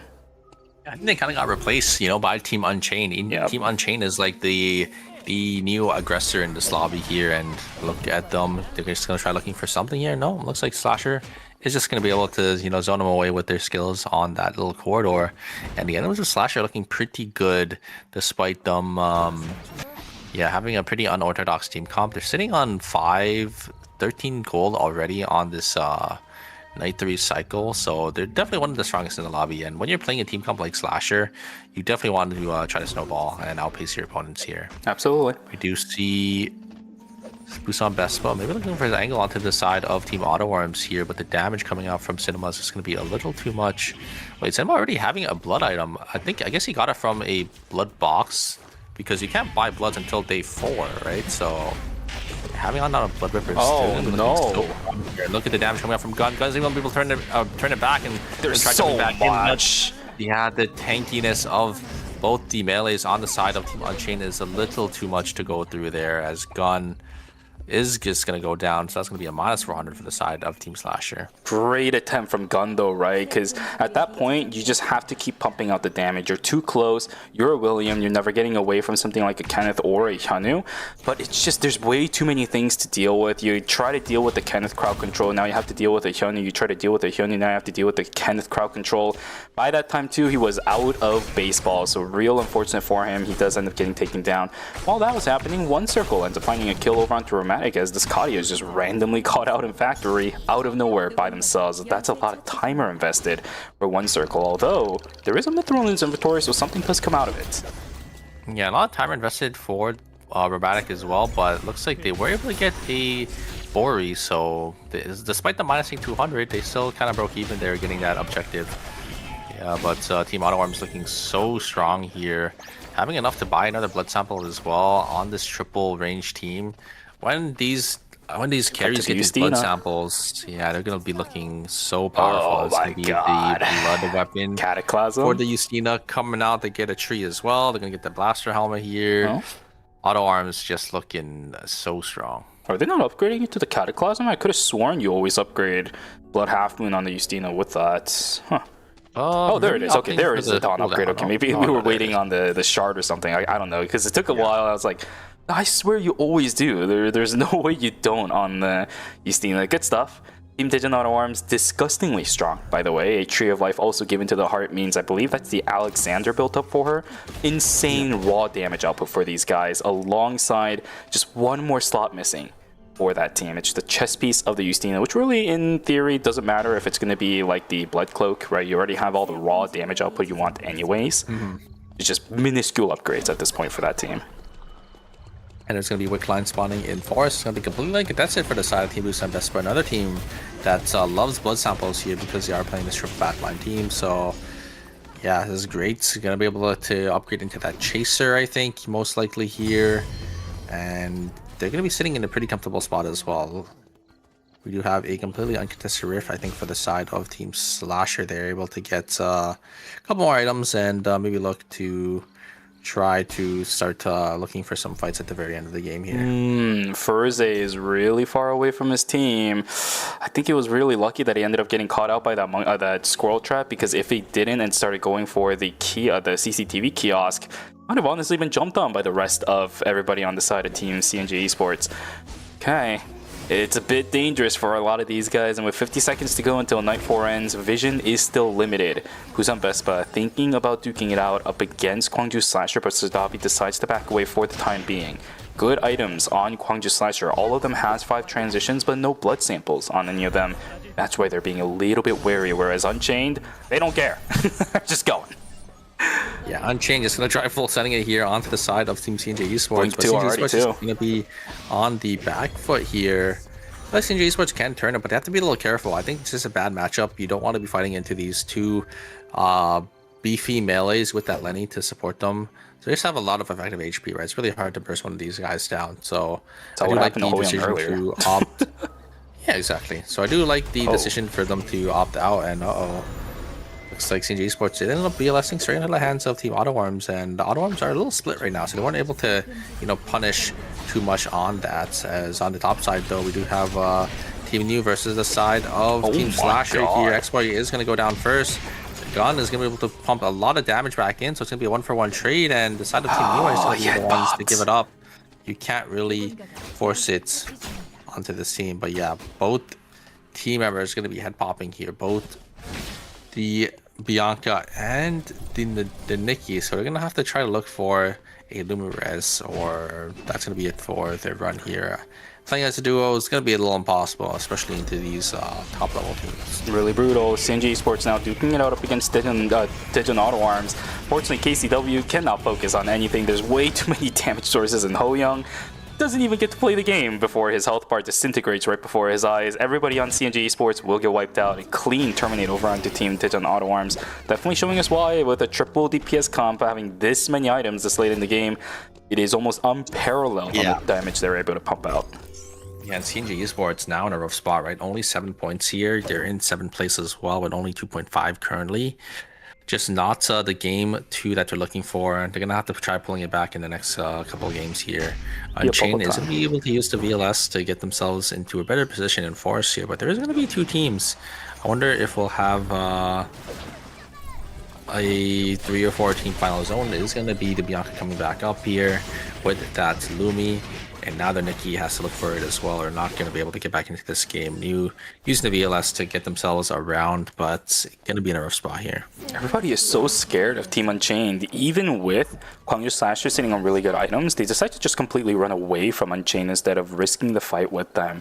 Of course, for Gwangju Slashers, they also know that there's a lot of teams inside of Chapel, but still, they're not risking anything at this point, even opting to consider the red, the restricted area, to try escaping from this conundrum. Yep, Team AutoArms looks like they're going to be able to secure this factory zone. It's going to be really hard to push into this triple backline team. So I think most teams are just going to maybe opt towards, go towards Forest. But it's not even better, right? There's another triple backline team, Team Busan Best, with the Wick buff as well, that you're going to have to push into. So I think everyone opting to just go down here. But we're going to have a fight though. First, it's going to be Team Unchained versus the side of Team Slasher there. Does Slasher have enough damage to go through these beefy bruisers, and a huge wall stun coming out from Osu, able to just lock down Gun. And without the William, you definitely don't have enough damage to go through these characters. And on the other side, X-Boy gonna get caught out as well. And Unchained coming out on top there, getting another 3 kills. You have to be feeling pretty good about that so far. They just make it look so easy. Talasi is really giving me Seraphine vibes at this point. This guy is playing the Lenny really well today to support both the Hyunwoo as well as the Kenneth. Of course, it's another one of those situations where we do have 2 people playing at the very same range amongst each other, but he's landing consistent trumpets onto both of them, plus the enemy. So you get the passive activated on both the Hyunwoo and Kenneth, who's going to probably pop it instantly, right? You get the carrot launcher sealing everybody. So you have the spring trap landing onto everybody inside the walls as well. So not only do you get the pump in, you get the stun plus the slow at the end of it, plus the additional damage. All of this matters for Talasi. He is pulling this out really, really well. It's a little bit aggressive though, using the moving reload, trying to jump in on towards a Cecilia as double melee, pumping out a lot of damage. Talasi on the backside, here we go. First he's going to activate towards the backside. Echoes of the Earth is going to go down too, but down goes the Priya. Verzi makes it look easy, man. Solonzar, I don't think you want to step up against this. He is trying. Down goes Osu, but it just doesn't matter. Verzi is still alive. He's running the Kadia down. There's the knockup. There's the kill. Busan Best, but terminated from the unending, Unchained Verze. Again, it's going to be no temporary zone, as we're just going to go straight into our final zone here. Going to be a quick night for today, Shubi, if this keeps happening. But yeah, once again, it's Verze always hitting the right target, right? Alting the Priya. The Priya doesn't really have any access to escape, having no blink, no totem. they just go into that because they don't really care. They're playing the Hyunwoo who could use the bluff to dodge out on the dance, and once the Kenneth is on top of the Priya, how the Priya ult works is it works from out to in, so the Kenneth can get enough damage onto the Priya, kill the Priya really fastly with that Hyunwoo, and it's just lights out in a 2v3. This is going to be a rough road, though, for Team Unchained. Probably by far the worst team composition you can ever go up against. Tejan Auto Arms, triple DPS inside a chapel, man. This is just the worst deck that's been dealt over to Team Unchained. But if there's any team that can actually hold on to this, it will be these guys. Unfortunately, Chronosphere is not going to help out, as every one of these melee players are going to be corralled into a tight corridor. I think it might be a little cooked. They have so much range. They have heart, I think, is the main one, right? Because the heart in a triple DPS team is just so strong, but maybe first they can find an angle here, get a good knockup. Oh my god! Auto Arm just responds so well. Instantly all blinking away out of that, blinking away and just dodging out on that engage from Furze, and then one circle just pushes both of them into the wall with the explosion shot. Just so clean coming out from Auto Arms. There's nothing you could do from the side of Team Unchained. GG's called out the Tejan Auto Arms as they'll take yet another game for the night. Second one in a row for knockout stage number 6. I liked it though from Team Unchained, right? Because a lot of teams, even in ERM, will wait. They'll wait for that opportune time to pull the trigger. But sometimes you just gotta immediately pull it, right? The guerrilla warfare, wait right until that opportune moment. You don't get that opportune moment. You just send it immediately. I like that call from Furze, right? You gotta try it at the very least. Otherwise, you will get slowly poked down. Lenny healing is not going to be enough, by the way, as well, because the other side has the Justina, High Blood Blood Half Moon, I apologize, plus the Cataclysm. You have to deal with the Kadi auto attacks. You just got to go. So great call from Furze, great response from Tejan Auto Arms. I think that's like the counter side to this. Into a lot of players, like that engage would have worked, but right, but into like players like, you know, Cinema, Fable, One Circle, instant response the second Furze blink queued in, just dash, just instant reaction from everyone basically. E-shift from Cinema, I think a dash away from Fable. They actually didn't even use their core cooldowns. They didn't use at least Fable didn't use their blink. One Circle as well, just having the perfect angle as well on that explosion shot, and it was just lights out from there. Furze also kind of missed, right? He was just like directly in the dead center of where everyone missed. He connected the Q, but it's just everyone dodged out on it. Oh, did he really? Maybe there was also a buffer or something like that, because everybody just triangulated Furze the moment he tried. Yeah, everyone just instantly dashed away, and then it was just an instant response from Auto Arms. So it was just well played, like in response to Furze's engage. Yeah, because Furze just blink Q'd. It would have connected onto 2 people, but Cinema used E-shift to get out of it, and then Fable just dashed with the heart fling, and then there's just nothing left there for Furze. Really unfortunate for Furze, but this is again something that we would anticipate normally when it comes to something like this. It's only because it was Furze that we were holding on to that light of hope just for a split second, and he gave it a try. But even if he landed it, I don't really think there would have been a chance, because Osu was too far away and Talasi was also a little bit far away to support it. So I don't know how well it would have gone, but regardless, at least he gave it a try. It's going to net him second place, 36 points for Team Unchained, but it is a gap between that first and second place spot. 2 games in a row for Tejan Auto Arms, 47.5, a whole 11.5 points ahead of second place. But look at the difference between 4th and 5th now. 10 points already in only 2 games. It is looking rough for the bottom 4 teams here. Unchained and Auto Arms sitting pretty comfortably in the top 2 spots here. Almost already secured themselves for the finals. Just have to have a nice consistent game 3 and 4. I think Auto Arms don't even need a good game 3 and 4. I think they're already in, honestly, with just those 2 games. But we'll have to see going into the final 2 games here. All right, well, you know what time it is, guys. It is time for us to go on a break. 2 games have been played of knockout stage number 6. Honestly, it doesn't even feel like we played 2 games. Just these final zones and temporary zones are going by so fast that I have no idea what the timestamp is even looking like for today. But we're going to go to a break, give ourselves a moment to cool down. We'll see what ends up happening for our final 2 games. Go grab some water, go grab a snack, and go take a stretch for the last time you can do it to date.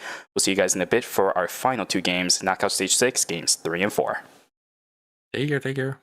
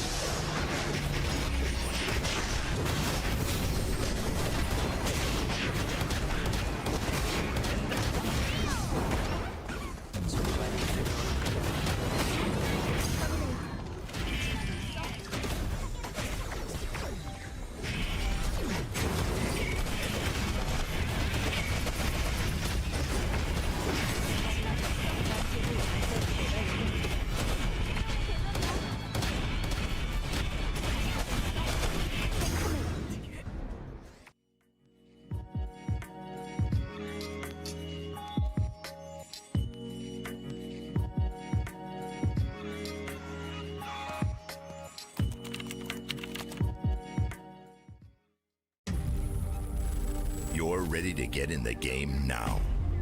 The last thing you want is to wait. WD Black. Performance storage. Purpose-built for gaming. SSD speed that obliterates load times. Performance to transform your game. Expanded capacity to store more. Customizable RGB. WD Black. Because the game never waits. WD Black. Drive your game. 이제 진지하게 가보도록 하지.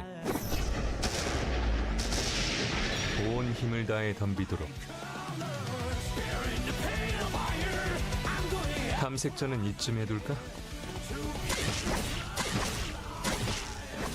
뻔한 기술은 안 통해. 카이키스크, 훌륭한 사역지. 올곧은 정의와 신념, 그리고 그것을 관찰할 시간.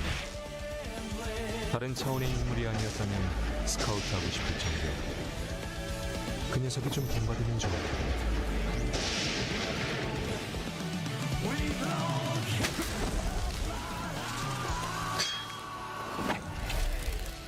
신뢰란 게 뭔지 보여주도록 하지.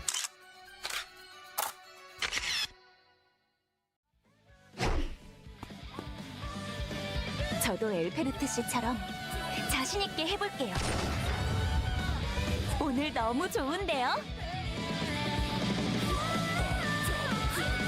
친구들한테 홍보해주세요. 의욕 맥스! 라이브 준비는 중요해요. 왠지 평소보다 더 잘 쏴지는 기분이에요. 앵콜 요청도 문제 없겠어요.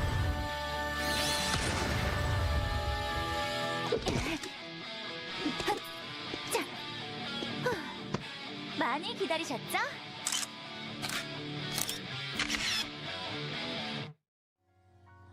또 M1대로 가는 거 아니겠지? 여긴 원래 세계인 것 같네.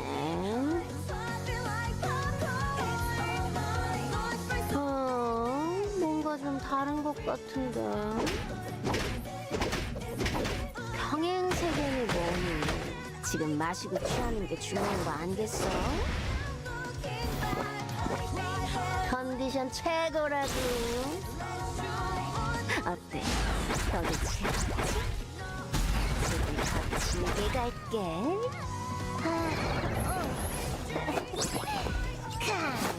그리고 트루코.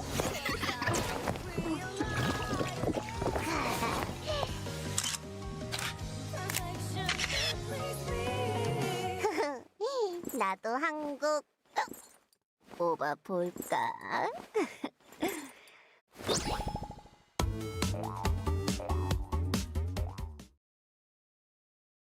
여기 대빵이 누구야?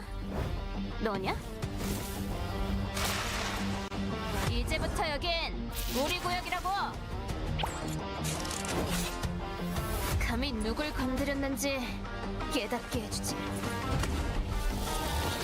내 앞을 막는 건 다 쳐부숴버리겠어. 얘들아 가자! 날뛸 시간이야! 너나 쳐먹어라! 부숴주겠어! 참냐? 꺼져! 간다! 받은 만큼 갚아주지! 아, 귀찮아 죽겠네.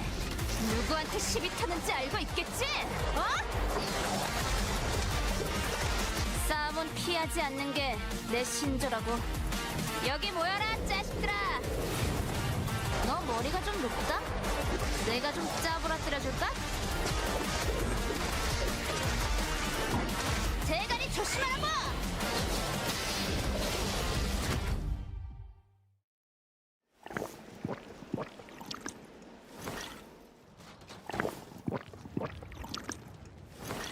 천도는 만악을 좌시하지 않는. Welcome back from the break, everybody. It's time for our final two games of the night. And I can actually say that because it is 5:30 in the morning for me right now. it's still dark outside, so I can reliably say this evening. Guys, knockout stage number 6, the final 2 games of the knockout stages. The final knockout stage we're going to be seeing for ERM Season 9 is upon us. 2 more games until 4 teams will be eliminated. After that, we got the finals upcoming tomorrow. Super, how are you feeling right now? Are you excited to watch the last 2 games of knockout stage number 6? I'm very excited. I'm a little tired, but I'm very excited to watch the final 2 games. And we've been going through these games really quick here, so I think it's going to be an early night for us. A lot of these final zones have been just going straight to final zones, no temporary zones at all.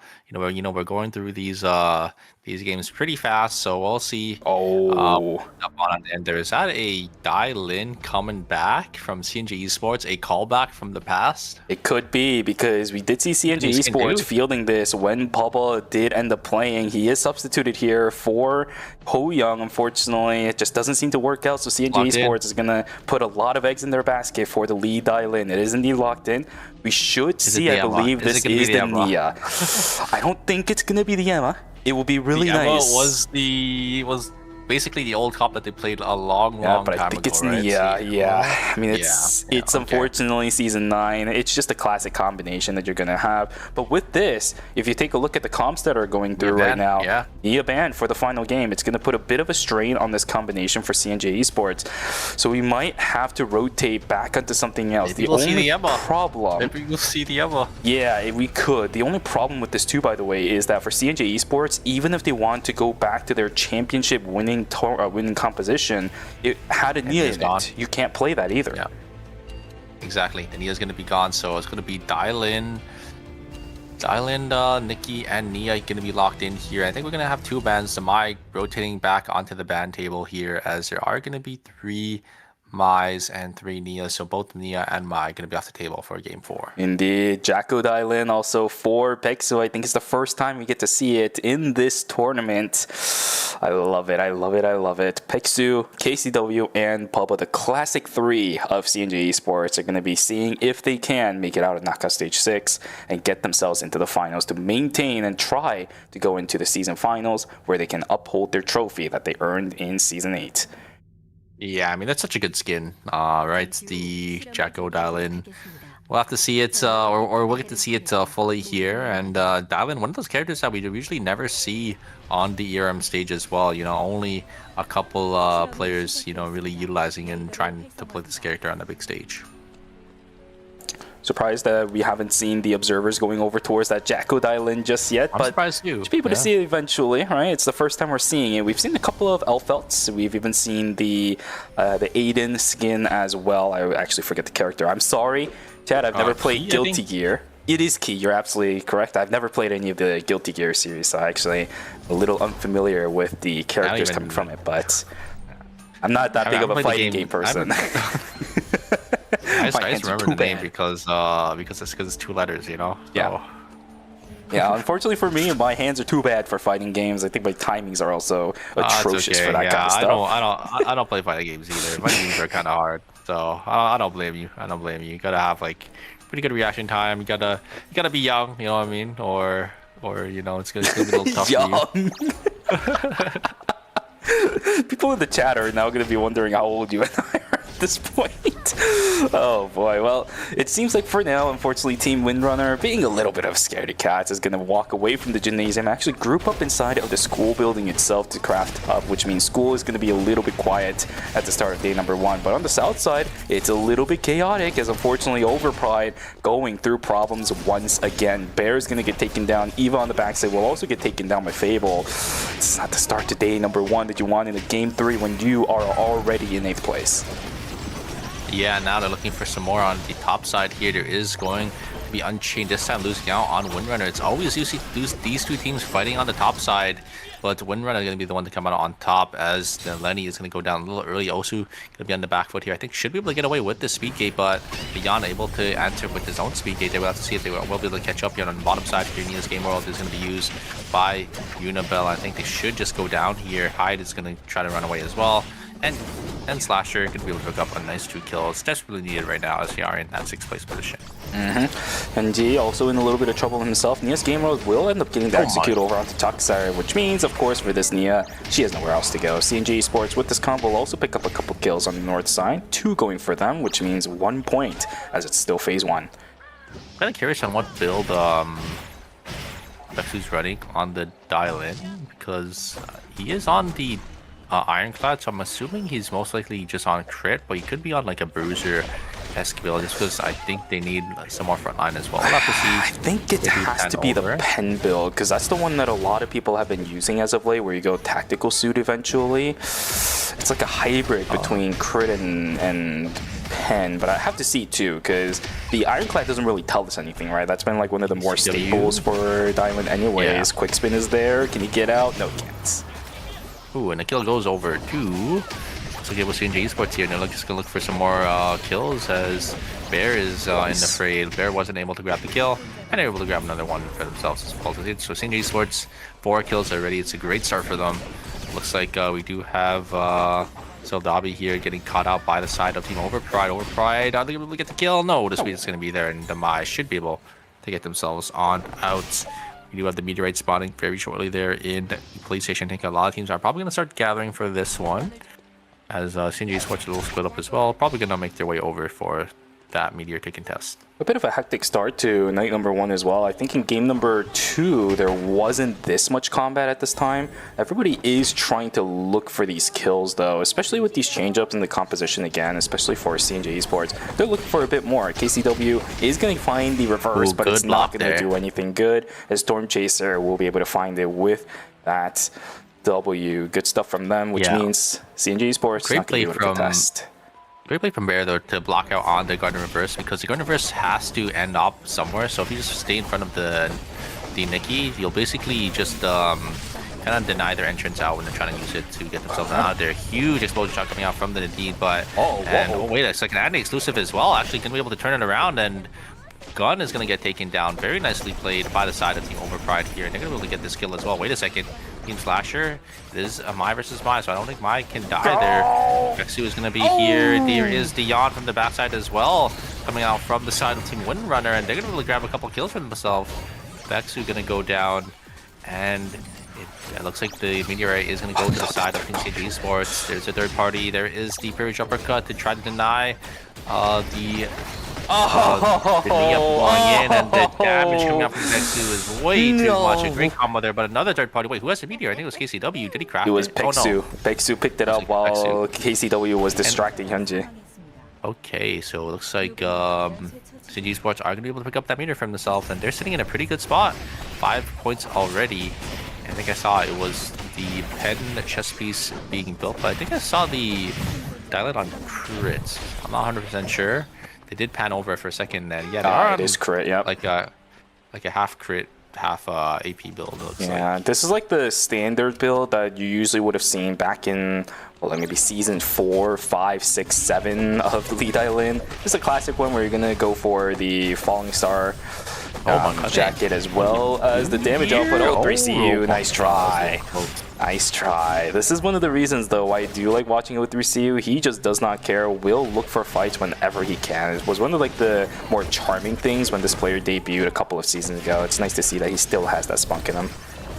Yeah, great taunt there coming out from Cinema. They're able to lock down the Yon, and another kill going to the side of Team Auto Arms here. We have a 1v1 between our two mages, but the third party, not the third party, but the member of the side of Team New is going to be there. The Kathy going to be there to respond. It looks like they were able to grab that kill, and one runner just going to be down to their last member. The Carla is going to have to rat it out for their team here. Oh, this might be pretty bad for Sardavi. He's way too far away from the rest of his team. Too much crowd control on the side of Team New as well, unless he gets access to the jump pad. Wait a second, where's New going? Oh, they just want to go for the objective instead. Yeah, they want to go for the rift. They want to go for the rift, right? Because they don't want to let this Mai deny them from taking it, so it's completely understandable. It's going to take a little too long to kill the Mai. Maybe they could have sent the Purge Uppercut, but the Mai still having probably access to that exclusive can just stall them enough time before they could get the kill and maybe move over. So yeah, just gonna walk away, let the kill go, and try to get some points here and secure this objective. But it's gonna be Team Unchained down here in this rift, and got to see if Team Unchained can do it. There is the White Lily in, and they're just gonna try to find an angle onto the back line here. There is the Nia's game where they're gonna be able to get so much damage, so much lockdown coming out from the side of Team U. So well played. They got a nice parry uppercut into the, I think, the double suture coming out from the Cathy into the double point sink. It's just all the CC layered on top of each other. Very nice. Yeah, really unfortunate for Team Unchained, but this one's still going. Overpride still duking it out up against Busan Vespa.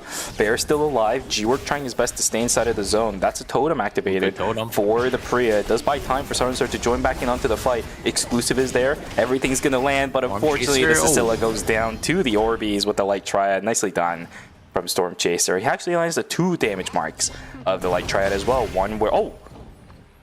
Oh, that's really lucky because Busan Vespa was still inside of the rift. Oh my goodness.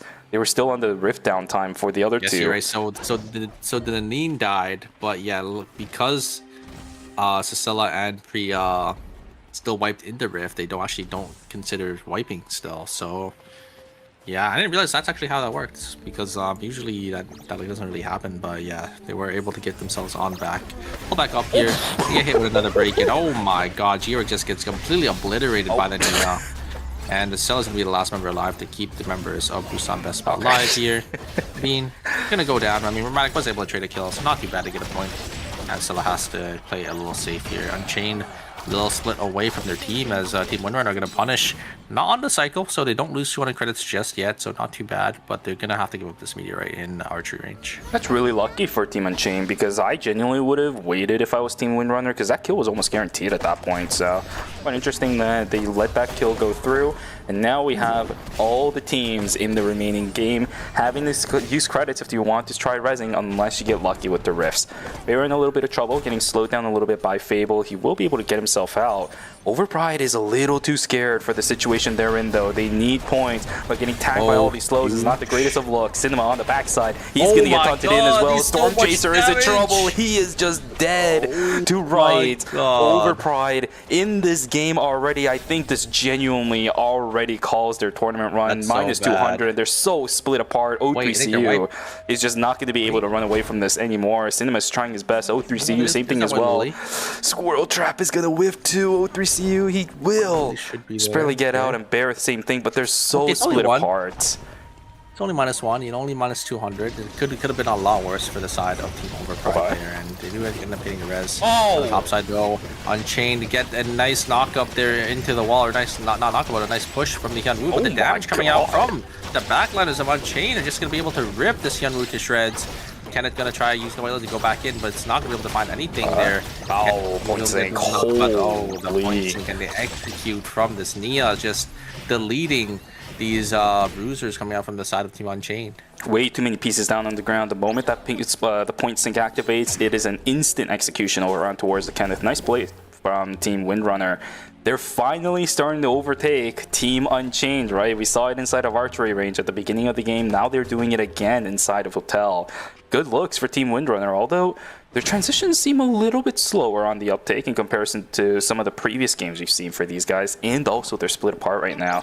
So until they regroup, get a couple more items, it's just a fight for Team Windrunner. They still have a lot more to prove for themselves. Yeah, it's a -400 for the side Team Unchained, but for the side of Team CNG Esports, I think I saw a Gamma Key card in the inventory of the lead Allen, so they're probably going to go in.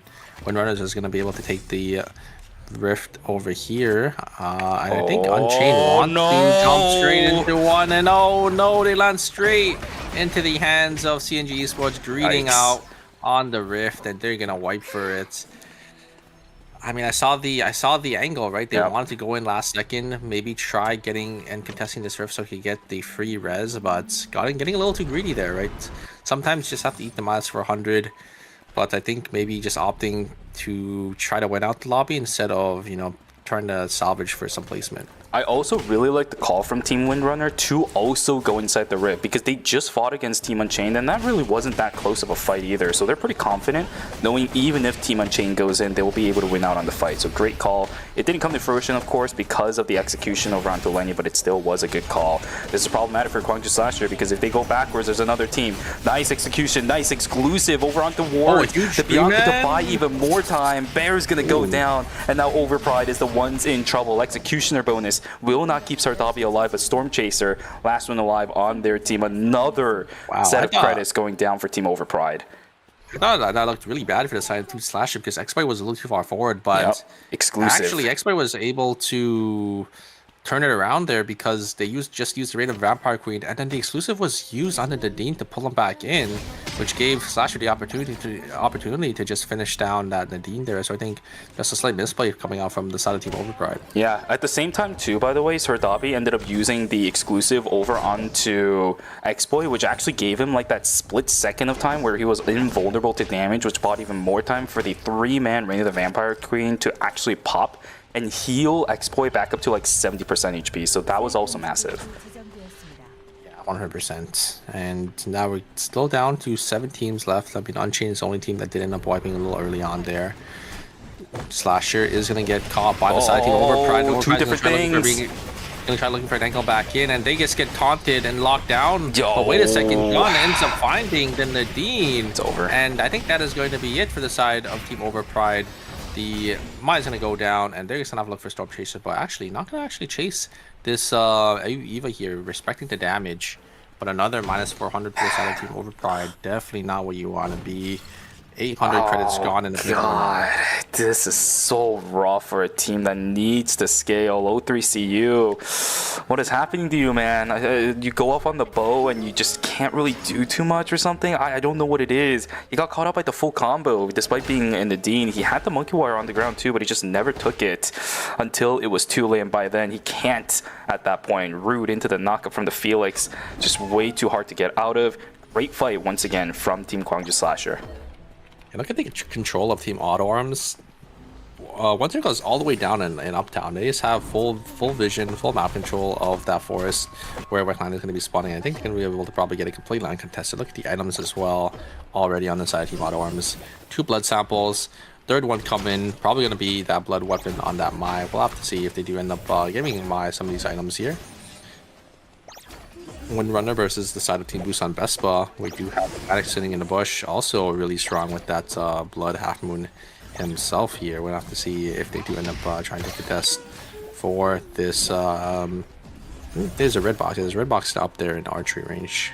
He does have the Crimson upgrade too, so we will have the additional attack range for that first auto attack. Overpride trying to fight, trying to find something. It's over the Rift, but Gwangju Slasher also isn't interested in taking this because they know it's a big risk trying to go when there's a Mai on the other side. Sardabi looking for initiation on towards the backside. Can't find an angle onto O3CU. That's a triple tag with the Reign of the Vampire Queen. It will land over onto Storm Chaser, as unfortunately the exclusive was a little bit late. Eva taken down pretty low. Gun trying to look for access on the backside. Tempest Hydra to lock down one. Way too much mobility, but auto attacks from O3CU. Auto attacks from O3CU on the backside. X-Boy is still there. O3CU is dead. He can't do anything against the Felix. Execution and gone for Team Overpride. They will be executed, but in 7th place because Unchained dies again. Unchained died again. No, they did a lot, like a long time ago. Oh, did they? I don't even remember. When did that happen? They went a long time ago. They were out pretty early on. I'm pretty sure. They just completely missed that. My God.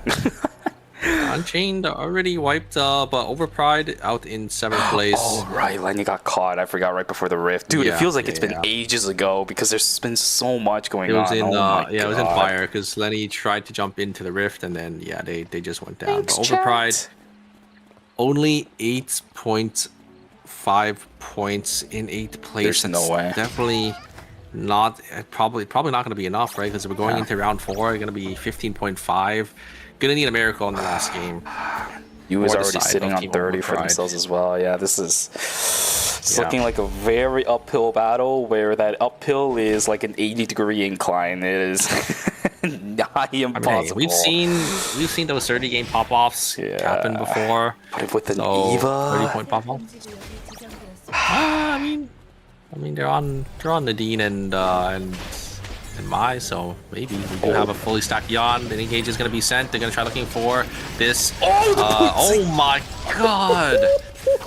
The Bianca just gets immediately obliterated with that points and hitting the Felix as well, and they're going to be able to lock up this Mai. Oh my god, and yeah, I don't think Mai can get away here.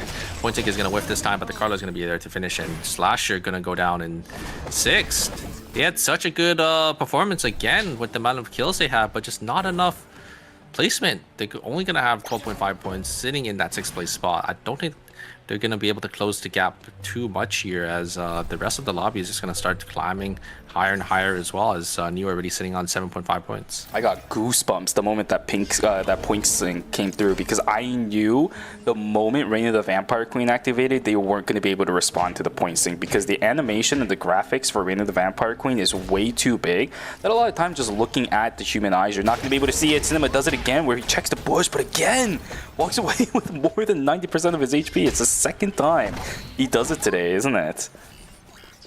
Yeah.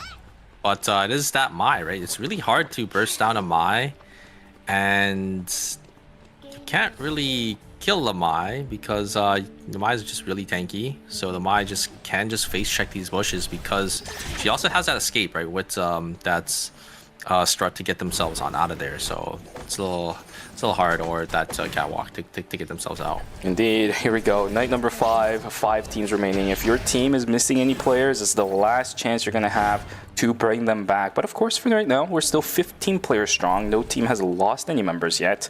And we're getting to that point where everybody is just looking for their own respective corner to at least wait out the night. Getting third-partied at this time of day is so much more easier because of the fact that you are limited in vision. So you might as well just hunker down, control your little corner that you're going to be sitting on for a while, just like what Busan Vespa is doing. Wait out the vision to come back, and then maybe look for a little bit more space. Look at Auto Arms. Auto Arms, they have full control of the whole map because they know no one's in archery. They cleared it out. No one's in gas station. That's a so they know push. everyone. They know everyone is in here. So yeah, they're pushing all the way into the zone. So all 5 teams are in the zone. I wonder if they're going to opt to just walk away. I'm pretty sure they're going to walk back to the zone, take their free zone, and let these teams spread it out here in the temporary zone, a 4-team temporary zone. Especially, it's going to be a little hectic, especially in Fire Station, because it's pretty small, right?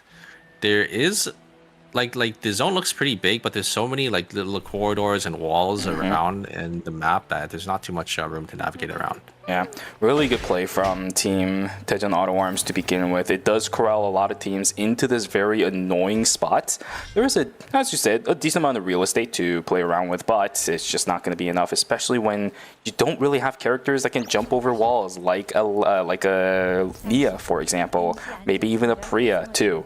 It's going to get real hectic, and the question is, are there any teams willing to use the VLS to go out, maybe look for a clean 3v3 fight against, of all teams, Daejeon Auto Arms, right? These guys should all know that it will be Daejeon Auto Arms on the other side, so what are you willing to risk? Is anybody going to be using utilities before we go into our temporary zone? That's a good point, Sync, but nothing gained. That's timer invested from a lot of people on the side of Team New, but that's ultimate invested from CNG Esports. Exactly. That's a lot of resources spent for both teams. Ooh, I like this play from Team New. They're just going to use the VLS to get themselves to a different corner of the map here, just because, you know, they don't want to be kind of cut off and playing into that choke point on the bottom side. Because the second the timer goes in, you're just all gonna be forced into the zone. So yeah, temporary zones are going to be active, and Busan Vespa just have 2 members in the zone here, so they're actually gonna be the ones that have the full advantage for timer. And yeah, you're gonna have these teams just use these safety orbs to stall out on some time, and we're probably gonna see Windrunner versus the side of Team CNG Esports here very shortly, because yeah, you're gonna have to fight the second your safety orbs go down. This is a clean 3v3 as well. Here comes Nia's game roll. It's not gonna be able to hit on anything here, and Nia's just gonna go down on the backside from this Yan, but CNG Esports are just gonna be able to turn it. KCW and the Lead Outlet are just gonna be able to finish the job onto what is this? Look at their timer. What the heck? And their Nia, and you are correct. You just gonna start trying spending it here. They actually get a kill, and the third party is gonna be here. Busan Best, we're gonna be able to claim everything from the side of Team New and the side of Team CNG Esports. The CNG Esports picking up 20 points for themselves, 21 points actually, because they were able to get 1 more kill before going down there they have to be feeling pretty good about that. That's gonna skyrocket them all the way probably into about into probably 5th place there. Yeah, really unfortunate for CNJ Esports. Of course, for these players, question marks everywhere when it comes to timer, right? But you have to just have an idea of what your timer looks like. You just had the advantage. You got so many kills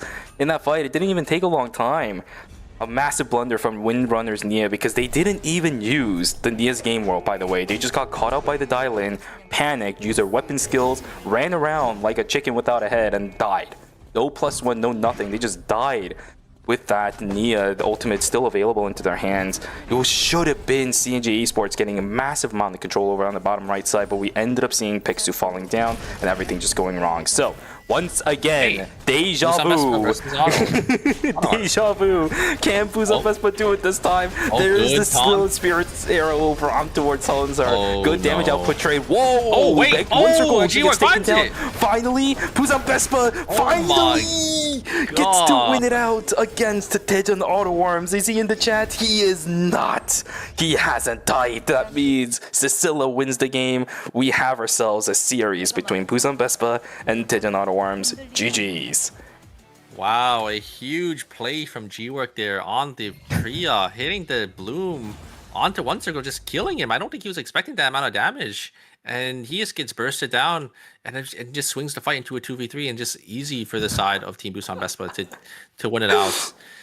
Busan Vespa, they were looking pretty like I thought they were cooked, right? The taunt there actually ended up hitting onto the Nadine. The ultimate came down from the Priya, not hitting onto anyone, but just Define coming out at the very end to burst down that Celine is what sealed the deal. How crazy is that, though? The one game, the one final zone between Busan Vespa and the Daejeon Autoworms that J-Ting isn't in the chat, is Busan Vespa that wins it. Is there actually something going on today or something? What the heck, man? Wow, what a perfect play from Busan Vespa. You're absolutely correct, but I think another thing that really goes well, and this is a pattern that I've noticed with a lot of these triple DPS comps going up against a frontliner like Mai, Alonso, or anything of the sort. If the initial start to the fight from the other side doesn't exactly work out, right? Maybe there is no triple Quake, maybe there is no double taunt coming from the Mai. The perfect triangulation to split the attention for the Mai, she looked kind of lost. Cinema was standing in the middle of all three members who perfectly triangulated against each other. Cinema looked lost for a second there, and he took so much damage to the point where he couldn't really support the rest of his team. And while one circle was getting blasted by the damage output from the Priya as well as the Cecilia, no exclusive came out to save one circle whatsoever. And by the time it was too late, Fable is too low. It's too late for the exclusive. The fight was over. Yeah, I think it's because Cinema jumped in, right? Used the exclusive on himself to prevent some damage, but I think it's just one circle getting caught by that pole. I think one circle getting hit by that pole, the Cecilia ult came down, and because Cecilia has like, I think Cecilia had like 3-4 scores and a blood sample having that chaser. I think just one shot, one circle, just with the pull, the ultimate came down, and then just a little love tap from G-Work there. I think it was just all up to I think the situation was good for Autoworms. They just had to one circle just had to kind of dodge out on that Cecilia pull. I think they would have been okay. Really nice thing going for Team Busan Vespa. This has also got to feel really good because it happened in a game number 3, which is right around the time when you get a really solid game. You get very good safety net going into the final game too. So let's take a look at how the score sheet looks like. Is Busan Vespa safe? It definitely feels like it. A 17-point difference between them and 5th place, which is CNJ Esports. But can I also say, though, a massive game from CNJ Esports, a ton of points, 21.5 was it, to skyrocket them into 5th place. And the path to top 4 is actually there now for this team. 100%. This leaves them in striking range to make it to the finals. And even if they don't, right, getting some extra couple placement points means some more circuit points for themselves. So all these teams still playing for even the bottom 5 spots, right, or bottom 4 spots. You still want to try getting as many placement points as possible. But I think any of these teams can still make it in, right? New only sitting on 33 points. CNJ Esports, Slasher, and Windrunner at the very least, only an 8-point difference between 4th and 7th. Over Pride, a little far away, 17.5 points. Don't know if they can make it in just because, you know, they have a lot of tough competition ahead as well, just because CNG Esports, Slasher, and Windrunner are still in the running as well. But I think these three teams, if New goes down early, if Unchained goes down early, it just opens up the door for them to take one of their spots. It's going to be really scary, even for Team Unchained as well. Like you said, they are also on the chopping block too. 2 games in a row, we've had Team Unchained actually falling down pretty early for knockout stage number 6. So despite the really good performances, even in game number 2 where they fell down early but got a quite decent amount of kills, we didn't get that from Unchained, as Windrunners actually ran them out of school. Great reposition on where they're actually going to be able to get the crafts in, because as mages you need a lot of the items. As fighters, not exactly. You just brute force your stats. So Windrunner actually decides to take a step back, goes into the school building instead of the gymnasium to finish their items, and actually wins out on the fight against Team Unchained inside of archery range. That threw a lot of the pacing, I think, for Team Unchained out of the game, which only netted them, I think, about 1.5 points for game number 3. It's a really, really rough ride for Team Unchained. They're going to have to make up the points they lost in this game to make sure this team continues on into the finals tomorrow. Yeah, I mean, they're still playing, I think, a pretty consistent game. Just that 8th place. I mean, if you get hit with an 8th place in a 4-game series, it is really rough, right? Yeah. Because you get set so far behind in your points, right? They were comfortably in like 2nd place, and now they're on the cusp of even getting their spot taken. So they have to have a good, consistent 4th game here if they want to qualify for the finals. Great attempt from Windrunner as well. The amount of, I think, big brain plays coming out from these teams now that we are in knockout stage number 6 has definitely risen a lot. And as I mentioned before, this has kind of been the story of knockout stages in phase number 2, where as time goes on, pacing of these transitions have gotten faster and faster and faster. We basically hit like the crux of that, where everyone is getting full transition items by like day 4, maybe night 4, a couple of blood items at that point too. Everybody at this stage, though, seems to be keeping up to a certain degree. Even Gwangju Slasher, even though they've fallen behind a couple of times, is trying their best to catch up in a lot of cases. We saw them with good transitions, at least in the last game, so good stuff. Remember, Nia and Mai gonna be off the table here for the final game. CNG Esports, I think they're gonna do it. I feel like the Emma is coming out here because both the Nikki and the it is going to be the classic CNG Esports comp that we've seen from all the way back in, I think, starting from season 1. They are gonna pull out the Emma from Bobo here, and yeah, it's gonna be Dylan, Nikki, and Emma blast to the past, as the other teams are going to start swapping their team comps around as well. Looks like Slasher is going to go back to that Luke. We're going to see the Arda coming out for the side of Team Windrunner, who's on best going to be playing the same comp, and Over probably going to be swapping over to that Alonso. Can I really say, though, for CNG Esports, I think Blast to the Past, I know that is a very kind of exclusive term we tend to use for a lot of compositions and players that don't play their mains for a long time, but I feel like this goes above and beyond that, because the history of CNG Esports has been cluttered with so many situations where they just seem lost in terms of picks, right?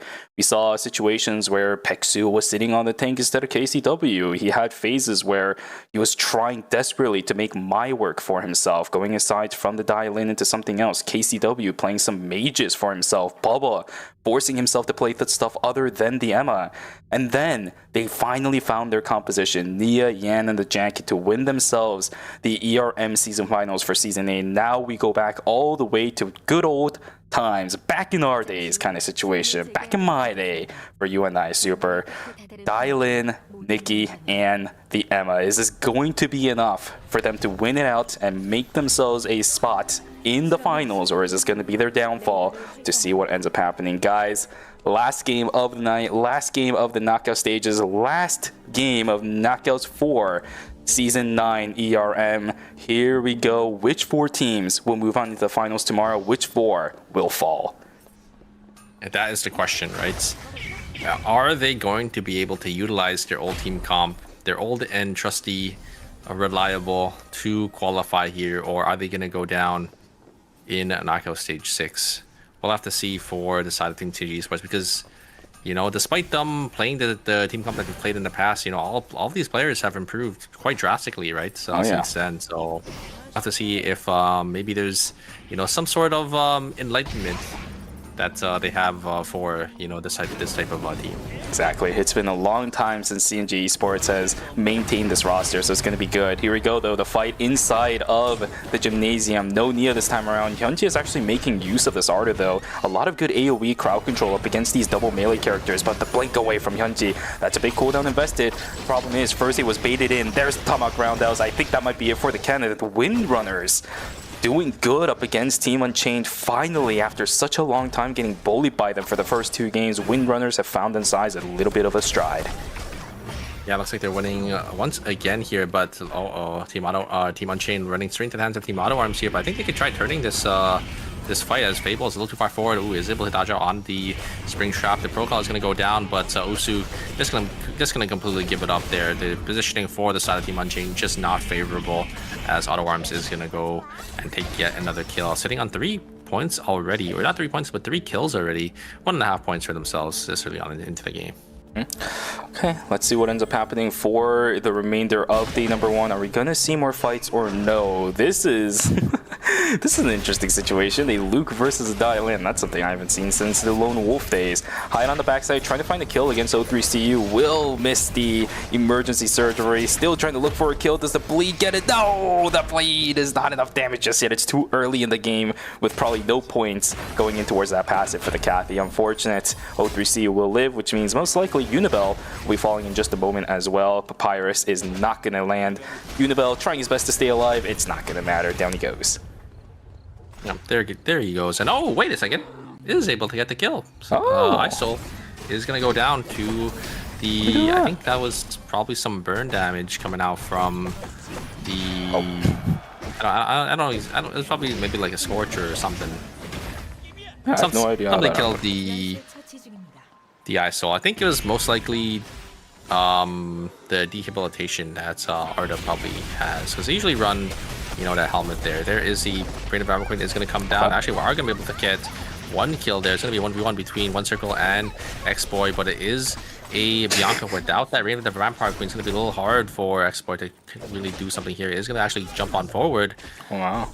And get some damage. Timing Javelin is going to connect as well, but the second part isn't gonna proc, and yeah, both members are just gonna slowly back themselves out of here. There's the ultimate coming up from behind, a huge double reacher, but no follow-up there at the very end. I think just all on cooldown, and it's gonna be Team New gonna wipe to the side of Team Overpride. This sucks so bad, because if Hyde put extra points into his poison, into his passive, maybe there was a chance he would have been able to knock down 2 people, get the extra point, but Cathy doesn't really do that, because you don't need points in that thing. You need points in everything else early on into the game.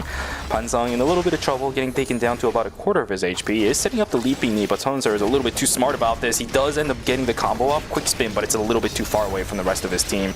Romantic in a bit of trouble. Unfortunately, it's not enough just yet, and the shackling anchor, the deckhand's draw is not enough to knock down their adversary either. Hyunji in trouble. He'll get taken out. It's a break over to Team Windrunner. I might be surprised in a wait, for the day 2 maybe kill, get an extra point, a half point, but I mean, just making sure they're able to secure the stream fight is probably more important here. CNG Esports are going to be able to win out on the fight on the top side as well. Going to be able to secure this meteorite for themselves. So yeah, all these teams desperately needing these points, as this is their last hurrah if they want to qualify here. KCW still sending it onto the side of Glove here, but there is going to be that Nimrod's Gate to get themselves to safety. New are going to be able to teleport them out, and New is CNG Esports' adversary here, the gatekeepers of the 4th place spot. It's always hard to see some of these teams getting a lot of more points as well, like his teammate Slasher, who is still in contention for the running as well. It's a brutal time. Like another catch out over towards Hyunji. Down he goes. Windrunner's in a little bit of trouble. I'm surprised Pansong is even attempting this right now, because yeah, that fight is over even before you got there, my friend. Oh my god. Nobody has a clue what the map situation is looking like. That's how volatile this is. Oh, that was Pusa Bespa as well. Goodness gracious. Or was that Titan Auto Arms? I have no idea. Fable now has to deal with KCW, and he doesn't have a Peacemaker. He's not going to use it. Will end up getting taken down. It's a pick from KCW. Iron Fist on the Nikki. That hurts. Another point going to the side of Team CNG Esports, and they desperately need it as well, because Team New is slowly starting to run away with their 4th place spot here. is able to just combo really well. Looks like Windrunner are going to try contesting for this box here. They actually are going to be able to maybe kill this. Nice. Oh no, they're Pressure going to washer. the Rampart Queen is going to come down. I think this might be Team Windrunner Yep. going to wipe here. Oh no. Looks like the Carla is going to be able to get away, and Team Slasher are able to defend their box. So not too bad for them, as they're going to put Collins more items. That was a sick pressure washer from Sardavi to get over the wall. Crazy play from him. All right, well, Fable once again going to get caught out, this time by CNG Esports, so they're also finding themselves a couple of kills. Overpride doing the same thing, sitting on 3 for themselves. It might be a bit too late, but I like to see the energy coming out from this team. Early kills with 3 items on the Eva, looking pretty solid for Overpride. We'll have to amp up their pace quite a bit if they want to even have that chance of making it out of knockout stage number 6, though. Yeah, looks like New is going to run into the hands of Team Slasher. Great sidestep there on that pressure washer. Gotta be a little careful because, you know, obviously this Bianca is just going to look to try to send it here. Looks like they look for the engage. Luke trying to use the basket, but not going to be able to connect onto anyone. The box is open for Team New to grab it, but have to be a little careful because Slasher has this full engage and this Williams just has full balls, and they're just going to be able to just completely zone away the side of Team New. He's got one now. Slasher is just going to have to back themselves out of here. We do have a Rift contest. There is the ultimate coming out from the Kenneth. A lot of damage is going to be exchanged. Great to knock into the wall, but the totem's going to be there. Trying to keep KCW alive. They're trying to get as much damage as possible, but you are correct. There's just not enough damage from the side of Team CNG Esports. The healing and sustain with this protocol heal win is just a little too much for the side of Team CNG Esports to go through. And Unchained going to be the one to get a nice clean 3 kills and went out on this Rift. Unchained is probably the worst nightmare of a Dylan. You can't kill any of them, let's be real here. 1v1 against the Kenneth, you lose as a Dylan. 1v1 against the Hyunwoo, you'd lose as a Dylan. 1v1 against the Lenny, you probably win it, but it'll take you 10 years to kill her. So, worst nightmare possible for CNG Esports. They'll end up losing. Unchained getting a little bit of their mojo back inside of the game as Busan Best Buy in a little bit of trouble themselves. G-Work trying to dodge out on all of these anchors, but eventually they'll get locked down by the corner of that dice combo. KCW will also get taken down as well right out of that Rift. Pablo in a bit of trouble. Will have to end up eating some timer to get themselves on out of here. Have no idea where the Dai-Lin is, but maybe they'll be fine. Oh, they are looking for the chase. Can they actually find the kill over onto Pablo? No, they can't, as Pablo has the eyes on that. Nice decision for Pablo to just get out.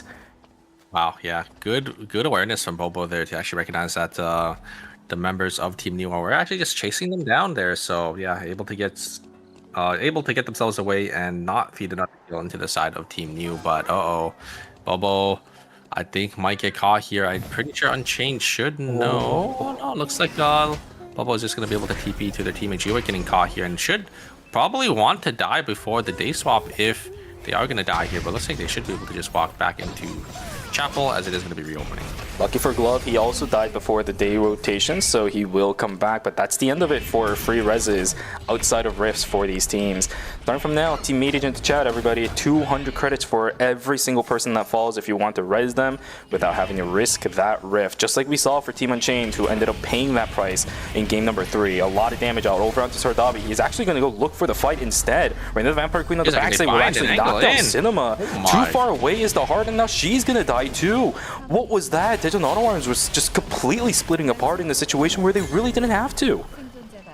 Yeah, I feel like they could have just focused down the Luke, but the problem was the Reign of the Vampire Queen coming through. It just kind of split away the members of Auto Worms, and yeah, just allowed the Luke to stay alive just a little bit longer. And Exploit also getting so much value on this Bianca. I mean, Reign of the Vampire Queen is just so strong into it, you know, triple backline team that doesn't really have an answer for it.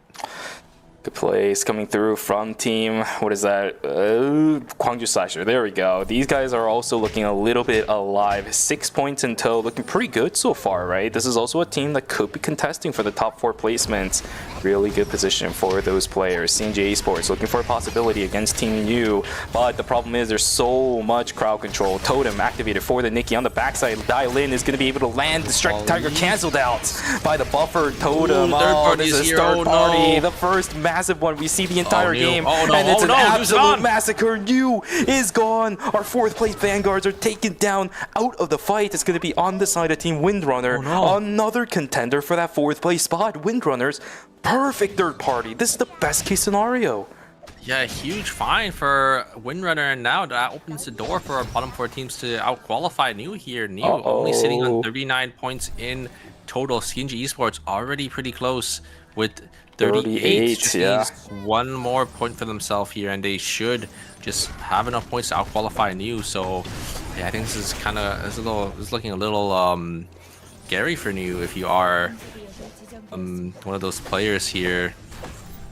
I don't know. I don't like the chances of Team New here. I think the tournament run might be over. Biggest problem for Team CNJ Esports for Team New is that all of them can rat really well. Here we go. The Alonso jumping in towards the backstep, but Romantic just rips 0-3CU a new one. Bear is isolated on the front side. Storm Chaser doesn't have the DPS to the spot to counter this. Romantic. I don't like that. I don't like that at all. I don't know why 0-3CU ended up using the W on the ISO. That's a lot of DPS just lost there. As an assault rifle? Like, come on. Yeah, it's an assault rifle. When they look for the angle in, yeah, it's just a lot of their damage just kind of cancel out there. And it's going to be a day 3 rift, and that is going to be it for Windrunner. They're out for the count. Youngju Slasher is going to be able to win that one out, and they're looking to out-qualify Team New as well, sitting on 36.5 points. I think it's really going to be up to Team CNJ Esports and Team Slasher here if they can steal away Team New spot, and maybe even Team Unchained spot if Team Unchained ends up falling as well. I was just about to say the two vanguards of non-national league teams of Unchained and New might actually be dethroned in our final game of the night just because of how well Gwangju Slasher and CNJ Esports is playing. We may have ourselves a situation where the top 4 moving on from knockout stage 6 can all be the national league teams. It should feel about right, but with the situation that this lobby has been under, it's definitely not been a given situation. Unfortunately, KCW completely caught out. Pubba is nowhere to be seen. He's going to get taken down -200 over towards CNJ Esports. But again, this is a team that can counter. This is a team that can wrap. But Pixar has no timer. No, not like this. Yes, he's going to get taken down too. Pubba. Pubba is the last one alive. They have the credits to res, but it's the same thing that we saw from CNJ Esports back in the early days of their team roster. So much credits on their side, but they just don't call anything. Like what? Yeah, I don't know what's the same happening. problem. They're gonna have to buy back to -400. Not able to get their items here. Not able to tempo out the game. And yeah, they are able to get their force score buy-in now, but maybe a little too late. CNJ Esports, I mean, they should have about the same amount of points as Team New, but they need more points than Team Unchained as well because Youngju Slasher is looking really good right now. Yeah, we're getting all the wrong problems for all the wrong trends, I should say, for CNJ Esports coming back with this roster, with this composition as well. Because again, this is one of those things I think a lot of people in chat, you definitely remember, I remember about how CNJ Esports operated this team composition. Overpride with this, that's when you want to press the W, max range on the Semtex, nice catch out over onto Honsar. 0-3CU trying to fight it out up against Romantic, but he gets out DPS. No. He gets out DPS against a Bonadine because of the Wolf, so it slows your attack speed, man. This is not good at all. 0-3CU trying to fight it out up against Bear. That's a pretty low HP off the Nadine. He does end up getting a kill. But still, but they killed the body.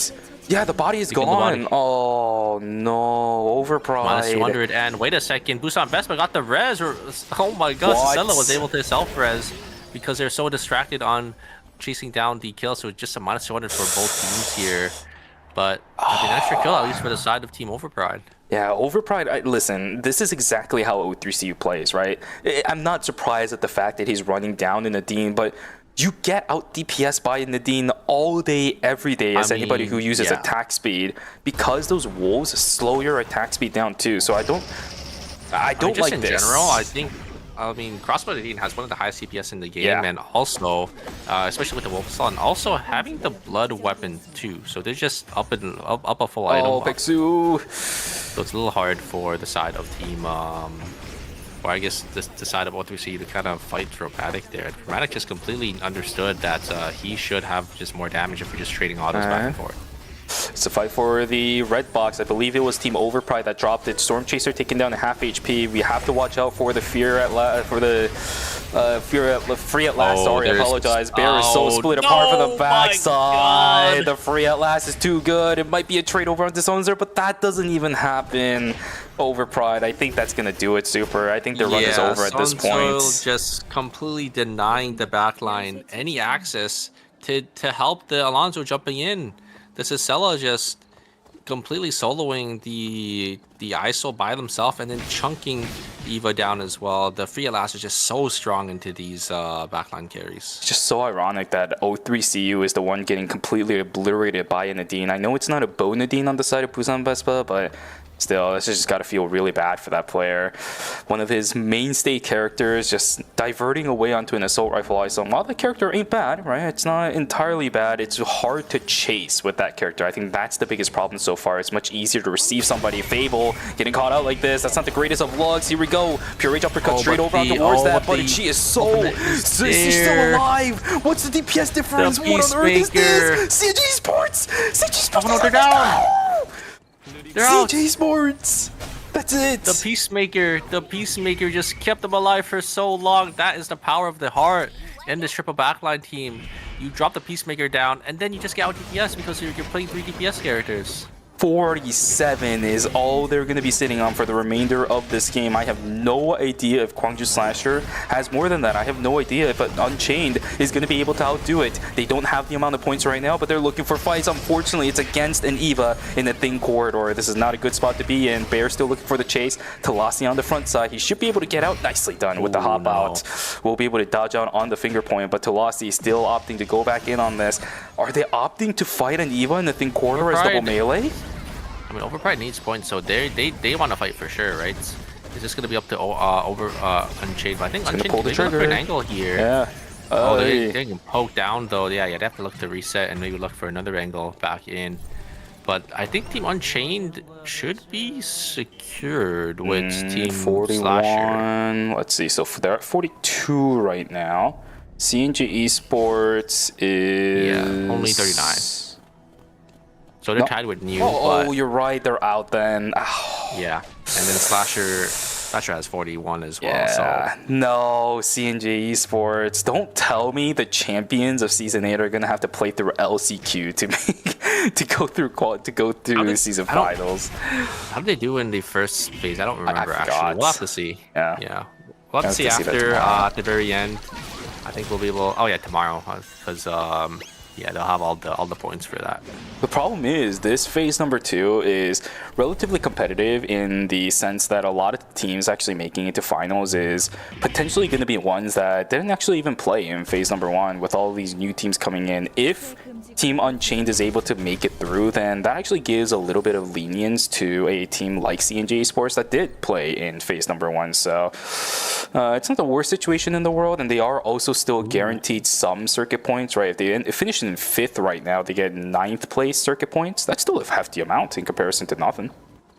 Oh yeah, 100%. I think they did. I'm pretty sure I saw them do okay in phase 1, so they're probably gonna be fine.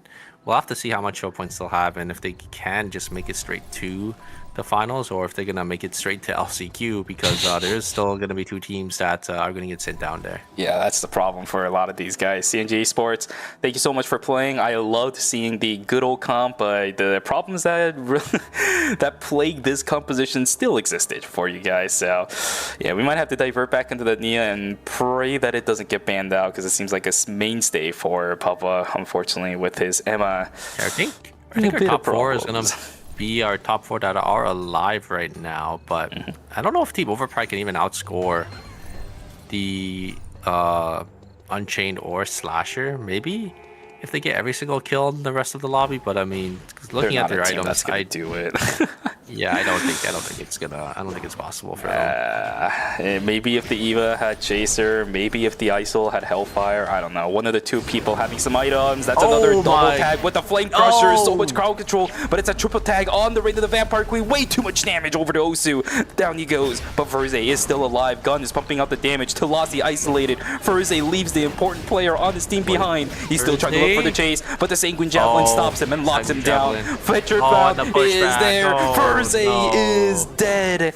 5.5 points is all he's gonna have. I think that's enough at least to overtake New, so I think they should be safe unless Overpride just pops off like in this situation right here. Third party on the backside, down goes one. They get a kill. They need to find more. Yes, they can. There's another.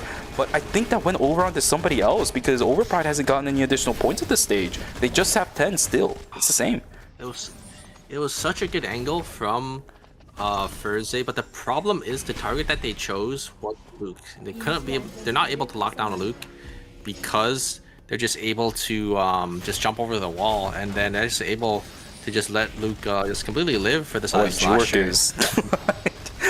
Yeah, G-Work is out of the zone, so I think gotta there give we a go. point. 6 seconds. I think that's enough, but O3C you can't walk back further anymore because G-Work will. There we go. Okay. Oh no! Oh whoa! God, Alonso just gets completely obliterated there. O3C is gonna be able to jump on forward, is able to get a kill. I've seen this but before, that's gonna be all she wrote. Oh. For the side of Team Overpride. Oh, the Peacemaker is still gonna be there for the side of Team Auto Arms. Oh, does he have racing? No, he doesn't have racing suit. Should be able to walk up with the damage from this Eva. Is it gonna be enough? Oh my god! Dashing around. One circle. Oh, blinking on back, dodging out on the laser, and Auto Arms is going to be the ones to come on top. Once again, we're gonna have them in the final zone. Yeah, if only we had racing suit. Isn't that correct? Super. Real unfortunate for Team Overpride. That is going to be the end of their run in Season 9 knockout stage number 2, or sorry, phase number 2. Really good attempt from Team Overpride. Good effort in the final game too. 13 overall team score. Not that bad of a result, but it's not going to be enough to push them into the finals. This final zone here is a formality between these two teams. We should have Kwangju Slasher making it in just barely at the final game of the series. Once again too, by the way, right? Because this is what happened in knockout stage number 5.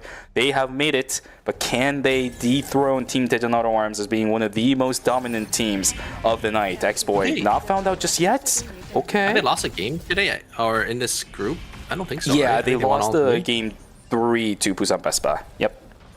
Oh, right. Yeah, the one time. I remember now. Yeah, because, yeah, it was the... X-Boy's got the flank. X-Boy's got the flank. X-Boy's got the flank. They have no idea because the camera's turned angle off. here. Oh! And they get Cinema. It looks like Babel went down before using the ultimate as well, and it looks like Slasher are able to come out on top. Wait a second, one circle is actually able to get gone here, which is huge, but I don't think you could kill a Luke here as a Justina, unfortunately. It's one circle. It is one circle, but it's gonna be a little hard, I think, for Slasher to really work with. And they could just revive Gun right here. That's true, he can't stop it. Yeah, they can't really stop the res. I mean, there is the explosion shot, but yeah, look, the Luke is just able to solo one circle by himself at the very end, and wow, it is going to be Slasher coming out victorious here. I think is this one of the first Luke wins in the Charlotte Masters? I think it is. Quite a long time. The animation. Yeah, there we go. Congratulations to Kwangju Slasher in another situation where Kwangju Slasher is able to clutch it out in the final game of the series to push them into the next phase of knockout stage, of phase number 2, I should say. We'll see them in the finals tomorrow. I think that was a 26.5 point banger from them. Really solid finish for Kwangju Slashers. And that means with that, I believe we have... Is it? No, because CNG Esports didn't make it. We have one team. It's going to be Unchained, the one exclusive team in the finals that isn't going to be a National League team, my friend. Holy moly. I think so, right? Yeah, it's going to be that Bruiser double. What? Pardon? Shadow Golden Light isn't tomorrow, so they're not the exclusive non-National League team. Yeah. Shadow Golden Light. And then 3, so it's gonna be 6 National League teams and 2 non-National League teams. Yeah, it's gonna be a big test for Team Unchained, right? Because we've seen the weaknesses for this team, and it's not like there's gonna be a team like Windrunners to give Unchained a little bit of that extra boost at the beginning, like we saw in games 1 and 2. That's probably not going to happen in the finals tomorrow, because think about the compositions that are coming in. Shadow Golden Light, we have the triple DPS with the Tia, makes it very hard to play these melee characters into something like that roster. When you have Youngman's Tia, it feels like an absolute wall playing melees. Always in Chun, Shoichi, Drain Tank, that guy's gonna rip your Hyunwoo and the and the Kenneth to shreds. I don't even think they were playing Shoichi, right, in the group stages. Yeah, but I definitely think they can at this point. I think they played it once in the final game or two. I found a bit of success from it, and Always Incheon did pretty much steamroll their entire lobby to go into. Yeah, they did sweep their entire lobby, but they don't even need the Shoichi. I mean, I think Always Incheon just a really solid team right now. They can just play a lot. I think they're playing like the Tazi as well if they can, and I'm excited, right? They got there's them, there's always Incheon. Or sorry, Gyeonggi is playing. Innate. Songnam Rocks, like Songnam Rocks, I think. yeah. They look really, really good. I wasn't watching, but I did hear they kind of dominated their group as well. Yep, I know that when Daejeon Auto Arms was piloting this composition, they actually did have a pretty good time up against some of these top tier teams. But Unchained, while Furze is good, I'm still not getting the vibes of what I was able to get from when Daejeon Auto Arms was piloting this with Taekyung on the side, right? It's good from Unchained. This composition has been working wonders for them, especially with the initiations from Furze and even Osu picking up the slack whenever Furze just fumbles a little bit. But it's not what Daejeon Auto Arms has pulled off. I can't really describe it, but it feels a little bit different. So I don't think that gap between those two teams is going to be enough for Team Unchained to succeed tomorrow, as much as we saw Daejeon Auto Arms being able to do with the exact same thing a couple seasons ago. But we have the results for you guys, and which four teams are going to come tomorrow for the grand finals. It is going to be Auto Arms, Busan Vespa, Youngju Slasher, and Team Unchained.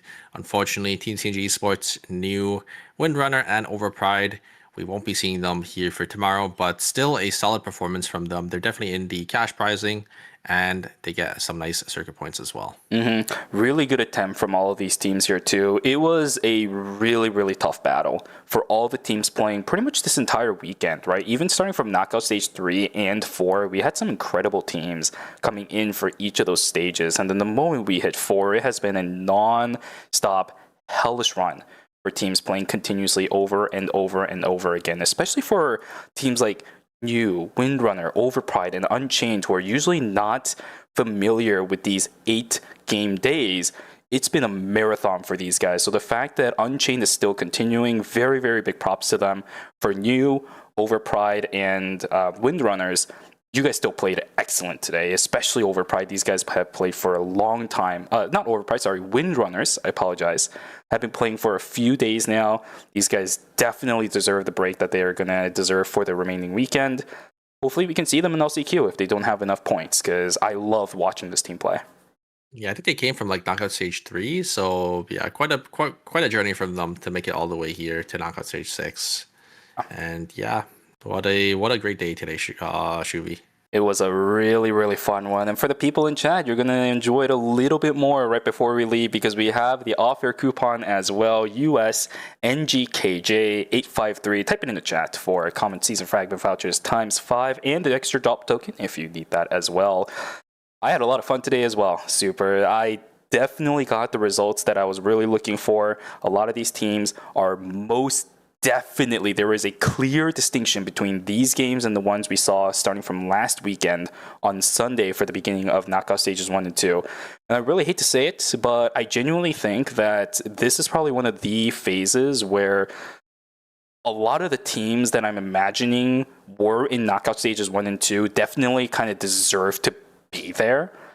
Because the skill differences and the pacings in these game patterns were way too different. It was two completely different games of Eternal Return being played from knockout stages 1 all the way to knockout stage 6. So it's probably by far the most kind of like skill-based matchmaking I've seen when it comes to ERM in a long time. Usually there's always going to be like 1 or 2 teams that makes the difference, but in this one it felt really consistent throughout. Yeah, I mean, you can kind of tell, right, because of where each team has fallen, right? The farthest a knockout stage 1 team made it was only knockout stage 3, and the team that was in knockout stage 3, or the last team that was the lowest knockout stage in knockout stage 6 was knockout stage 3. So it's like teams were able to climb the ladder, but only to, you know, how much they could kind of perform, right? Yeah. So I do agree that it was pretty kind of clear cut on where these teams were gonna fall. I think especially once knockout stage 4 hit, just because that big wall. Yeah, because of the big wall of all those National League teams with Team Auto Arms, Busan Vespa being there. It's just it basically kind of made these teams have to test their might into those powerhouses a little early. It's one of those situations where I feel like for a majority of these teams, if they kind of sat down and said, wow, this is a really unfortunate situation for the teams that were playing at the very beginning of the knockout stages, because you get through the qualifiers for ERM, you take a look at the rosters, like, okay, sure, the group stages went pretty okay, maybe you just didn't have that great of a series, so you get placed in knockout stage 1. You're thinking in your head, okay, I have time to practice, but then you see the teams in knockout stage 4 and you're like, I'm out of time. I have to do whatever I can to at least make it there. But from there, I know my chances are going down. It's just the worst mental state you have to play a tournament with in Eternal Return. I know that feeling. I don't know about you. Maybe it's a little bit different for you here. But for me, I definitely understand that feeling. It's an absolute struggle for these teams. It's one of the reasons why, for the ones that did make it as far as possible, they definitely tried their best. For the ones that did get some circuit points out of it, I think there's some consolidation in being able to get that amongst all of these top tier teams for Eternal Return. Oh, 100%. They also, get some extra money as well, because I think if you make it in the top 16, you do get at least some cash pricing. Yeah, let's actually, let me take a look at that. I think you're right.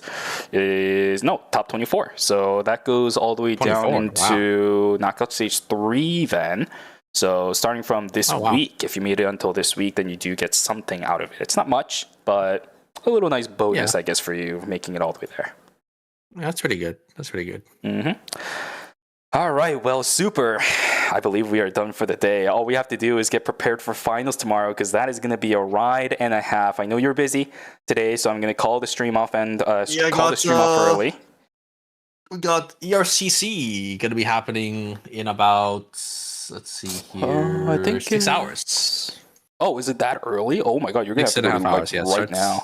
Oh, that's right, because it's an international thing too. Yeah, yes, exactly. Because the EU teams and SA teams are going to be joining as well. So we are going to be having ERCC qualifiers starting in about 6 hours, or 2 p.m. EST. So come around for that. It's going to be, I think it's going to be 4 different groups, all going to be streamed, I think, on different channels. So if you guys are interested, make sure you guys come around for that. Yeah, unfortunately, this is not one of those situations where we can say right here on the Eternal Return game channel, because it's not. There's 4 different groups happening at the same time. We need to distribute the groups that are being streamed. Otherwise, we have the shenanigans that happened a long time ago in some community tournaments where we flip-flop the games that are being streamed. So we're not doing that. We're going to keep it simple. So make sure you guys keep tabs of the Eternal Return game, of the Eternal Return category in Twitch in about 6 to 7 hours, because there will be some good quality games there. ERCC, so we're going to have the Fearless ban format. If you play a character, I think it's 2 times, you are not going to be able to play it anymore in that specific series. It's going to be a fun time. So make sure you guys are awake for it. But until then, have yourselves a wonderful rest of your Saturday. We'll see you guys at tomorrow's set of games for finals. It will happen at 3 a.m. Eastern time, right here. I could say at least for this one, right here on the Eternal Return game channel. There we go. Checkpoint system with 65 points. We'll talk about it more tomorrow. Take care. Bye, guys. Bye-bye. He wants to go to sleep. See you guys later. Have fun with your Saturday, everybody. Bye-bye. Good night. That's crazy.